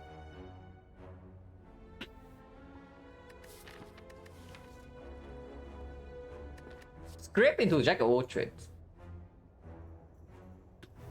No. Capacitor, you pick this thing right now, you're throwing the run. I mean, I'm picking some weird stuff, but I'm not like outright throwing the run. You pick this right now, you just usually just die. Because picking this card also makes this thing like way worse than usual. Because you cannot actually evoke the Dark Orb anymore. And we don't have a War of Frost yet. So we don't have War of Frost, so having more slot is just hurting us. Go for the eyes. We cannot upgrade, yeah? Because this upgrade goes first, this upgrade also goes first. It's decent against Hexagons, but also not that good. Probably not. Okay with the Pendant, but also not that good. Never go to question mark. If we never go to question mark, we go here. If the reward is good enough, we can take the elite. Good sequence. This is either knock or the sentries. Sentries no problem. We have anchor into Doom and Gloom. The knob is a slightly different story. And this elite is not forced. Yeah, okay, we don't take this, yeah. And go here. Let's see go. Silence for Doom and Gloom. Doom and Gloom is not upgraded, so it doesn't even kill anything.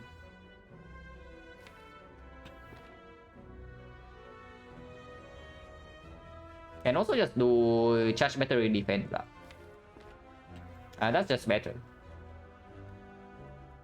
Have anchor boost sequence always a pass. I think it depends. If you have pyramid, it's probably still a good pick. If you have like a bunch of holograms, maybe it's still fine. But the card is like very... The card is very overstarted. Like 0 energy block for 10 is completely nuts. It's just that the effect also kind of plays like setup decks a little bit more than other characters. So having boost sequence turn 1 means that you also draw into your powers a little bit slower. And some of the more dangerous fights don't even attack on turn 1. And that's also when you need to set up faster, so I don't know what to think about the boost sequence. But it's probably a good card.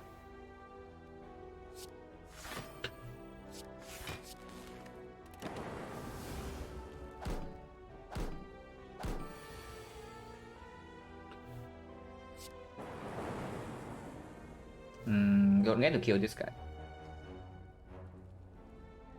We do get to kill him, but we also take 7 here. I guess 7 is better than 8, but then we don't get to play this self-repair. And next time we cannot kill this. Unless we play Doom and Gloom and this also dies. Oh yeah, I guess we take 1 more damage to deploy self-repair.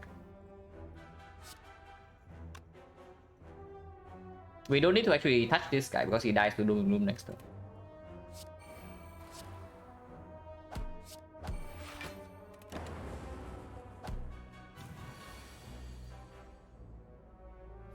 People block into magnetism into hand of greed, but unfortunately these guys are also buffing strength, so we cannot do that.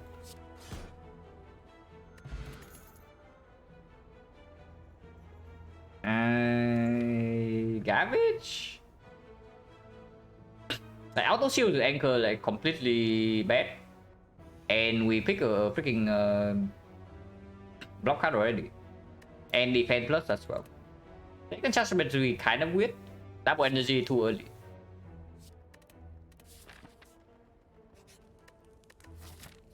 We still have not gotten any stronger for the North fight. we still have not gotten any stronger for the North fight, so I don't even know whether we should go here or not, or we just go here and shop with our gold. But defense upgrade is probably better than this. Because again, the sentries, this is enough already with the anchor.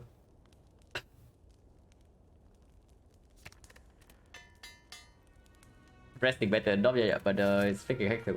We probably just go here then. But man, taking 1 elite in that one as defect might be really sad, you know, because normally I just run head first into like 3 or 4 and we are fine. But I guess we are not so fine with no attacks and Jackal O2H plus. Also no potion, damage potion at least. If that's the case, then Norm is actually not so fine.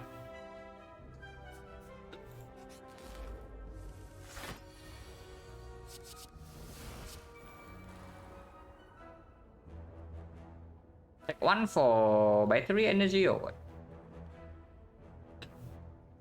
I mean 1 is fine.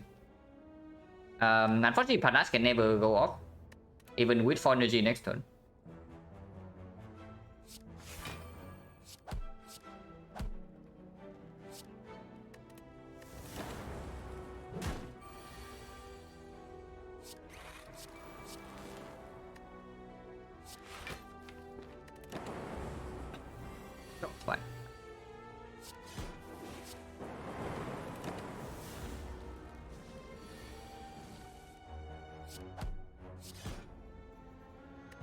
Endless Screw is okay. Another defect of Ball Lightning.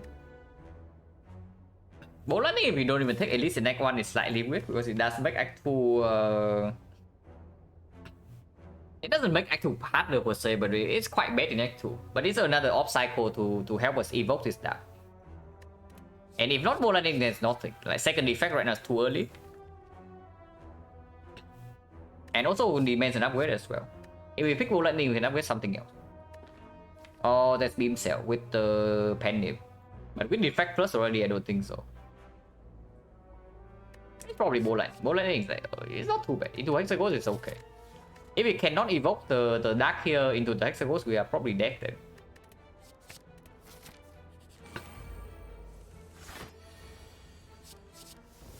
Ahab.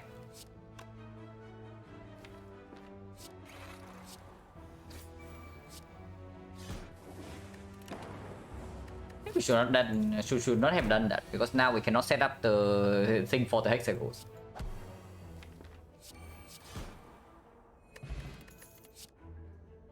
Learning, it's okay. With the anchor, even upgrading it sometimes is fine too, but maybe not before this. That is probably positive. With the energy from charge battery sometimes. That's better than Pin.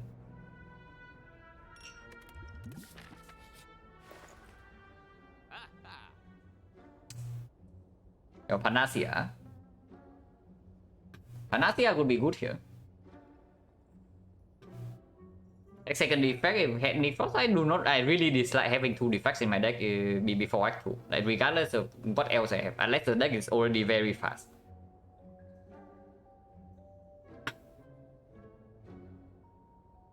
And one card, we can buy the card because after buying the card, we can also buy the insect. And I think I do that. And then now we maybe buy something to not die to Hexagons. I don't know how good our damage is against Hexagons, by the way, because this deck is like fairly unusual from what I usually play. If we are really scared of Hexagons, if we are always dying, then we pick the White Noise. But with the colorless card, with the colorless spot, and with the Jack of all trades, you can always like pull a win out of nowhere. Yeah, we already have the hydro cards in our deck, like there's no need to add garbage, right? And this also costs gold. On Power Driver, maybe I can see it, but with Machine Learning already, like no Plasma, it's a little bit weird to pay gold for it. It's okay though, but it is a little bit weird.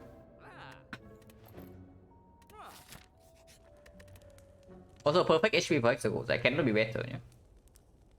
Actually perfect. Do upgrade for early act 2? Do upgrade with the Penny?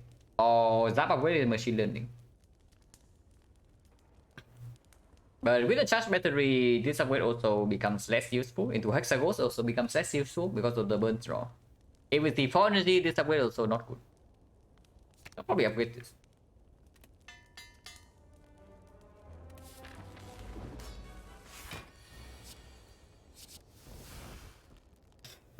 Interesting.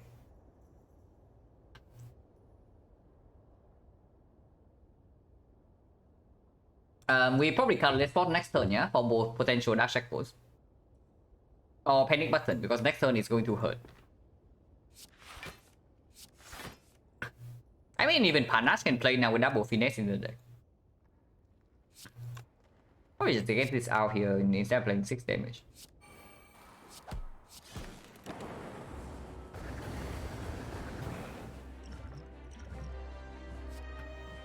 Another finesse, or we can pick Metamorphosis. With the Machine Learning and double finesse. And Metamorphosis can actually be infinite. With a double 0-for-1.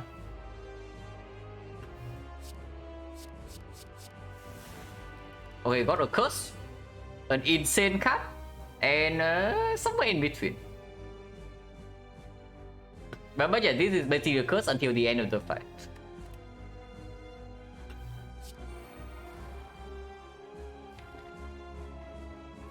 With all the 0 cost here, charge battery doesn't even play, yeah? So, don't need to do this over defense plus. Honestly, with zero cost meteor and machine learning and the zero cost barrage, I don't think we're actually behind on damage that much. So battery can be played. Just to block a little bit more.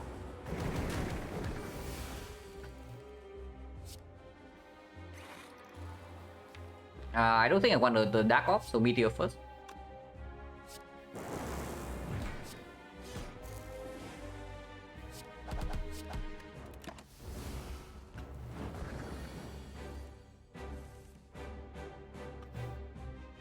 I mean, we can pen nip this hyper beam. Probably a bad idea though.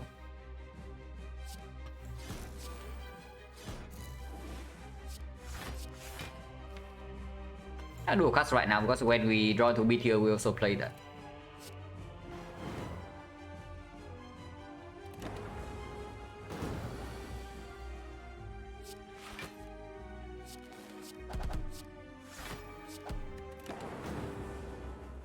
I mean, we are fine.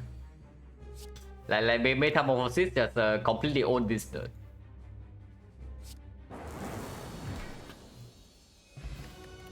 Now, potion for us, guys. I have no idea. I honestly have like, no idea what is the best here, but it's probably Echo Form. Because against the Elite Act 2, we only have Doom and Gloom plus, Potential Panic, and Anchor with to preserve Insect. And we do have Self Repair in the deck already, and the Defract plus. And both of these speak for the Echo Form. It's probably never 0 for 1. Unless you tell me that we get like double finesse from this Metamorphosis into another 0 for 1, and then we can do some stuff. Yeah, probably not. It's probably just Echo.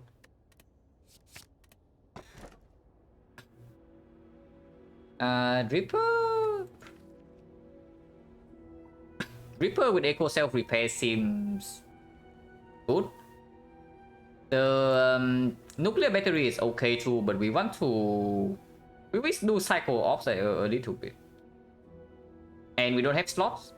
And with the defract, we also don't really want a plasma. We want like actual ops. It's probably copied Reaper. Oh yeah, we can also Echo Form Jack or trades. It's true. And with the membership card now, like every hand of grid is 40 gold.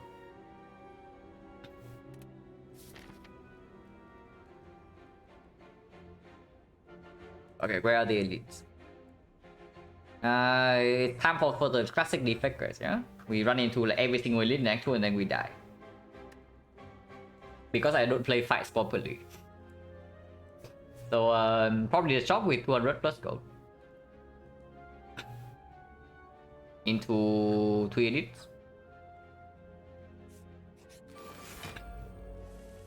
Great Anchor.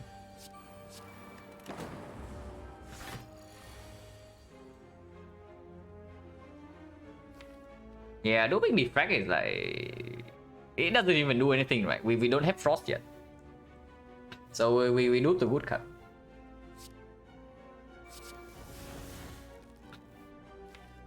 Secret Technique doesn't do anything, Master Strategy doesn't do anything, we can go again.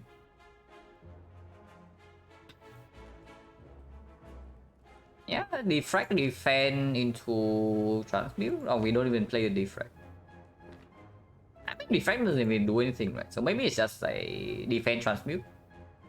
And we have enough hand space for that.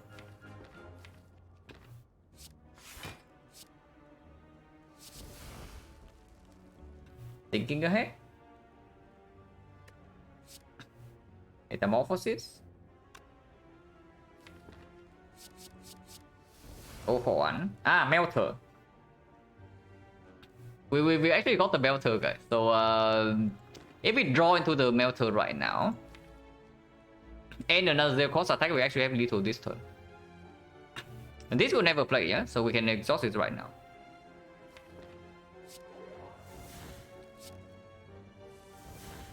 Melter, but then we need another zero cost attack. Either to 0 for 1 or to go for the eye. Actually, we need 0 for 1. Go for the eye is not enough. It's like 4 damage short. It's fine. We put this on top to heal 14. And then next turn we just kill.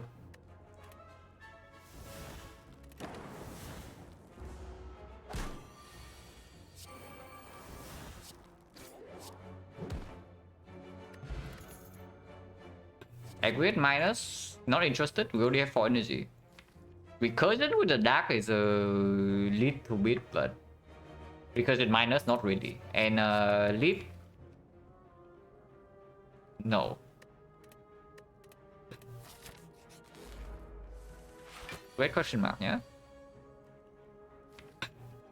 This fight can be nasty, but we also don't have any potion at the moment. So I don't really want to game the screw in easy hallway fight when we are also like fighting elites. And do this, and if it gets bad on turn 3, you can smoke bomb.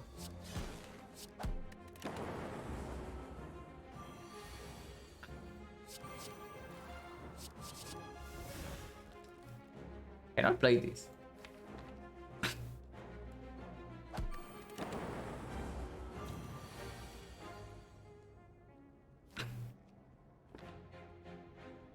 Do I get self-repair after smoke bombing? I do, right?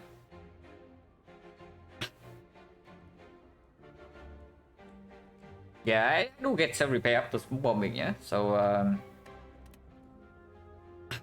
if that is so, then we always play double charge battery here. I mean, I don't know, but I want to test. I probably do.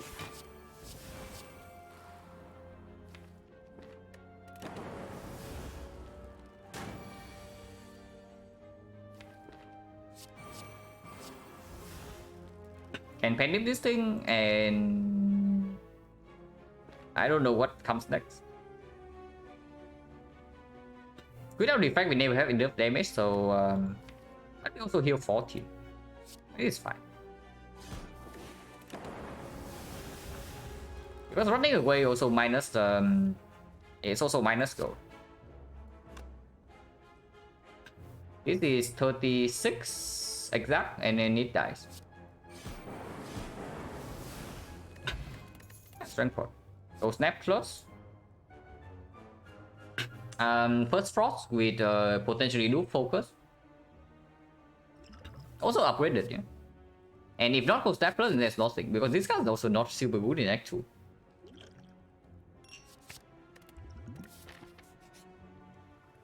Wow, amazing event for us. I probably keep this with the pen dip and then the doom and bloom. The strength potion is good, and then this potion is just better than this. Whip was okay, but not really. Pellets? For our Bioscoiling, we did not buy. There's also Akabeko Pendant. Flash of Steel, probably not worth the 86 go over card remove. Now, Akabeko is really strong here, but do we turn down Pellet? Pellet right now doesn't do anything. I can do something in this fight, but not that much. We take the cow, yeah? We take the cow. Over Pellet here.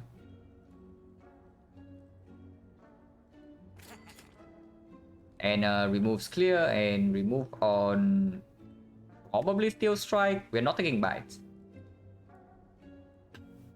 This could be nice for later. Pellet is almost always nice for later, but it doesn't do anything right now. It's the main thing, and we are like fighting elites. Also, cow with Penny is just more fun. So let's try remove for defense still.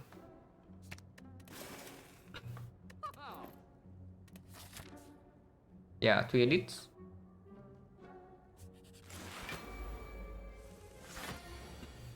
Yeah, see you, Harper. Or maybe 4 elites. This fight is kind of a pain.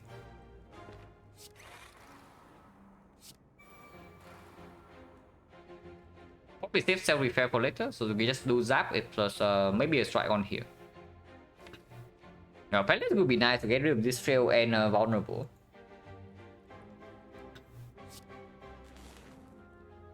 Hitting the avocado first doesn't really lead anywhere.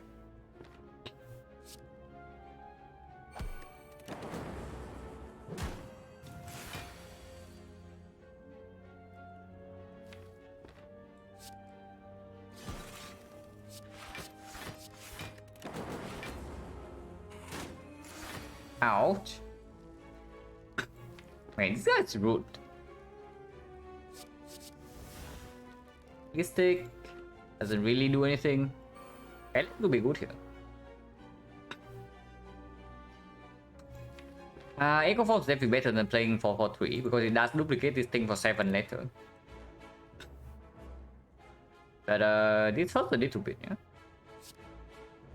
Okay, more than a little bit, but he can also just not do this attack, you know. It's only 20%. Ouch. More damage here.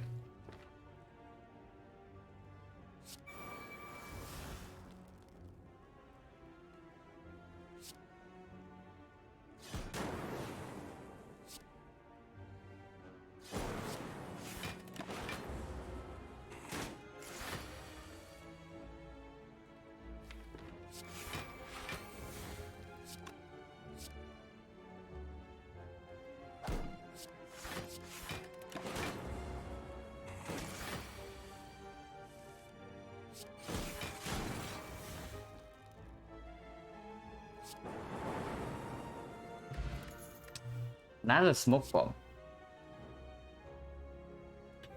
Sweeping Meme plus with the Pendant and 4 energy. Okay, yes, plus.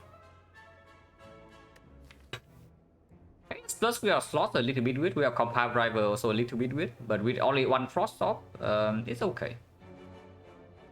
Plasma can play with this. Beam is good to Elite, but not super good into this fight. But also good with Akabeko.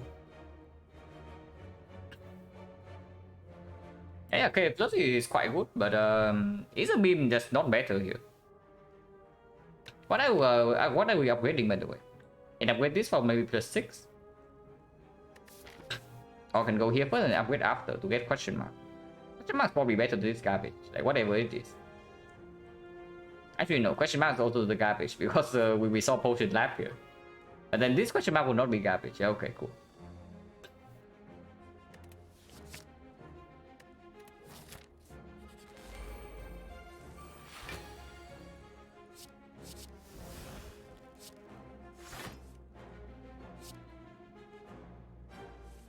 AoE cut will be good here.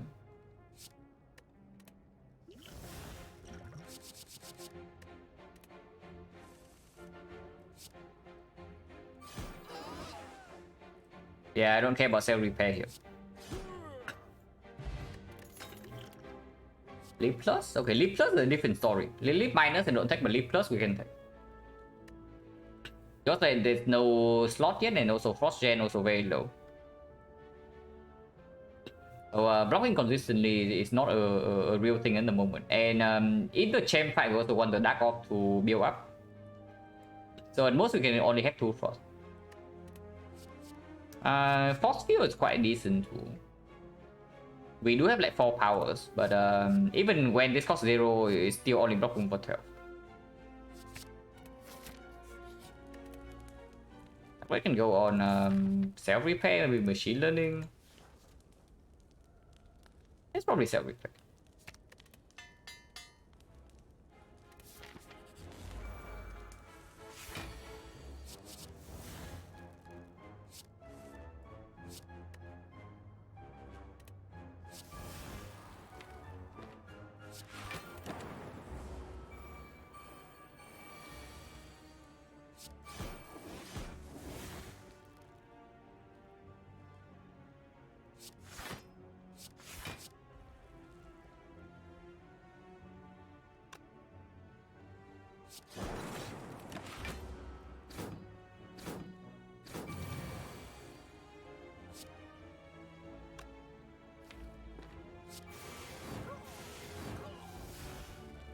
Take 11 to heal 20 is definitely good.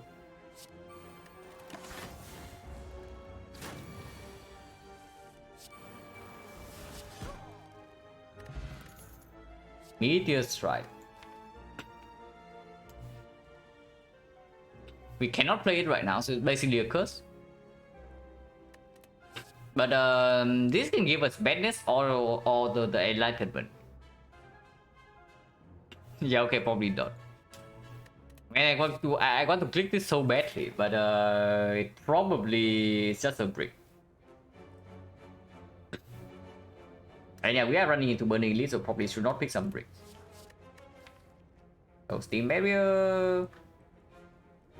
Nah. That was fine. A little bit less is probably still okay.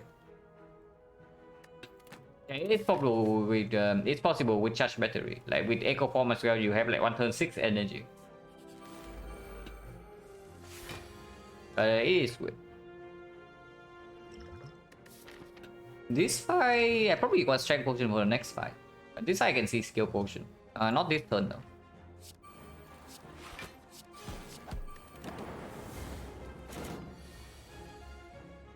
Maybe now for turbo. Turbo. Phosphia is 12 block for free, and then I can do Echo Form charge battery. That's fine.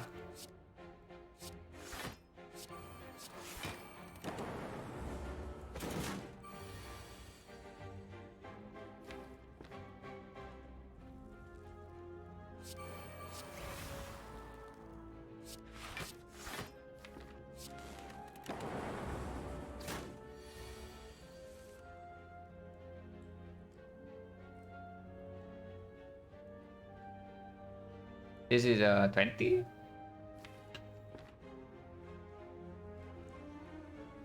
Double charge into cold snap defense.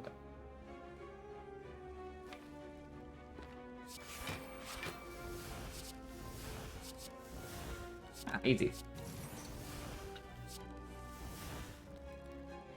And maybe is there any way we can protect this ending? Is it 20, 30, 35, 35, 50? Next time we block again, and we need to lock 2 more turns, so probably cannot.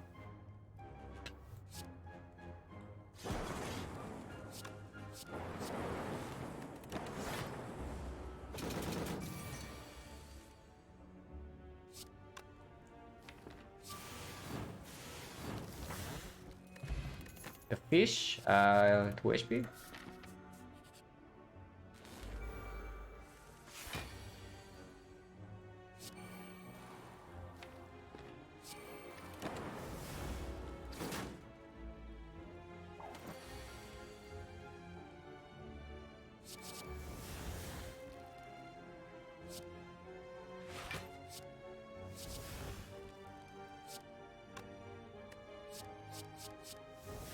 It actually does not do anything.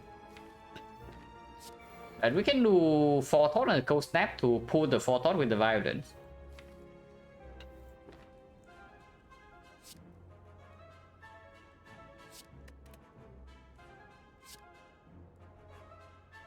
But if we pull our AoE cast, it gets a little bit weird.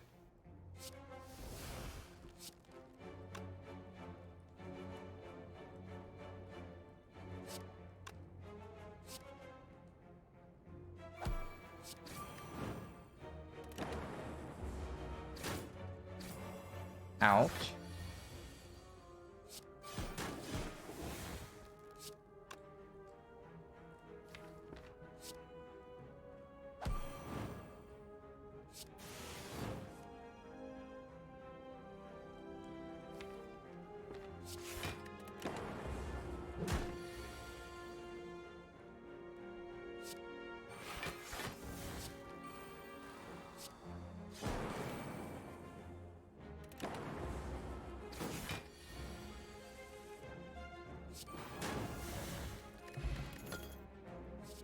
Sequence, not with anchor. Second dooming gloom. It's okay, but not necessary. We have no slots, and then we only need 1 dark orb against this.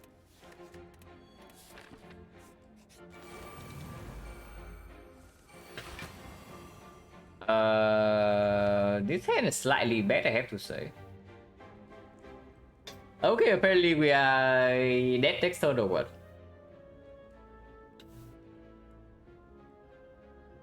Okay, maybe to freaking remove defense then.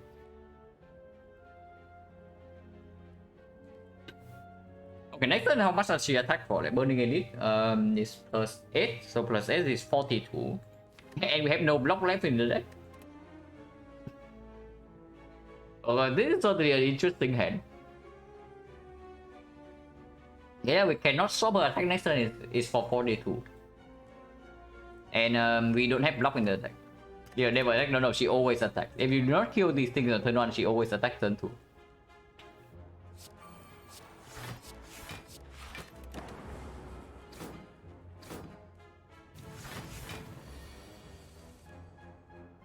Okay.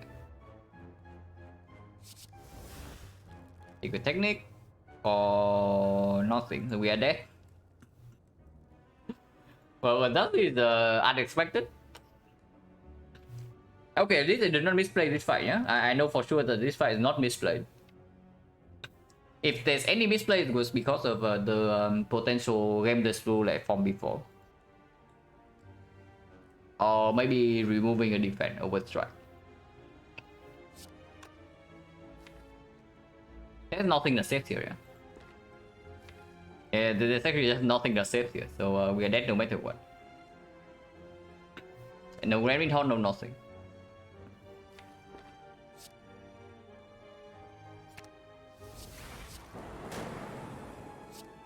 At least we can kill the Gremlin.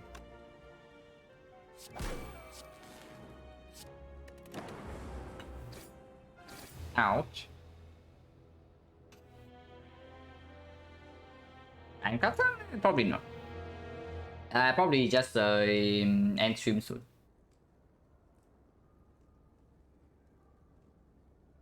It's like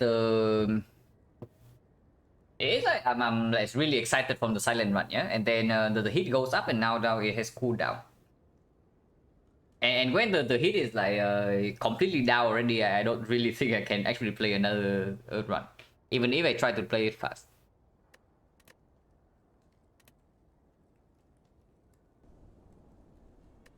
But yeah, defect in Act 2. I mean, I don't know. Is this actually defect in Act 2, or is this just because of the draw here that completely awful? This card did not actually work super well. Upgraded, that is. I think this card is actually quite legit from Leo, but unupgraded. Like spending an upgrade on this is probably overkill. The silent run was super sick.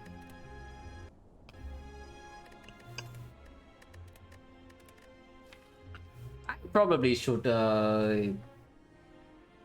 should just cut out like the entire Act 4 here and then like save it as the highlight.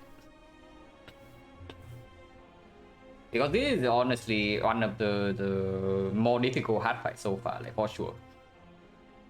Difficult in the sense that the decisions comes before and not after. Of course, when we high roll the things and the execution is fairly simple, but yeah, the decisions also come like before that, and that's really solid. This one was not easy either, yeah, but mostly just because we low roll in this fight. The shot was not super good. We saw the worst possible event here, and the shot was not that good. And then this elite is complete low roll. And actually was like fairly normal. Act 3 was also fairly normal because of the crown, and then Act 4 was good. But yeah, really fun run. Also, Chef also definitely won us several fights that otherwise we have no chance. It was a fast robot run. Yeah. We drew like we drew 4 block cards plus the self repair on turn 1 of the burning Gremlin leader fight, and she does the attack on turn 1. So it doesn't go that well on turn 2, where we draw basically all our blocks in the deck, and she is guaranteed to attack. Yeah, this is nice. But let's see if there's anybody to read. It's probably on. Oh, it's not on. But Baylor is gone, and I have not raided Baylor in a long time. I'll send you guys over there.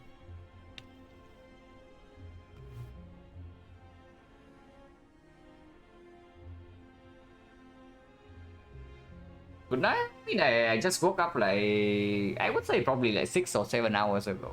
So definitely not sleeping yet. But yeah. Thanks for watching, guys, as always, and see you later.